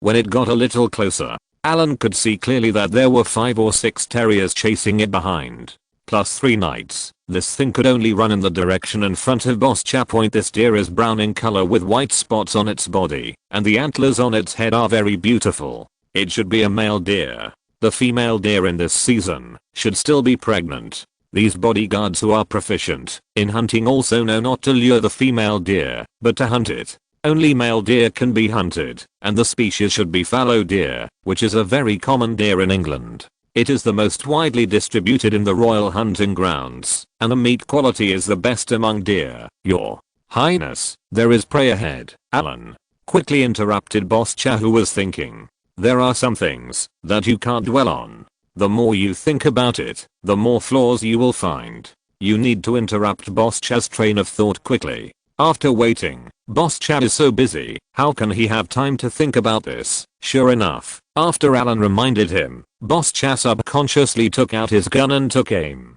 After checking the distance between the two sides, he quietly waited for the bodyguard to drive the prey within his shooting range. Boom. With the sound of a gunshot, the buck that was fleeing in panic was shot in the lungs, and it suddenly paddled away for several meters. It twitched a few times and then stopped moving. The dogs barked one after another. With a wave of Boss Cha's hand, several bodyguards turned their horses and took the dogs with them, preparing to go farther to continue attracting monsters. However, some of the servants waiting not far away came forward, carrying back the fallow deer caught by the boss. Boss Cha looked at the bullet holes on the deer, and before he could say anything, Alan quickly cheered with admiration. His Highness's marksmanship is really the only one I've seen in my life. Even in our many years of history in Great Britain, there aren't many that can compare with your Highness's marksmanship. That's it. Okay. Hurry up and bake it. Make black pudding, and make the deer head a taxidermy. Alan, I'll give you the deer head, Boss Cha listened to Alan's words getting more and more outrageous. Even though he was happy, he reluctantly interrupted him and told the servants to start roasting quickly and eat the prey he had caught with his own hands. It felt awesome. Alan wasn't sad that Boss Cha interrupted his praise. He was a little bit pained at this moment because he heard Boss Cha say he wanted to eat black pudding, and it was deer blood black pudding. Well, this thing can be understood as a British style blood sausage, which is deer blood mixed with some offal, fat, etc., put together in a casing to make sausage, and then cooked, cut into slices, and fried. Because the final product is not very dark, but very elastic. A bit like pudding, so this thing is called black pudding. But Alan hates eating this kind of food because the animal breeding methods here are wrong. The blood is not tasty and smells fishy. What's more, this kind of wild male deer is not as fishy as pig blood, but it's not much worse. Although deer blood has a certain aphrodisiac effect, it is really not delicious. Boss Cha jumped off his horse with satisfaction, and Alan quickly followed suit. The servants began to spread mats for the two of them. A huge picnic waterproof mat was spread on the ground, and small coffee tables, tea sets, and refreshments were placed one after another, pointing to the small round cushion on the mat. Boss Cha sat on it with his legs crossed and motioned for Alan to sit next to him. Seeing the servants busy in the distance, Boss Cha was distracted by the deer hunting and mentioned another thing. The Queen visited the United States last year, you know, right? I know, Your Highness. Then do you remember the American reporter you killed last year? I have killed too many Americans. You mentioned America, but I can't remember it at the moment. Alan thought for a long time before he remembered that it should be the American reporter who deceived Diana into interviewing him. Right. I remember, Your Highness. Haha. On Christmas Day, during the royal family dinner, the Queen told me about this incident. When she visited the United States, Bush Sr. accompanied her to watch the football game. When talking about this incident, he said that people are in there is no such thing as whales, saying that you are the most suspicious, and asking the Queen to discipline you more. Boss Cha looked at the confused Alan with a smile. This is the so-called complaint. Last year, the Americans filed a complaint against Alan for the second time. This time, instead of going to Boss Cha, they went directly to ZHA. The Queen visiting America. Alan was a little confused. I have a lot of faith. As for you chasing and biting me, as expected, none of the Americans had good intentions. Fortunately, I made trouble with them some time ago, and it was considered a tie. Hahaha. Looking at Alan's expression, Boss Cha laughed loudly, as if he had remembered something interesting. His face straightened, and he imitated the Queen and said, "It was the Earl of Carmarthen who did it, and I ordered him to deal with it. Why would a reporter interfere in the affairs of our British royal family? Such a person should not die. You want me to discipline the Earl of Carmarthen more? Here's a royal bodyguard. For the reputation of the royal family, this is a manifestation of his due diligence. Why should I? If you should discipline him more, shouldn't you discipline these ignorant reporters more?" After Boss Cha learned the Queen's original words, he burst out laughing. By the way, he told Alan about the embarrassed expression on Bush's face after hearing these words. The Queen, whether she attends various events or gives her annual Christmas speech, leaves an image to the general public that is kind and kind. But people who really know her are afraid of her. The Queen's biggest taboo is doing things that slander or harm the royal family's reputation. Bush Sr. brought up the reporter's matter in front of her, and the Queen mercilessly criticized him on the spot, which made Bush Sr. extremely embarrassed. The complaint failed, but instead he was scorned by the Queen in front of her face. Although this incident has not been reported, it still had a great impact on Bush Sr. If you're listening to this novel on a channel other than Fanfic World, it means they downloaded and uploaded it without effort. We cordially invite you to visit our channel, Mundo Fanfic Novelos. There you'll find the original version of this story, and you can explore many other novels of various genres. We're waiting for you to immerse yourself in a world of incredible novels. Chapter 345, The Lord and His Ministers. What about this? Alan was the first to hear that even he was unhappy with the old lady in various ways, but this time, he firmly supported the old lady.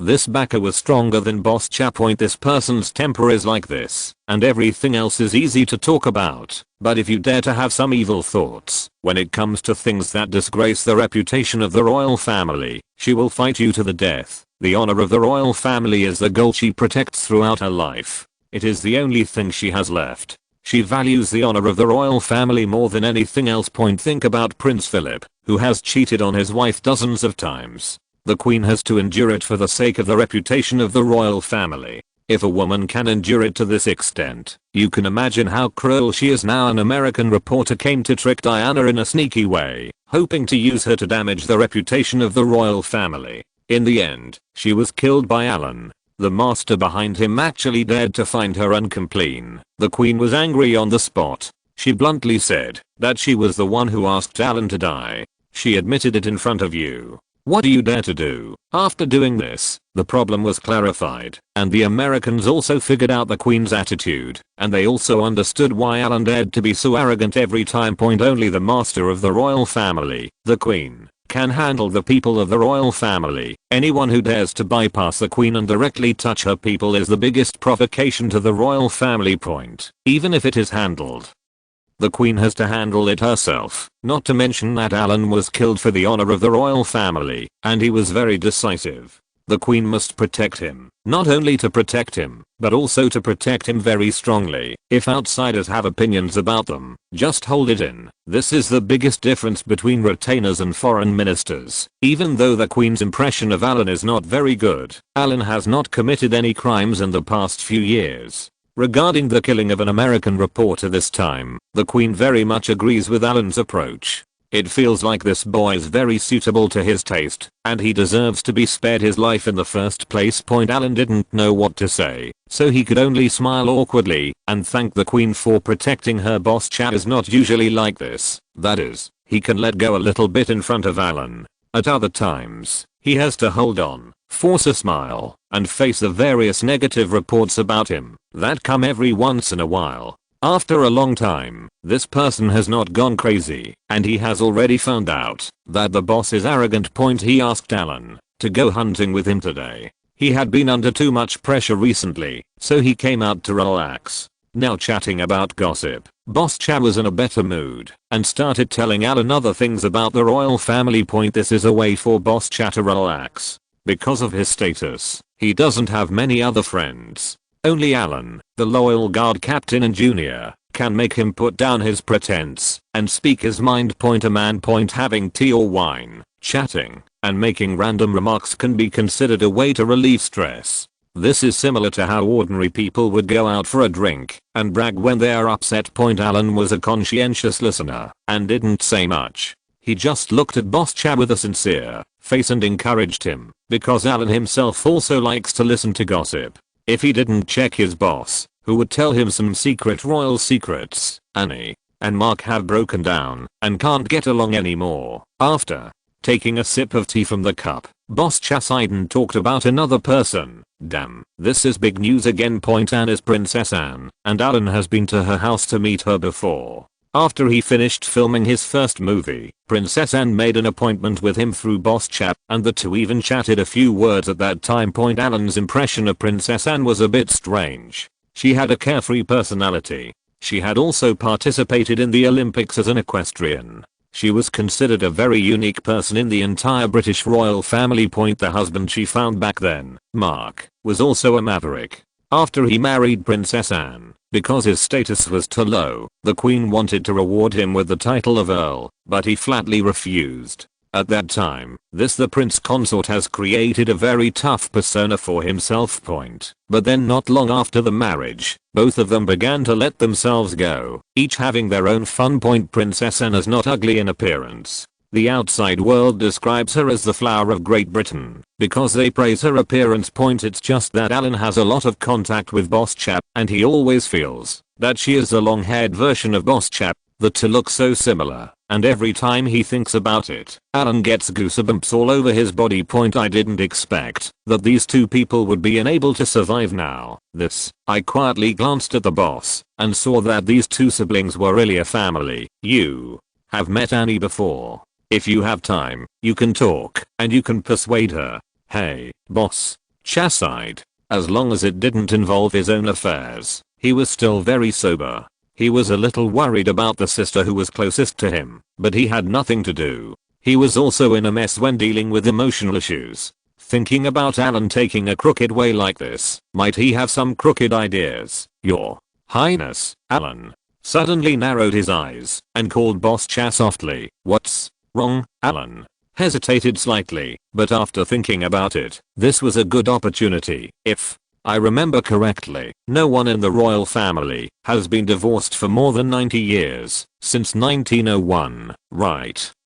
Boss Cha had no impression of such unconventional data, and could only nod subconsciously. Your Highness, if the eldest princess gets divorced, she will become the first member of the royal family to get divorced in the past century. Why did Alan say this incomprehensible statement? When Boss Cha heard this, he didn't take it seriously at first, but after the words went through his mind several times, he slowly came to appreciate it, and then he suddenly raised his head and glared at Alan with anger. Asshole. He is my sister. After scolding boss chap. He was still angry and pointed at Alan with an angry look on his face. Alan sniffed, lowered his head, and endured the scolding. The effect is achieved. Diana and boss chap, in their current situation, will definitely not be able to survive, and those who cannot live without each other will probably not run away. When Alan talks about Princess Anne now, he subconsciously tells boss chap that there is no need to stop Princess Anne's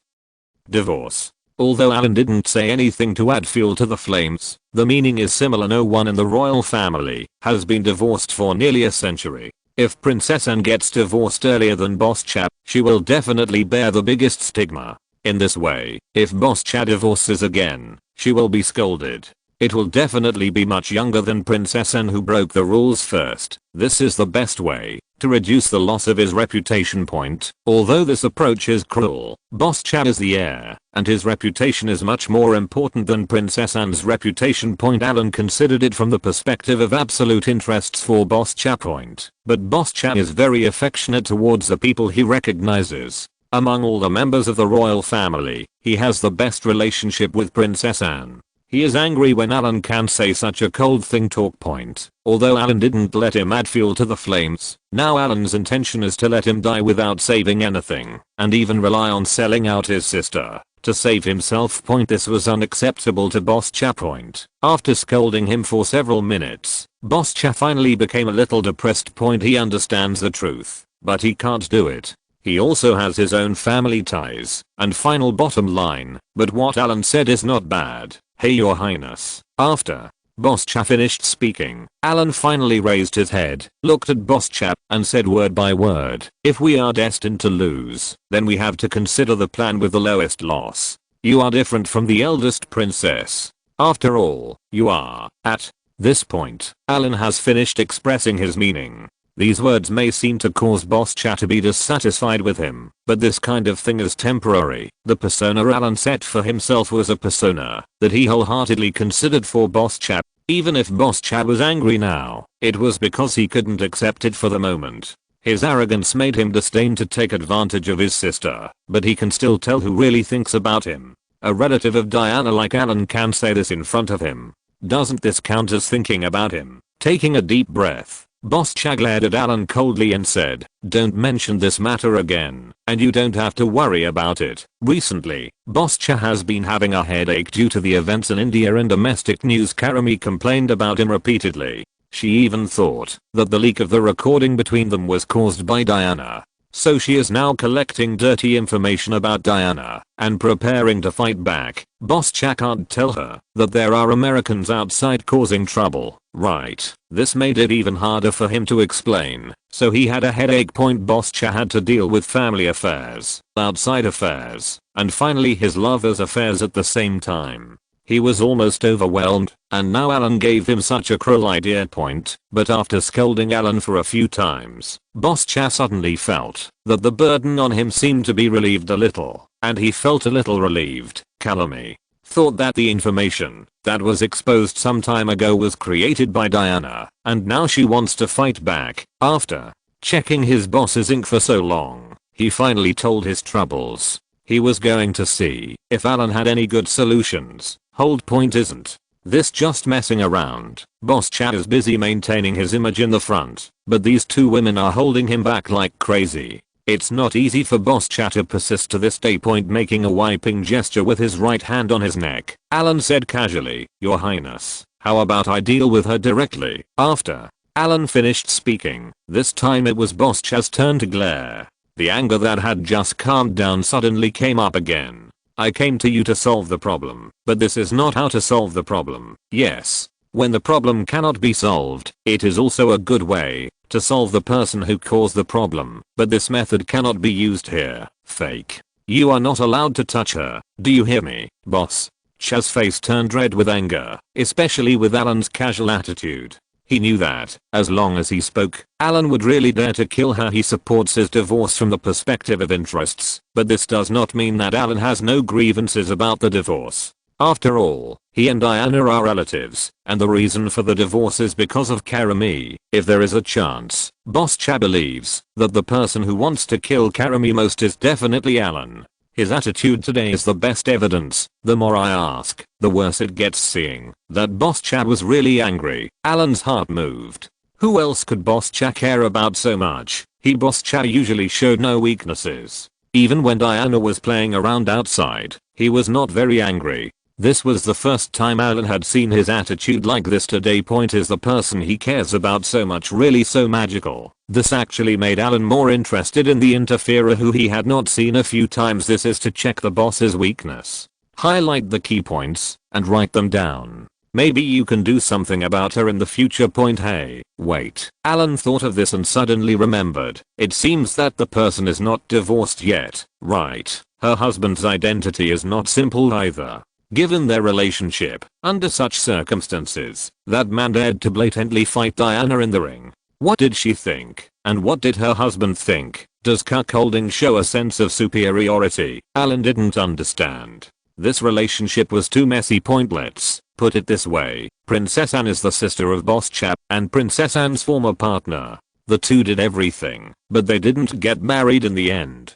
There was no way to verify why they broke up at that time, but Princess Anne, the princess's former partner, is Karami's current husband, a son of a pseudo-noble whose ancestor was an earl, but who has no title when he comes here.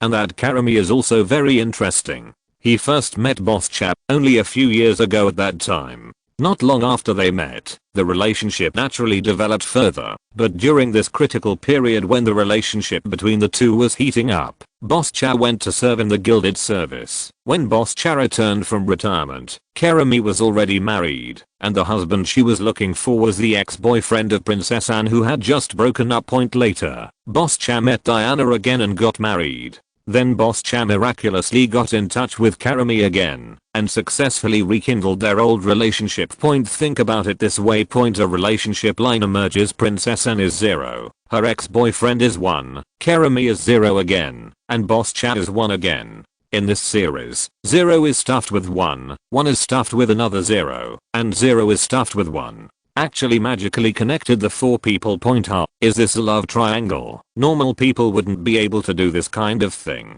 and I don't know how they get along with each other. Brother-in-law, or call each other brother and sister, or something else. Damn it, my mind is too messed up. Thinking of the chaotic relationship between them, Alan had a headache and said, "Don't worry, your highness, I won't do anything without your order, but I really hate her." Snort. Boss Cha looked at Alan and snorted hard, with a warning tone. "These days, please stay at home, and don't run around. It will be the 40th anniversary of the Queen's accession to the throne in a while. I don't know if there will be a celebration this year. Hey, I will tell the Queen about you. Stop causing me some trouble." I see. Chapter 346 Sophistry. Seeing that Boss Cha had obviously changed the subject, Alan pretended to be nonchalant, and his goal was achieved. Some words cannot stand to be thought about carefully, and some things are better not mentioned, but once they are mentioned, people cannot help but think about them. Like the story about Princess Anne. No matter how much Boss Cha cares about family ties are not worth that position at certain times. It's okay for the eldest princess to bear a bad name first. She doesn't have a position anyway. After finding a new love and getting married, it's time to have fun and live life as usual. But after she takes the blame for Boss Cha first, then divorcing Boss Cha will save him a lot of infamy. At least he won't have to live his whole life with the title of being the first royal member to get divorced in nearly a century.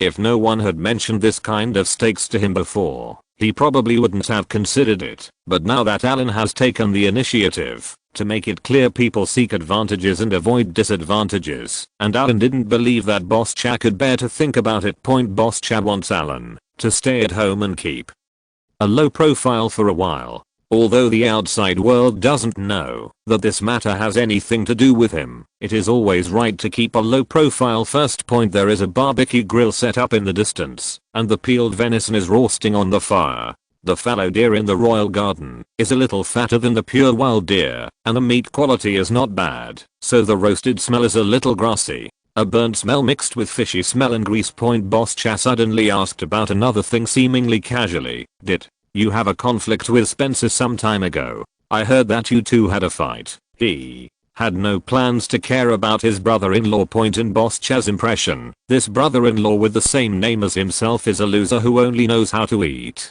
drink and have fun. He can't do anything except hanging out with Alan for a while and traveling to Africa. Although Alan is quite useless at times, Alan is someone who doesn't fall behind at critical moments and can still be used as a top priority, while Spencer is someone who can't be used no matter what time, even if he is. He can eat, drink and have fun, but Boss Cha has no need to use his ability. Some time ago, he accidentally heard that Alan seemed to have called his brother-in-law to his home and beat him up. It's normal for young people to fight and fight. Even William, doesn't he often hit Harry? But this time it is said that Alan struck hard and beat Spencer to the hospital. If it were normal, Diana would probably have made a little fuss because her brother was beaten. But since returning from India, Diana has traveled abroad on her own, and she has not yet heard about Spencer being beaten. I heard it.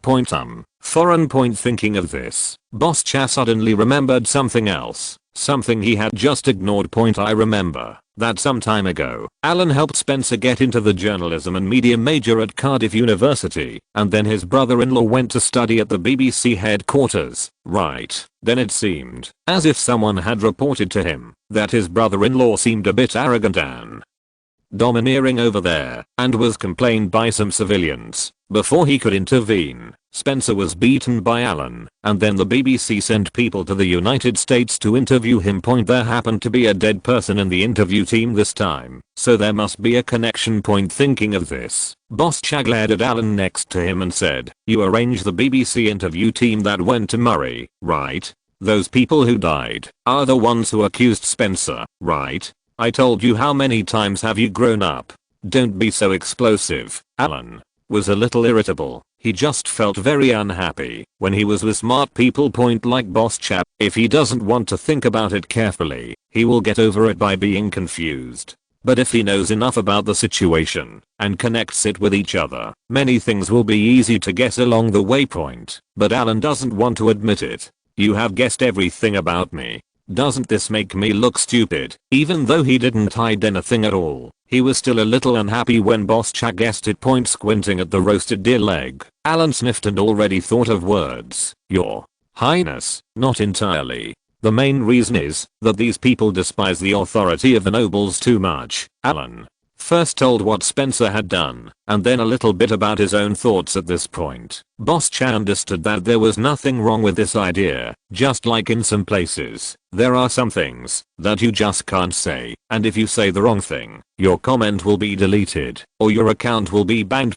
The aristocratic class can do anything internally, but if civilians want to challenge the authority of the aristocracy or stir up trouble within, this kind of behavior is very dangerous. If it is not stopped in time, people will take advantage of it. Your Highness, let them just go with the flow, and their deaths are not meaningless. These people went to the United States to interview, and now they encounter this kind of thing, their death, and the public reaction will be good for us. Alan smiled and found an excuse to check the boss. "Oh, boss." Cha had a somewhat suspicious look on his face, but after hearing Alan's explanation, he suddenly came to his senses. The smile returned to his face. Let's just say Alan can do the job at critical moments. When he said this, Boss Cha understood what he meant. Ordinary people lack the ability to judge the general trend. For example, no matter which country or force it is, there must be good and bad people in it. According to absolute rationality, these people in these places must be treated differently according to different people. But can ordinary people do it? In their impression, most ordinary people have a very vague concept of a region or a place. For example, the current British culture has been infiltrated by American culture. Some hip hop and black culture are popular on the streets, and young people also have a good impression of America. They don't care that the United States has taken away Britain's former hegemony, and they don't care that the United States has taken away many interests that originally belonged to Britain in the world. Is this okay in the long run? When these teenagers are still young, they lack the ability to judge. They only like some novel and exciting things, and they are easily attracted to some foreign cultures and then lead them astray. But if some journalists happen to die in the United States at this time, as soon as the media reports it, it can arouse some public indignation. not to mention the national awakening. At least it can delay the penetration of the United States and the United Kingdom, and make it easier for ordinary people to seeking, what is it like over there? Just like many older generations, all nobles like Alan have always looked down on Americans. After finishing a simple barbecue, Boss stood up, and Alan followed him. The two of them hunted 2 more fallow deer. Today's hunting was a complete success judging from the boss's expression. He should be very satisfied with today's itinerary. Although there were some disappointments during the process, it was generally good. He regarded certain words as complaints and chatted with Alan, which was considered relaxing. It's a lot of pressure off, which helps him a lot. The horse team regrouped and everyone headed back to the manor parking lot. Before leaving, Boss Cha made another uneasy explanation. Just stay in your territory and don't go anywhere, Your Highness. I still have to go to Cardiff to go to school. Alan blinked. He was still a child in school, so why did he act like he was grounded then?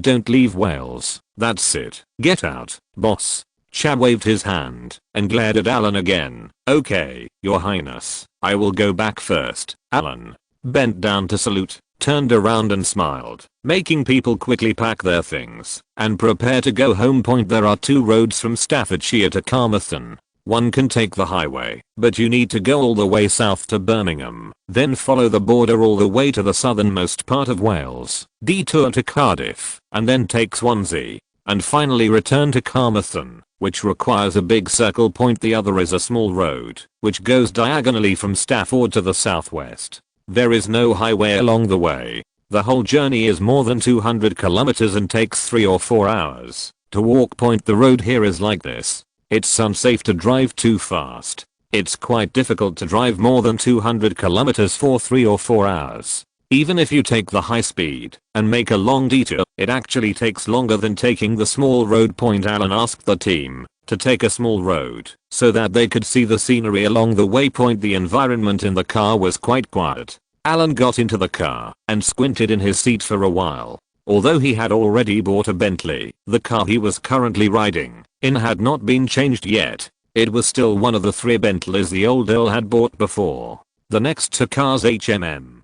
Thinking about it, Bentley's factory should be almost completed, and the electronics factory is also almost completed. In addition, hey, thinking of this, Alan yawned, stretched out his foot, and kicked the passenger seat and said, shit, how is my yacht almost ready? Just when he thought about those 2 factories, Alan suddenly remembered that his big toy was almost ready. Thinking about it, this year is really a harvest year. After struggling for so many years, he finally saw some results. Master, I read the progress report last week. The soft furnishings are currently in progress. The details in some places still need to be improved. In addition, after delivery, our crew will need to trial the sea for about 2 months. The fastest it should arrive you'll be able to get on a yacht in June or July. Oh, it's good. It's good. Alan was inevitably a little excited when he thought that he would see his big toy soon. Over the years, he has long been smoothed by the efficiency here. If someone were to be a Chinese a few decades later, they would probably be driven crazy when they suddenly arrived in Great Britain. It cannot be said that efficiency is low here. It can only be said that except for those big cities in London, the pace of life in other places is really very slow. Wales is the leader among them. Just like his current takeout industry, if a customer orders a meal, he first calls to make a reservation, and then the customer service staff of Blue Knight will order the meal to the restaurant. The meal delivery time alone takes about 10 or 20 minutes, and then the takeaway boy has to go. When the meal is picked up and finally delivered to the customer, it basically takes about 50 to 70 minutes. If the distance is close, the nearly 1 hour wait is considered lightning speed in the eyes of most customers. If I were to be like what I'm used to in future generations, I would place an order on my mobile phone and wait for 10 or 20 minutes for the takeout to be delivered to my door. If it were more, I would only have to wait half an hour at most. What? Another hour to wait? Who can afford to wait more than an hour for takeout? This is the most basic issue of the pace of life. People here have this attitude in everything they do, unless they work overtime point. But even if they work overtime, as long as they are not in particularly difficult economic conditions, they are not willing to work overtime point according to Eastern thinking. If they work overtime and their boss can give them extra money according to the normal overtime pay, then they will be very satisfied. They can work overtime until they die, or until the boss goes bankrupt. But try this instead. Why? Do you work overtime or not? But you can't do it tomorrow. Even if overtime is paid, it is still exploiting employees and a shady boss. Ordinary people here have a perception of work. Work is only a small part of life. Earning money from work is for a better life, not for money and no life. Only work. This is a gap in the underlying concepts. To outsiders who don't understand, this kind of behavior is a lack of progress. Of course you can say that, but people's lives are not that tiring. Otherwise, everyone will work overtime, just for money all day long, and have nothing. So what does that mean? Is that still called alive? Most British people, whether they are from England, Wales, or even Scotland, hate working overtime. After work every day, men usually call their good friends or colleagues with whom they are close, and they meet at the bar, hold wine glasses, and relax together. Let's chat and gossip for a while. Who lost their dog recently? Someone's wife stole someone. The boss changed his car. The royal family checked where the boss went to attend events. Anyway, they just talked about trivial things like Alan's new castle. The construction cycle starts in 3 years. If it is replaced by the infrastructure mania 10 years later, some people may argue that it will be built in 1 or 2 months, but as long as the money is enough, it can be completed in half a year. Once it's built, no one will have any objections, right? But can you say that the British are too lazy? If there is a war or a critical moment, they are in a hurry and can build quickly, but there is no need to do this in normal times. There is no need to rush into anything, and it is not like those late developing emerging countries that need to build a lot of new things. They are catching up with powerful countries and making up for the gap, so they need to work hard. After all, the society here in Great Britain has been solidified, and many things have been developed long ago. It's already built, or it doesn't want to be rebuilt, so the pace of life is relatively slower. Seeing the road sign indicating that he had entered Wales, Alan recalled Boss Cha's instructions. Boss Cha had told him not to leave Wales recently, lest he cause him trouble again. Beauty can't cause you any trouble if I don't go out. Do you underestimate me? Alan squinted and looked out the window. It has been a media feast recently. Plus what Boss Cha told her today is Karami still planning to collect information and compete with Diana. Do you have any room for maneuver on this matter? Although the divorce between Diana and Boss Cha seems to be a foregone conclusion, this does not mean that Alan likes that Karami. He hates this woman extremely. Think about whether she will look at him both horizontally and vertically when she takes office in the future. Dislike, despise. PS. It's not that I typed the name Karami wrong, but the name La and me at the back. Once the order is changed, it can't be typed out. Just like I used Chabos to replace that name, these names cannot be typed directly. Otherwise I'll be cold. Just let us understand. Chapter 347. I can't cause trouble unless I leave Wales. In order to prevent her from showing off in front of him when she gets the upper hand, Alan plans to mess with her first. It's a bit too straightforward to show off one's power, so Boss Cha won't let her touch her. She is Boss Cha's weakness, and Alan still doesn't dare to deliberately provoke Boss Cha. Beauty, if you don't touch her directly, how can you show this shameless old woman some color? Lighting a cigarette, Alan crossed his legs and looked at the scenery outside the window in a daze. I went over everything that Boss Cha said today in my mind. That old woman hasn't divorced yet. She and Boss Cha have a relationship that is equivalent to being lovers, that is, stealing. But even with such a relationship, she still had the confidence to come out and compete with Diana in the ring. The key is that Alan knows very well that Diana has no such means at all, and the news that has been revealed outside is not done by Diana at all. Although she is a bit silly and sweet, she is not evil-minded, but is a bit straightforward, accompanied by a little low emotional intelligence. Sometimes she does things without thinking. Regardless of the situation. Maybe it's a cruel trick played by Karami this time, right? She first broke the news about the recording between her and Boss Chap, and then forced Boss Chap to express his position, and then made the matter public, and then came to light.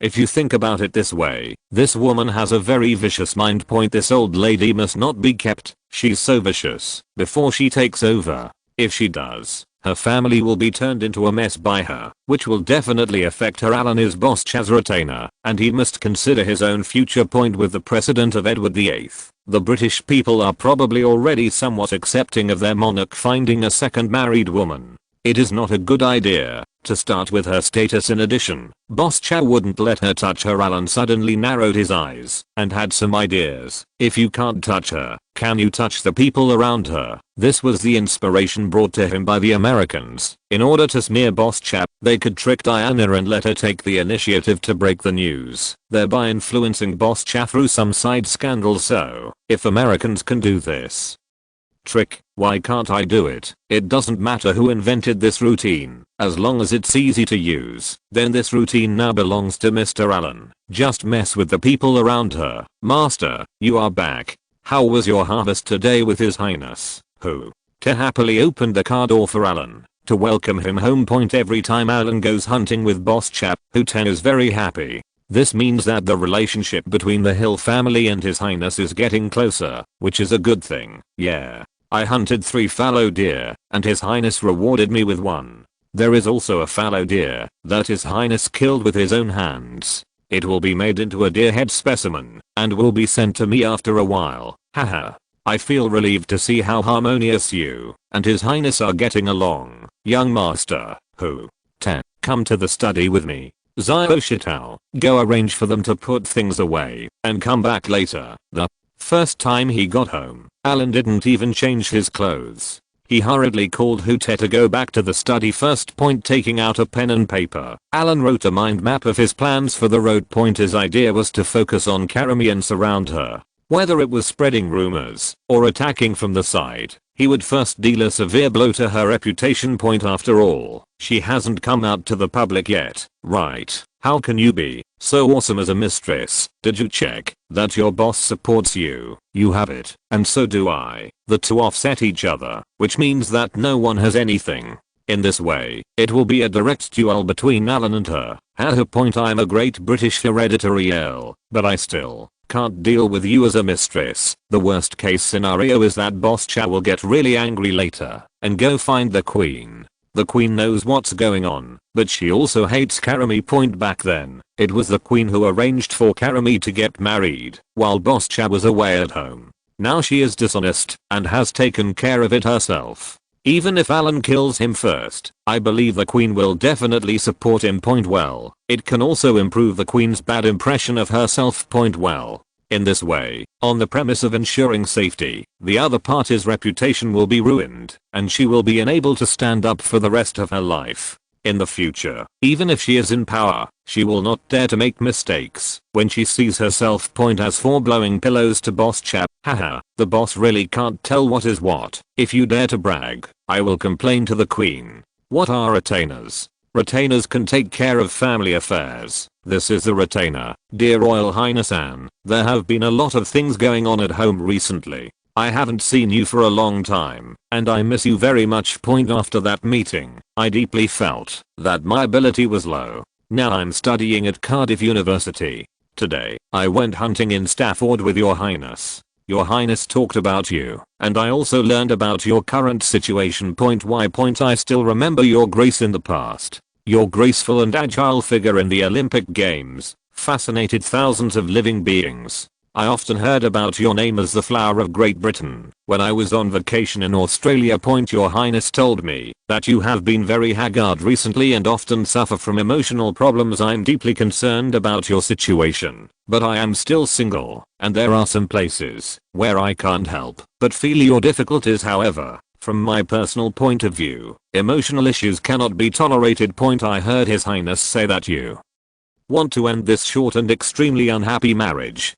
I think Mark Philip, Princess Anne's current husband, is not a good person. As a man, He is lucky enough to marry Princess Yu, the world-renowned flower of Great Britain. Not only does he not know how to cherish it, he actually goes out and messes around. This kind of person does not deserve forgiveness at all. No matter whose fault it is, he must be responsible for this unfortunate marriage point. But now the public opinion of the outside world is very unfavorable to you. Since 1901, no member of the royal family has been divorced for more than 90 years. For the sake of the reputation of the royal family, what have you gained in return for your deliberate patience? Is it Mark's betrayal? Although I'm far away in Wales, I have heard several versions about Mark. Although I can't help you with emotional issues, if you want to vent your anger, just ask. You are checking the boss's most beloved sister. I can still obey your orders, and I will definitely make him look good. Well, I don't know the specifics very clearly.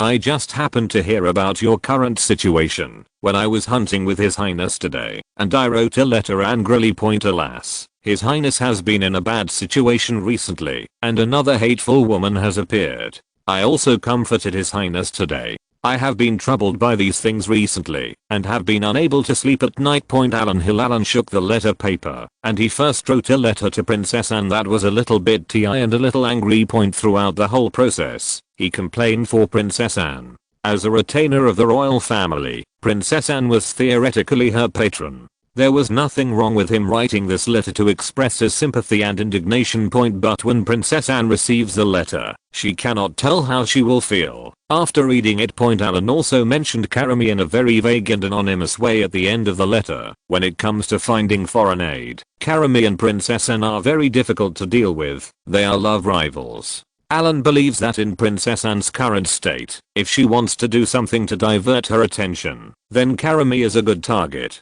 Women can only be more cruel to women. Women understand women better. Not only do I have to target Karami, I also have to find something for her to do to distract her energy. Princess Anne is a very good candidate, very important. If it were Diana alone, tut. In terms of means, Diana was no match for Karami. After writing the letter, Alan raised his head, glanced at Ute and said, "Do you know the grandson of the 6th Earl of Macclesfield?"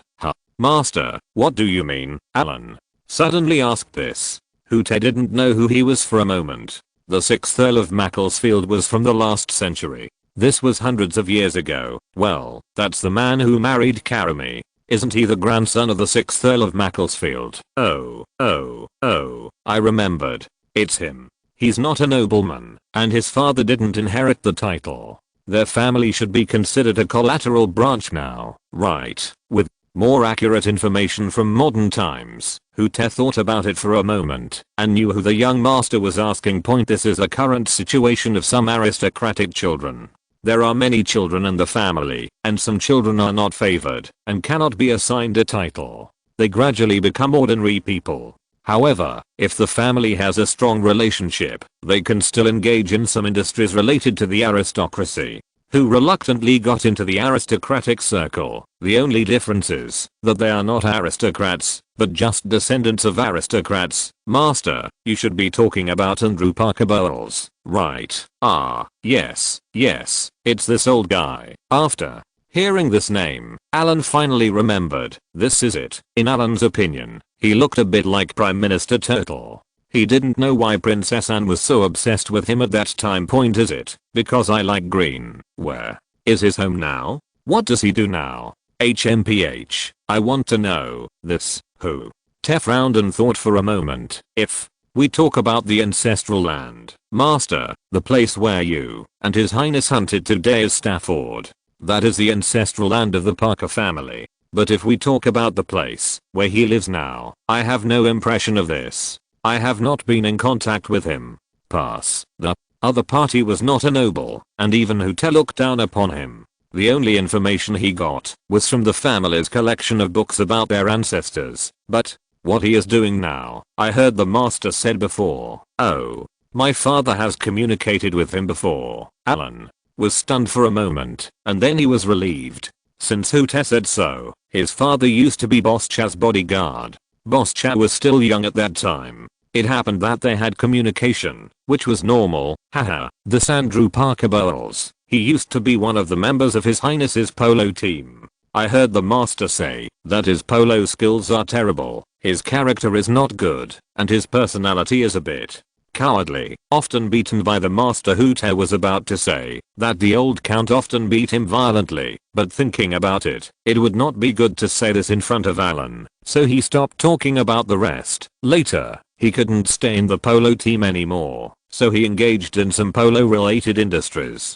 At first, he seemed to sell some harnesses, clubs and the like. Later, he relied on his highness's relationship and gradually got to know many nobles. It's developed, and I heard that it even has its own racecourse, which specializes in training and selling polo horses. Oh, after listening to Hooter's story, Alan completely understood this relationship point. Damn it, no wonder this guy cheated on his own wife, and didn't even dare to fart. Point, you used to be a fucking coward, a little follower who followed the noble master, and you were the kind of commoner who could step on anyone. Do you dare to speak out when a noble master plays with your wife like this? What's more, this nobleman is so big that he doesn't even dare to do it. Point, this Andrew Parker Bowles not only looks like the Prime Minister Turtle, but also has a personality like the Prime Minister Turtle. This is the standard turtle man. How disgusting. Such a person can only make a fortune by kneeling and licking noble masters, and now he is so eaten by Karami that he doesn't even dare to fart if his wife cheats on him. What's the point of living? How can we expect such a person to stand up and speak out? Alan scratched his hair with a headache. Dong. Dong dong, there were 3 knocks on the door. After getting Alan's answer, Xiao Shitao pushed the door open and came in. After seeing Alan and Hooter, Xiao Shitao was so honest that he didn't even dare to sit down and stood directly behind Hooter. This letter is for Princess Anne. Once you seal it, go and deliver it to the princess now. Hurry. Alan looked at Little Stone, handed him the letter first, and asked him to deliver the letter himself. Point, for such a relatively private letter, you still need to find a reliable person to send it to. Point, after Xiao Shitao got the letter, he put it in an envelope and sealed it with wax in front of Alan, and then he took the letter and went out. Master, what are you doing? Hooter was a little confused about what was going on. Since returning home, the young master has been inquiring about things and writing letters to Her Royal Highness Anne. What is he doing? He was in a fog, didn't understand the inside story, and couldn't easily judge the situation. Point, Alan thought for a while, and he was not afraid to tell Hooter about this kind of thing. Maybe Hooter could help him with his advice. Point, he simply recounted the matter about checking the boss and his own thoughts to Hooter. What? Has the situation deteriorated to this extent? Hooter looked shocked after listening to Alan's retelling and speculation about the future. Point, he is a member of the aristocracy, and he only watches news reports from the outside world for fun, but he will not take the initiative to inquire about these things. Now that Alan has said it himself, this credibility is real. I used to think that the situation was exaggerated by the outside world, but I didn't expect that it had reached the point of divorce. Point, the divorce of the royal family, especially the divorce of the boss, is not as simple as applying for a divorce certificate and changing a wife. Point, the forces around him, interpersonal relationships, people's opinions of him, and even the position of his successor, etc. Many problems will come one after another, which is very troublesome. Don't think so much. I want to touch Andrew Parker Bowles now. Do you have any good suggestions? PS. Tomorrow. No, it's today. I'm asking for a day off. I won't update this evening. My back hurts. My schedule has been irregular recently, and my energy is very low. I want to adjust my status and take a day off. I hope you will approve it. Chapter 348, Secret Talk. Touch him. Frowned. What good would it do to Alan to touch Andrew Parker Bowles? He didn't think that deeply for a moment. Point, theoretically speaking, Princess Diana and the Hill family are related. This is an established fact. The young master has also said it in TV interviews before. This is a piece of trivia that everyone in the UK knows, and that Karami is now about to play the trick of taking the position of the mistress. If things really go according to what the young master speculated, then the princess will definitely divorce His Highness in 1 or 2 years, or 3 or 4 years in the long term. When Karami takes over, with her character you will definitely be wary of the young master, or even more hostile. There is no other reason than the fact that the young master and Princess Diana are relatives. Don't expect that Karami to distinguish between public and private matters, and don't place your hopes on her being generous, or treating the situation the wrong way. Since she can be a mistress, she can also take the initiative, and stand up regardless of shame. Such a person's character is not good in the first place. It is inevitable that the young master and the other party will become enemies, and now the young master wants to touch her current husband. This logic makes Hoot a little confused. Does this count as alerting the enemy and exposing hostility in advance? This is a big taboo in the confrontation between nobles. Although the other party is not a noble, but he has a special status. After thinking for a long time, Hoot simply asked directly, "Master, can you tell me the reason why you want to touch him, or the purpose you want to achieve?" Hoot is a relatively mature person who maintains stability. For him, when asked to do something, the first thing he has to consider is not how beautifully something should be done, but how to do it stably. In order to achieve a goal, he will not consider the process, only the process. Will consider the results first. He inquired about the results Alan needed, and then from the perspective of the results, he reversed the process. In this process, he avoided most of the risky actions, and accomplished the thing at the minimum cost, regardless of the ugly means. Start by completing your goals. This will lead to the fact that no matter what the process is, he will even arrange multiple processes. Even if there are some mistakes in the middle, the final set goal will be achieved with a high probability. This is stability. To do anything, you need a premise, which is what kind of result you want to achieve. No matter how grand the strategy is, as long as you work backwards from the results, you can design many processes that can achieve the desired results. Just like Alan's remote control of the riots in the United States some time ago. It seemed like he didn't get any benefits, but was Lee Zarin personally involved in this complete plan?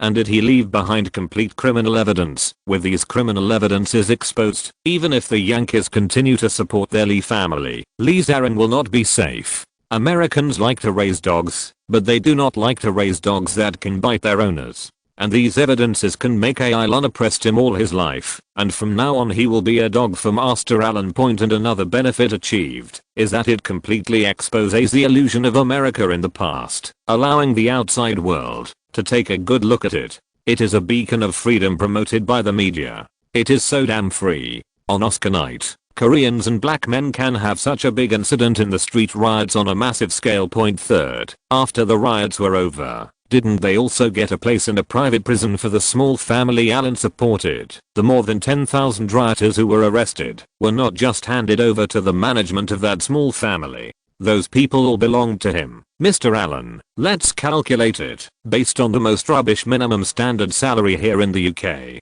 One person's salary is £500 a month.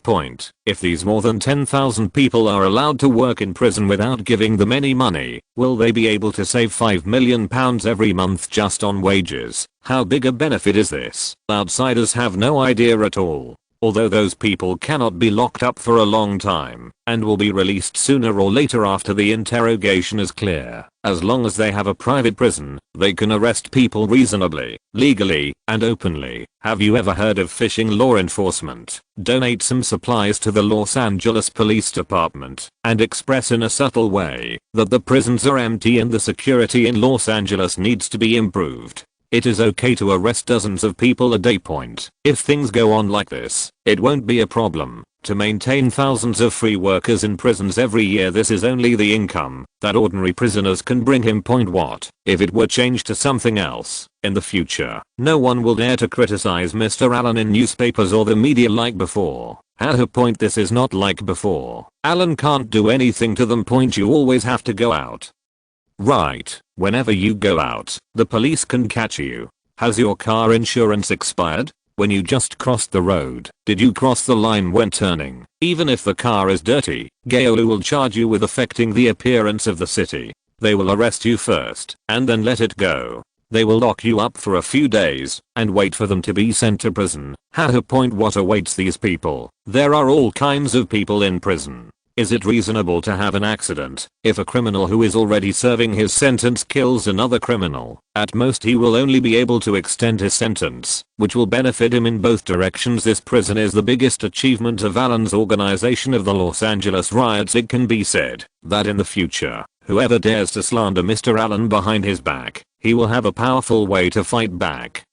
And the little black guy will die. This is much safer than before, when he sent bodyguards to commit crimes across borders. It is also legal, and it will appear more secretive. Point Besides, after Allen finished this matter, he told Boss Cha the complete facts. Now, depending on the situation, Boss Cha will definitely tell the Queen. In this way, Allen will give the Queen the illusion of actively giving her the clue. Point My son's retainers have done such a big thing outside, and how can they tell them honestly? What does this mean? In addition to venting his anger on his son, other things are like a puppy taking the initiative to lie on the ground and exposing its belly to the big dog when facing it. This is a sign of weakness and submission. Not only did he demonstrate Allen's ability to organize trouble remotely, but he also took the initiative to hand over the clues. This just proves that he, Allen Hill, is dedicated to the Empire, is loyal, and is not afraid of being betrayed by his superiors.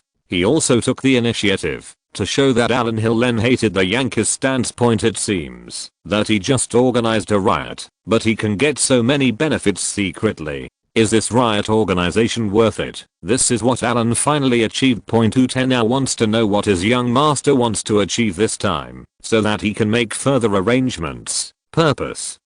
Allen sneered. Master, what I mean is, do you want to attack the other party industrially, or from other aspects? Who?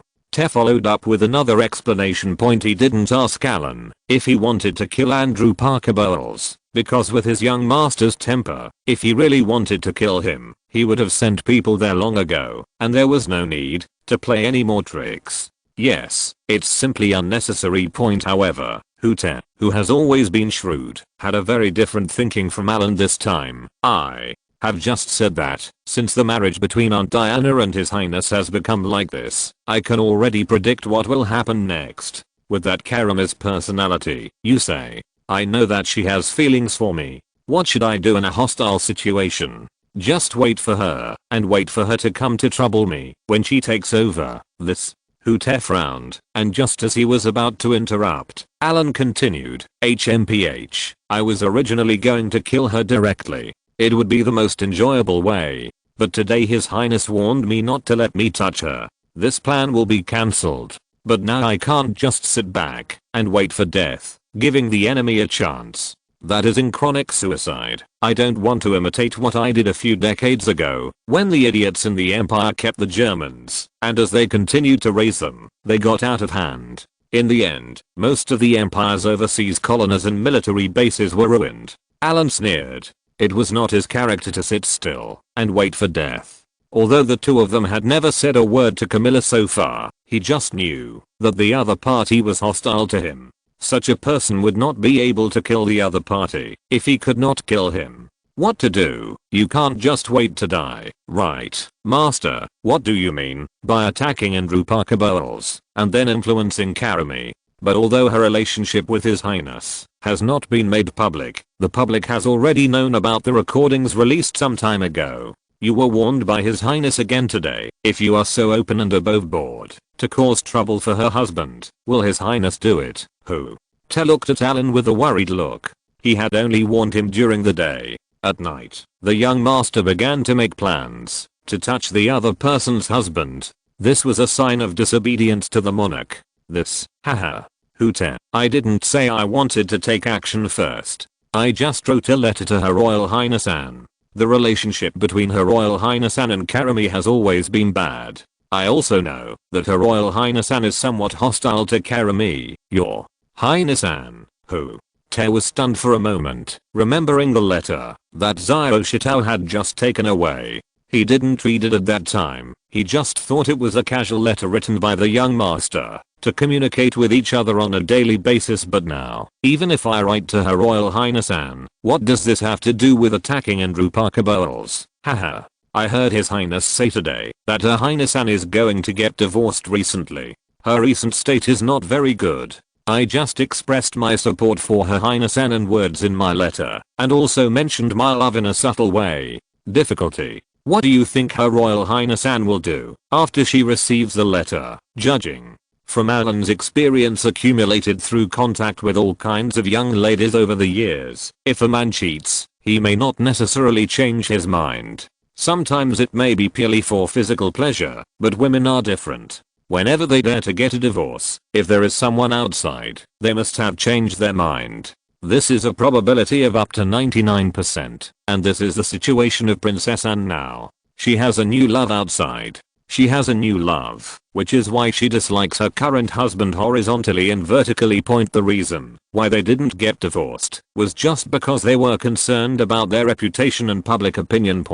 But Alan's way of supporting her without any thought will give her infinite confidence, because it is impossible for everyone in the royal family to express their support for Princess Anne's divorce so straightforwardly. Members of the royal family must maintain the most basic moral character. It is impossible for them to support the divorce of the princess when she cheats on her. This is immoral. If word spreads, it will affect the image and reputation of the royal family, but Alan is different. He has made it very clear in his letter. First, he is still young and is attending university in Cardiff. This sentence may seem useless, but it can prove from the side that he is still a child. Second, Alan also made it clear that he has never been married, does not have rich relationship experience, and does not understand the inside story of this matter, but he just has no brains to support the princess with these two words as a basis. Even if this letter is exposed, the outside world will at most say that Alan did not help some relatives without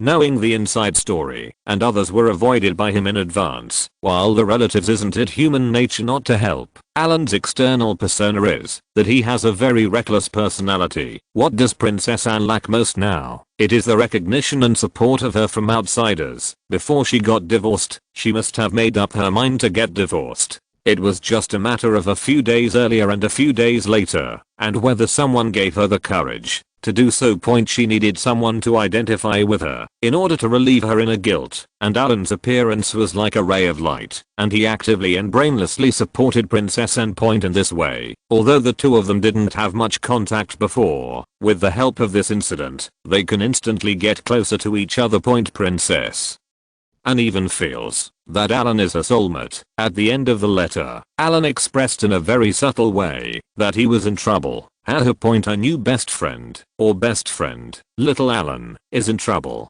With Princess Anne's character, the protagonist of this trouble happens to be the one she hates so much, Jeremy, who theoretically stole her ex-boyfriend.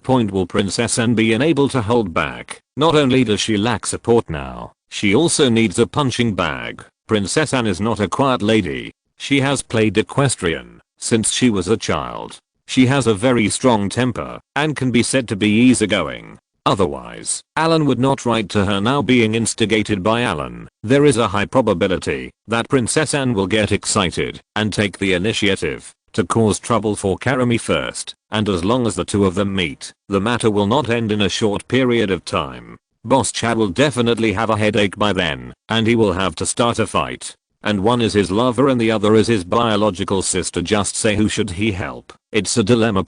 As long as Princess Anne takes action first, Alan will have a chance. He is Princess Anne's good friend. He must be on the same side as the princess and help Princess Anne. Is this reasonable? Let's deal with Jeremy together. But now Boss Cha has warned Alan not to let him touch Jeremy, so Alan pretended that he had no choice but to turn against Jeremy's husband. Is this reasonable? Again, even if the boss is checked by then, he won't be able to find any fault, so he probably won't be able to focus on Alan's side, who listened to Alan's retelling for a long time, and cold sweat came down on his face. Is this a plot against Princess Anne?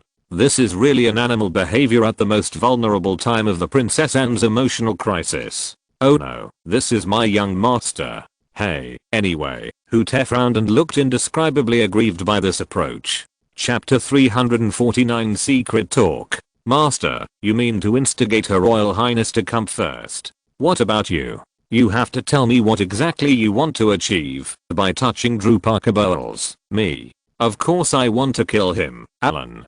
curled his lips, and looked at Hut with a sinister expression. Huh? Kill him? This Hooter was a little confused and went around in a big circle just to kill him. Do you need to go to such trouble, or is there something I don't understand? Hahaha. Since I can't kill Karami directly, I want to reduce her threat to the minimum. I want her to lose all reputation and all credibility. I want her impression in the hearts of the outside world to become as bad as possible. Alan made a fist with his right hand and lightly hit it on the desk. There was still one thing in my heart that I didn't dare to say to Hooter. It would be better if her reputation could be so bad that Boss Cha would no longer want her, but these all require him to operate well. Pointing to his nose. Alan's voice seemed a little floaty. Who? You just said that now the outside world, even ordinary people, know the relationship between Karami and His Highness, but His Highness has not come forward to admit it. As long as His Highness does not admit it personally, it means there is no such thing. Squinting, Alan's eyes became colder and colder. If His Highness does not recognize her, I can pretend that I don't know. As His Highness is captain of the bodyguard, when I know that a slutty woman with a bad character and extremely bad character takes the initiative to seduce His Highness, I will treat it as the captain of the bodyguard of His Highness. As you are, can you take the initiative to step forward and take care of it? This who? Looked at Alan. According to this logic, he really had to take care of it, and as a young master, it was only natural that he would step in to take care of it. Someone wants to frame His Highness, or even affect His Highness' reputation. In such a situation, shouldn't the Chief of Guards take care of it, no matter whether you two are in love, or who seduced the other first? As long as His Highness does not admit it personally in front of the media, the fact will be determined to be that the old woman took the initiative to seduce His Highness in an attempt to stain His Highness's reputation and use His Excellence's outstanding figure.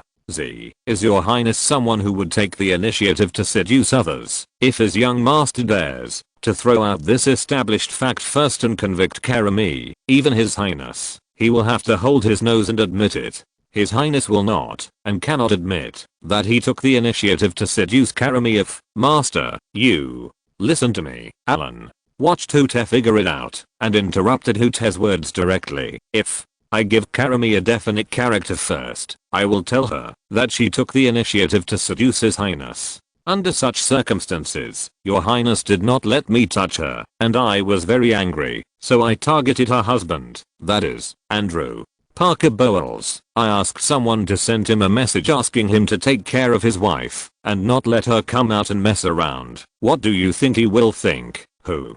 Thought about Andrew for a moment. He was so cowardly that he never made this matter public before. No matter how much the nobles laughed at him, he would just endure it. Anyway, he made money, even if his wife was played by His Highness. Well, as long as he can still make money, he can go out and keep another woman. But now, if the young master directly writes a letter and reprimands him face to face, or it is such an insulting reprimand, asking him to take care of his wife and stop messing around, I think most men will not be able to bear this. Indaying, after a woman marries a man, she must add her husband's surname after her name. Don't talk about equality between men and women. When a British woman marries her husband, she has to take her husband's surname. Ellen directly reprimanded her husband and asked her husband to take care of her and stop messing around. This is reasonable and very disgusting, and there's nothing wrong with it. Master, what if Andrew endures it? What if he just doesn't respond? Who? Thought of Andrew's character and his personality. It was really possible that he could bear it. Anyway, he had endured it for so many years. His identity as a young master was here, and he couldn't afford to offend him. What should he do if he couldn't bear it?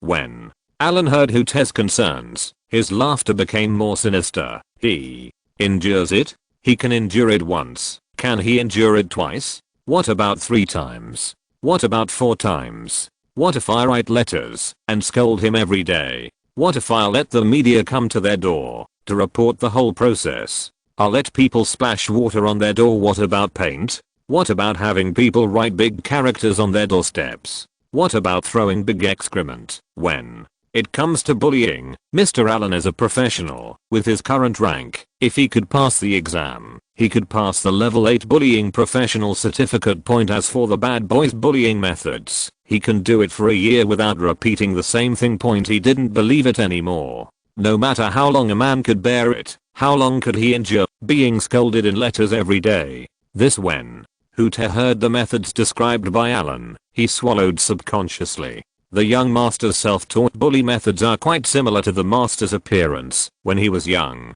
The title of the Welsh bully is indeed well deserved. When it comes to doing serious things, the young master may be lacking, but when it comes to bullying, there are dozens of notebooks and diaries in the library at home that you can refer to and study. The Hill family has a long history in this area. Master, are you simply insulting him by doing this? No, no, no. Hut, think about it. Keremy always has to live with her husband, right? I bully her husband, and theoretically, she can see her every day, right? Yes, that's right. Hut nodded, but he had overlooked this point. The two of them are still living together. If the young master sends someone with a letter every day to find trouble with Andrew, Keremy will definitely watch the whole process. Is the young master planning to scare the monkeys? Hooter felt that he had a little understanding of the young master's plan. Hey, by the way, I bully her husband, and she can also watch from the side. Tell me, if she watches her husband being bullied by me, will she be angry, and will she want to take care of it?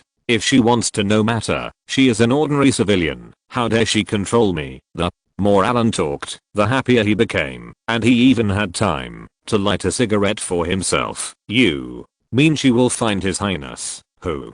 Tess saw Allen pick up the cigarette, quickly picked up the lighter on the table, helped Allen light the fire, and said softly, by the way, haha, I don't know if she can find His Highness. If she doesn't, I will arrange for someone to say in the media that she turns a blind eye to her husband being bullied every day. Isn't such a person vicious? If she dares looking for His Highness, doesn't this confirm the fact that she took the initiative to seduce His Highness? Do you think His Highness will come forward when the time comes? HMPH. There are two ways, and she will die, no matter which way she goes. Who?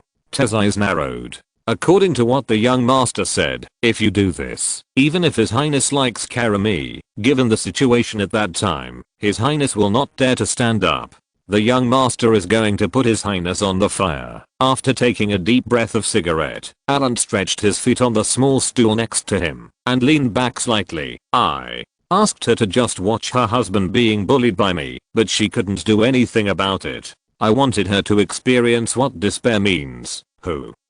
Tell me, under such circumstances, I send people to Andrew's door every day to scold him. How long can he endure it? Seeing his young master acting like a bad boy, Hooter had a toothache. Point. If you really do this, there is a limit to a person's patience. If an honest person has been bullied for a long time, he will explode sooner or later. Not to mention, being scolded in front of the door every day. Can he endure it for a week? Or half a month? Anyway, Hooter didn't dare to think about it anymore. As for changing places to live, it was too childish. Any escape would be equivalent to acquiescence, and with the young master's methods, would it be useful for them to change places? Even if they go abroad, they can't escape the young master's entanglement. Point. With the young master's character, if this matter goes on for several days, it will definitely cause a fuss. By then, the reputation of this pair of bad guys will be bad in the streets of Great Britain. Hey. Thinking of this, Hooter suddenly realized that this is what the young master said about ruining the opponent's reputation.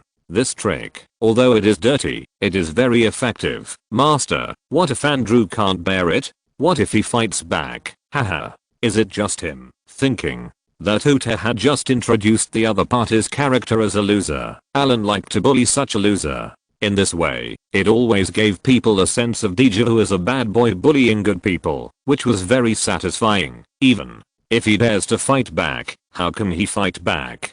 Does he dare to scold me? At this point, Allen's eyes suddenly changed. He looked at Hooter with a half smile and said, I'm just waiting for him to scold me, or even say something outrageous. As long as he dares to scold me, when his brain gets hot, I will. There is a legitimate reason to kill him. If a pariah dares to openly insult a noble, he deserves to die. Who? Tess suddenly woke up. It turned out to be like this: first bully the other party, and then continue to bully the other party with greater intensity, and then push the other party to the edge. When the other party can't help it, and loses their mind, if the other party utters arrogant words to the young master, haha, that Andrew is just a descendant of a noble, but he is not a noble himself. He is just an uncommon commoner who is very popular in the circle of nobles. It's interesting for a commoner to dare to insult a nobleman. If he meets a generous nobleman, he might just laugh it off. They won't know anything about such a lowly person.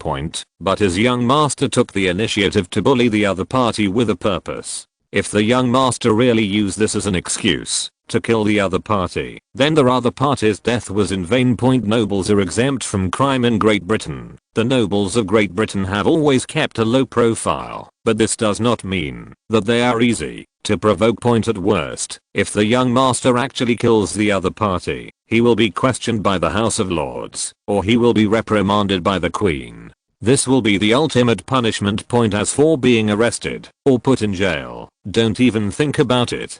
How can a majestic hereditary earl be put in jail just because he killed a civilian or insulted his civilian first? There is no such precedent in Great Britain since ancient times. It's just that the young master's insistence on bringing everything to light is a bit like killing the enemy by 1000 and damaging himself by 800. Is it worth it? Hooter raised his head and did not express his doubts, but just looked into Alan's eyes. Alan understood what Huth meant and what he was worried about. Do you think this is damaging to my reputation? Yes, master. Then, have you ever thought about it? I actually want Karami to watch how I bully her husband step by step, and then, at this point, Alan took another puff of cigarette and said with a sinister look on his face, then, I just want to kill her husband in front of her with my own hands. I want her to remember this for the rest of her life.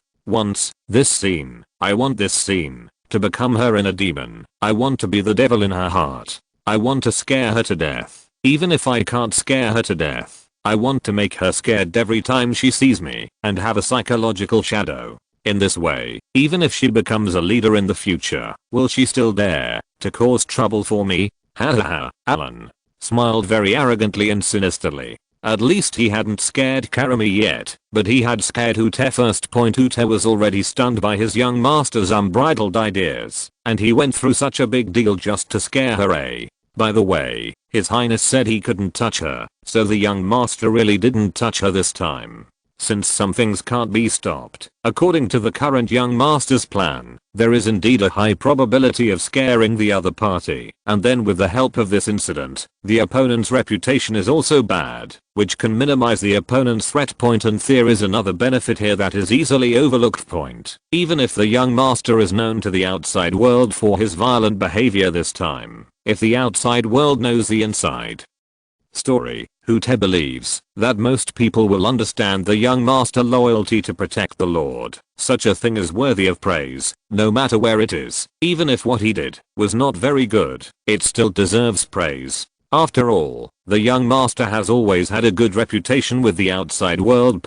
In order to suppress those who slander His Highness, as His Highness is captain of the bodyguard, what's wrong with killing someone in a desperate situation? Doesn't this just represent my young master's loyalty to His Highness? And as long as the young master makes the conflict between him and Karami public, after Karami comes to power, she can talk about what happened this time whenever she dares to cause trouble for the young master. All the things she plans to do against the young master can be blamed on the other party wanting to avenge private revenge. This will make the other party have nothing to say to their young master. Whenever you dare to trouble me, you just want to avenge your former husband, as long as such a thing is mentioned. If it is mentioned too much, will there be a gap between His Highness and Camilla? No one can tell. The young master's plan may seem unreliable, but as long as it is completed, the rewards will be great. At least it will directly eliminate one of the biggest threats to the family in the future. In Great Britain, you can make money again if you run out of money, but if something goes wrong with the family itself, no amount of money will be of any use.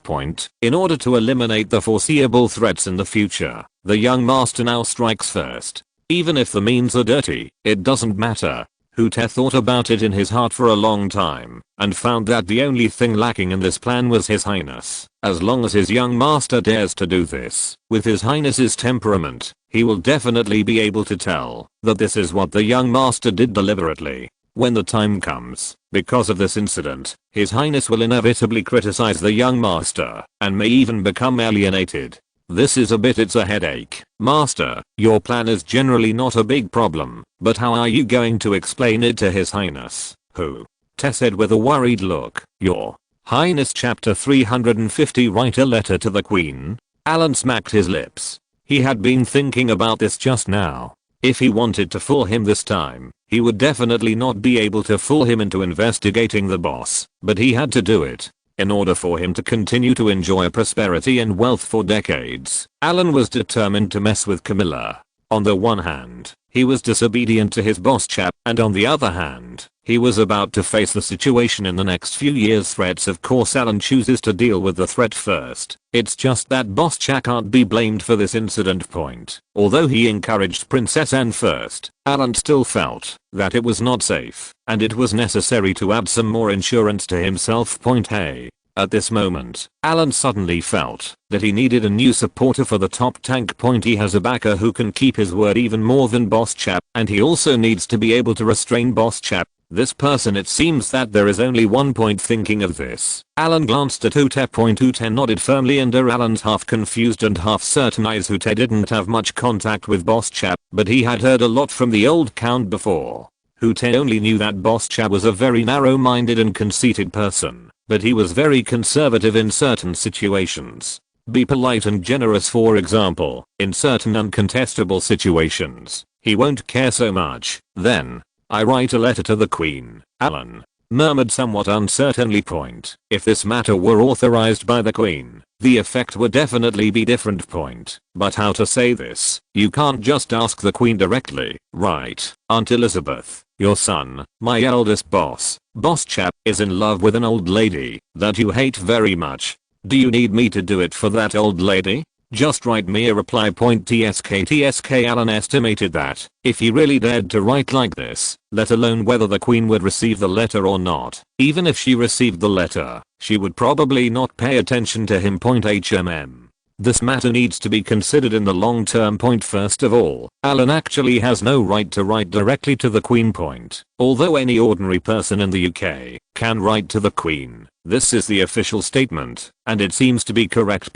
But Alan is not an ordinary citizen. He was not qualified to leapfrog the hierarchy and write directly to the queen. Moreover, even if ordinary people write letters to the queen, they must first be screened by the Queen's secretary to see if there is any poison on the envelope or in the letter, or if they are trying to assassinate the Queen through other weird methods. After confirming that the envelope is safe, you still need to read the contents of the letter. If it is a mess, there is no need to reply to the letter every year. There are countless letters written to the Queen from all over the world. Among them, only a few are lucky enough to receive a reply from the Queen. It is not clear whether it is a reply from the Queen's secretary or a reply from the Queen herself. If Ellen wanted to write to the Queen, she would have to find a very valid reason. For example, hey, Hute, do you think I can take advantage of Her Majesty's birthday to write a letter to Her Majesty? Who? Tez's eyes lit up, and he felt that this excuse was feasible. The following minister wrote a letter to the Queen on her birthday. This is indeed an excuse. But can the Queen read this letter? It's hard to say. Alan quickly stood up and picked up the special letter paper from the bookshelf. The gold pattern stationery has an abstract hill family crest engraved on it. After taking out the pen again and getting everything ready, Alan looked at the letter in a daze. The Governor AI in Wales now have to pay a memorial to Lord Buddha in Buckingham Palace in Old London, but how should I write this memorial? Raising his head under Hute's expectant eyes, Alan asked a little embarrassedly, how should I write a letter to His Majesty in this format? Hute was also a little surprised by Alan's question. But Hute was indeed questioned. The old Earl had never written a letter to the Queen before, and Hute had never been exposed to this aspect. He had only read the reprimand letter written by the Queen to the old Earl back then. Because the old Earl violently beat Viscount Fox, the Queen wrote a letter to reprimand and banned the old Earl from home for a period of time. Then there is no more as for how to write a letter to that person. You can't just start it with "Hello, Your Majesty the Queen," like ordinary people do. Right, Master, I don't know either. Then why don't you go check it out? Go to the library and check it out. I don't believe my family hasn't written to it before. Go look through the information and bring it to me. Alan's eyes widened. It didn't matter if he didn't know it, but Hootet didn't. He had every excuse to get angry and signaled Hootet to go check it out quickly. When Hootet stood up and just walked to the door, Alan stopped Hootet again and said, "Look at the editor in the editorial department. Her name is Rowling. See if she is there. If she is still there, ask her to come over." "Yes, I understand, young master." Hut nodded, turned around and closed the door. The study fell into silence again. Alan looked at the empty letter and scratched his head. In fact, he had a more ruthless move, but he didn't dare to use it. The main reason is that this move always gives him the feeling of hitting mosquitoes with a cannon. Moreover, this move takes too long to prepare and involves many other aspects. It is simply not something he can do with just one shot of his head. For example, in ancient China, if you wanted to harm someone, in addition to spreading rumors, there were two other well-known ways. One was fortune telling. In theory, this thing is very popular in Great Britain. This does not mean that fortune telling is also practiced here, but that many people in Great Britain are also generally superstitious, and they believe in these metaphysics. For example, there is a market for things like horoscopes, tarot cards, and witchcraft. However, in this regard, there are not many celebrities now, and they are not as lethal as in ancient China, where a certain master would look at someone's face, touch his hand bones, and say that this person has the appearance of an emperor. Apart from this method, the only thing left is auspiciousness. For example, a stone tablet is dug out somewhere, and it records a name or someone's deeds, which is very similar to a current person. This is even more lethal. This trick can also be used in dating, but it is more troublesome to use it. If this kind of thing is too early, it will not be convincing. You can't just bury last week's stone monument and dig it out again, right? Everyone takes a look at the English on it. Good guys. The brand new stone tablet says that Elizabeth died at Calamy. Isn't this a joke? A discerning person will know at a glance that he is looking for trouble. But if you want to create something older, in Great Britain, ancient English and current English are not the same thing. It would be better if it were changed to the Chinese country. Whether it is official script or small seal script, at least it has been passed down, and future generations can understand it. But in English, if you take out an English record from 700 or 800 years ago, not even 500 or 600 years ago, you will not know many people in Britain today, and many English words have evolved differently. If this thing is not recorded in ancient English, it will appear very unreal. If it is recorded in modern English, it will be very false. Therefore, this move requires a lot of prerequisite preparation. After thinking about it for a while, Alan decided to take advantage of the Queen's birthday to write a birthday letter to the Queen first. The wording should be a little more rigorous and add a bit of his own style. What blessings are like the Atlantic Ocean and the Chubby Alps? Let me tell the Queen about it first, and then I will briefly mention my thoughts in a subtle way. Well, this is the safest way at present. Dang come in. Without even raising his head, Alan first wrote down some flattering and beautiful words that he was familiar with on the draft, then directly translated them from Chinese to English, and then slightly beautified them. Such words and phrases are not used by many people in dating at present, so they will appear very high-end. "Boss, are you looking for me?" When Eight heard this voice, he raised his head slightly and looked at Rowling. He was startled.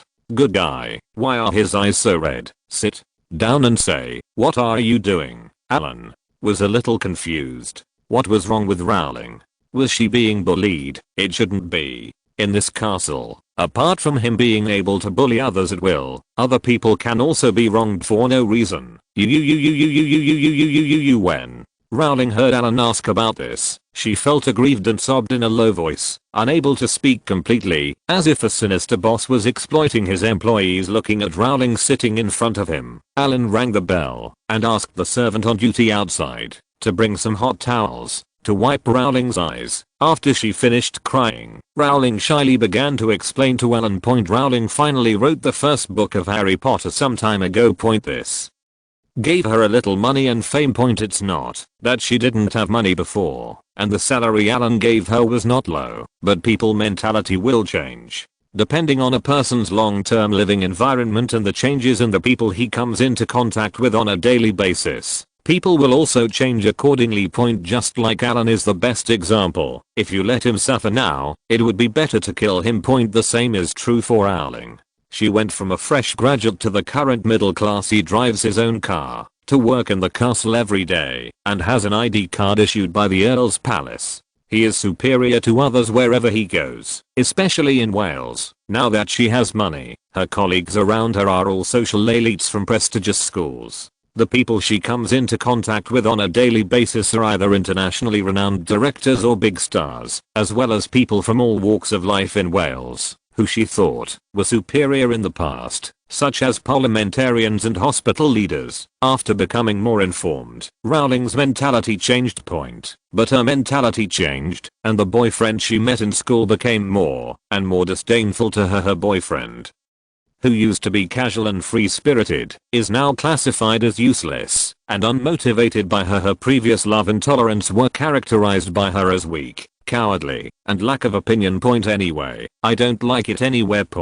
And if things go on like this, the two of them can't get along. The two of them, who were about to get married, suddenly fell into a cold war. On Valentine's Day in February, they had agreed to go on vacation together, but they didn't bother. Some time ago, the two people, who had been in a cold war for more than a month, officially broke up with Rowling a few days ago. She felt that her current boyfriend was no longer good enough for her. Although her boyfriend was very angry, and although her boyfriend knew where she worked, he didn't dare to come here to cause trouble for Llewellyn. He didn't even dare to say a harsh word, so he just showed his incompetence and rage. However, even though it had been a few days since they broke up, Llewellyn suddenly felt sad today. What made her sad was not that they broke up, but that her boyfriend had found a new love in recent days. This was something she couldn't accept. In her opinion, it was a good thing she broke up early, otherwise she would have been the one being cheated on. Alan blinked. What kind of bullshit logic is this? You broke up, and he found a new partner. Isn't this very reasonable? Can't I find a new partner after breaking up? But after all, Llewellyn is one of our own, so there is no point in quarreling with her over such a trivial matter. Falling in love will only affect your work. If you are in love, you should write scripts and novels well. Falling in love will lead to a dead end. Writing novels is the right way. In the future, you will become more famous and make more money. Isn't it better than your ex-boyfriend to hire a few male models? Rowling, who was still crying, was a little confused when she heard Alan's words of comfort. She's just charming, but her personality is not that open-minded. As for how many male models she will hire in the future, it's exciting to think about it. Okay, I'll give you a task, and you will. Alan touched his chin and suddenly his eyes lit up. Rowling's current mental state was not bad, and it was more suitable for his mission. Just write a few short essays with the mentality of being cheated on. Write about a woman who cheated on a man. Write about how the man was humiliated, how he endured the humiliation, how he endured it shamelessly. It's best to be emotionally delicate, and don't be too arrogant. There are many specific events, but it must have a sense of picture. Do you understand? Rowling stared at Alan blankly, not even thinking about crying. What the hell was her boss asking for when she gave her this task? There should be no specific events, but a sense of the scene. Isn't this just pure fiction? More psychological activities should be described to give a sense of immersion. The key is to describe them from a man's perspective. Isn't this too embarrassing, boss? Rowling was about to say something about how difficult this job was and knew that Alan wouldn't give her a chance at all. Within half a month, write at least 5 short essays, no more than 1,000 words. 5 or 600 words will do. The kind that can be easily published in newspapers. After you finish, I will give you half a month's vacation to go to Gambia. Play whatever you want, and all expenses will be reimbursed to you. Boss, I can definitely finish it. Rowling's words changed instantly as Alan's reward conditions were announced. I had long heard that the Gambia was a paradise for rich women. Although there seemed to be some scattered complaints recently, the impression in the past was deeply ingrained. Rowling Lynn also wanted to go and have a long experience to see if the little black stick was as indestructible as the legend said. Okay, let's go. Alan waved his hand and asked Rowling to go down first. Point to get that, Andrew. A short composition is essential, but Alan doesn't have time to write this kind of thing himself, so this kind of work is left to his screenwriters. A female screenwriter with a background in writing romance novels took it upon herself to write a short composition, and I asked you if you are afraid. When Alan was preparing for the battle with the mistress, it was in mid-April in China, and Shanghai. A press conference with a high lineup and high standards was officially held at 10 o'clock in the morning. A red banner hangs on the rostrum, warmly celebrating the establishment of sister city relationship between Wales Carmarthenshire and our city. The first phase of the Carmarthenshire Shanghai investment plan was officially launched, and a special medical research group was established. End of this chapter. Thank you very much for reaching the end. Don't forget to like. Looking for more exclusive content and immediate access? Subscribe to our Patreon. Remember, every like, subscription, or donation encourages us to continue. Thanks to everyone. See you in the next video.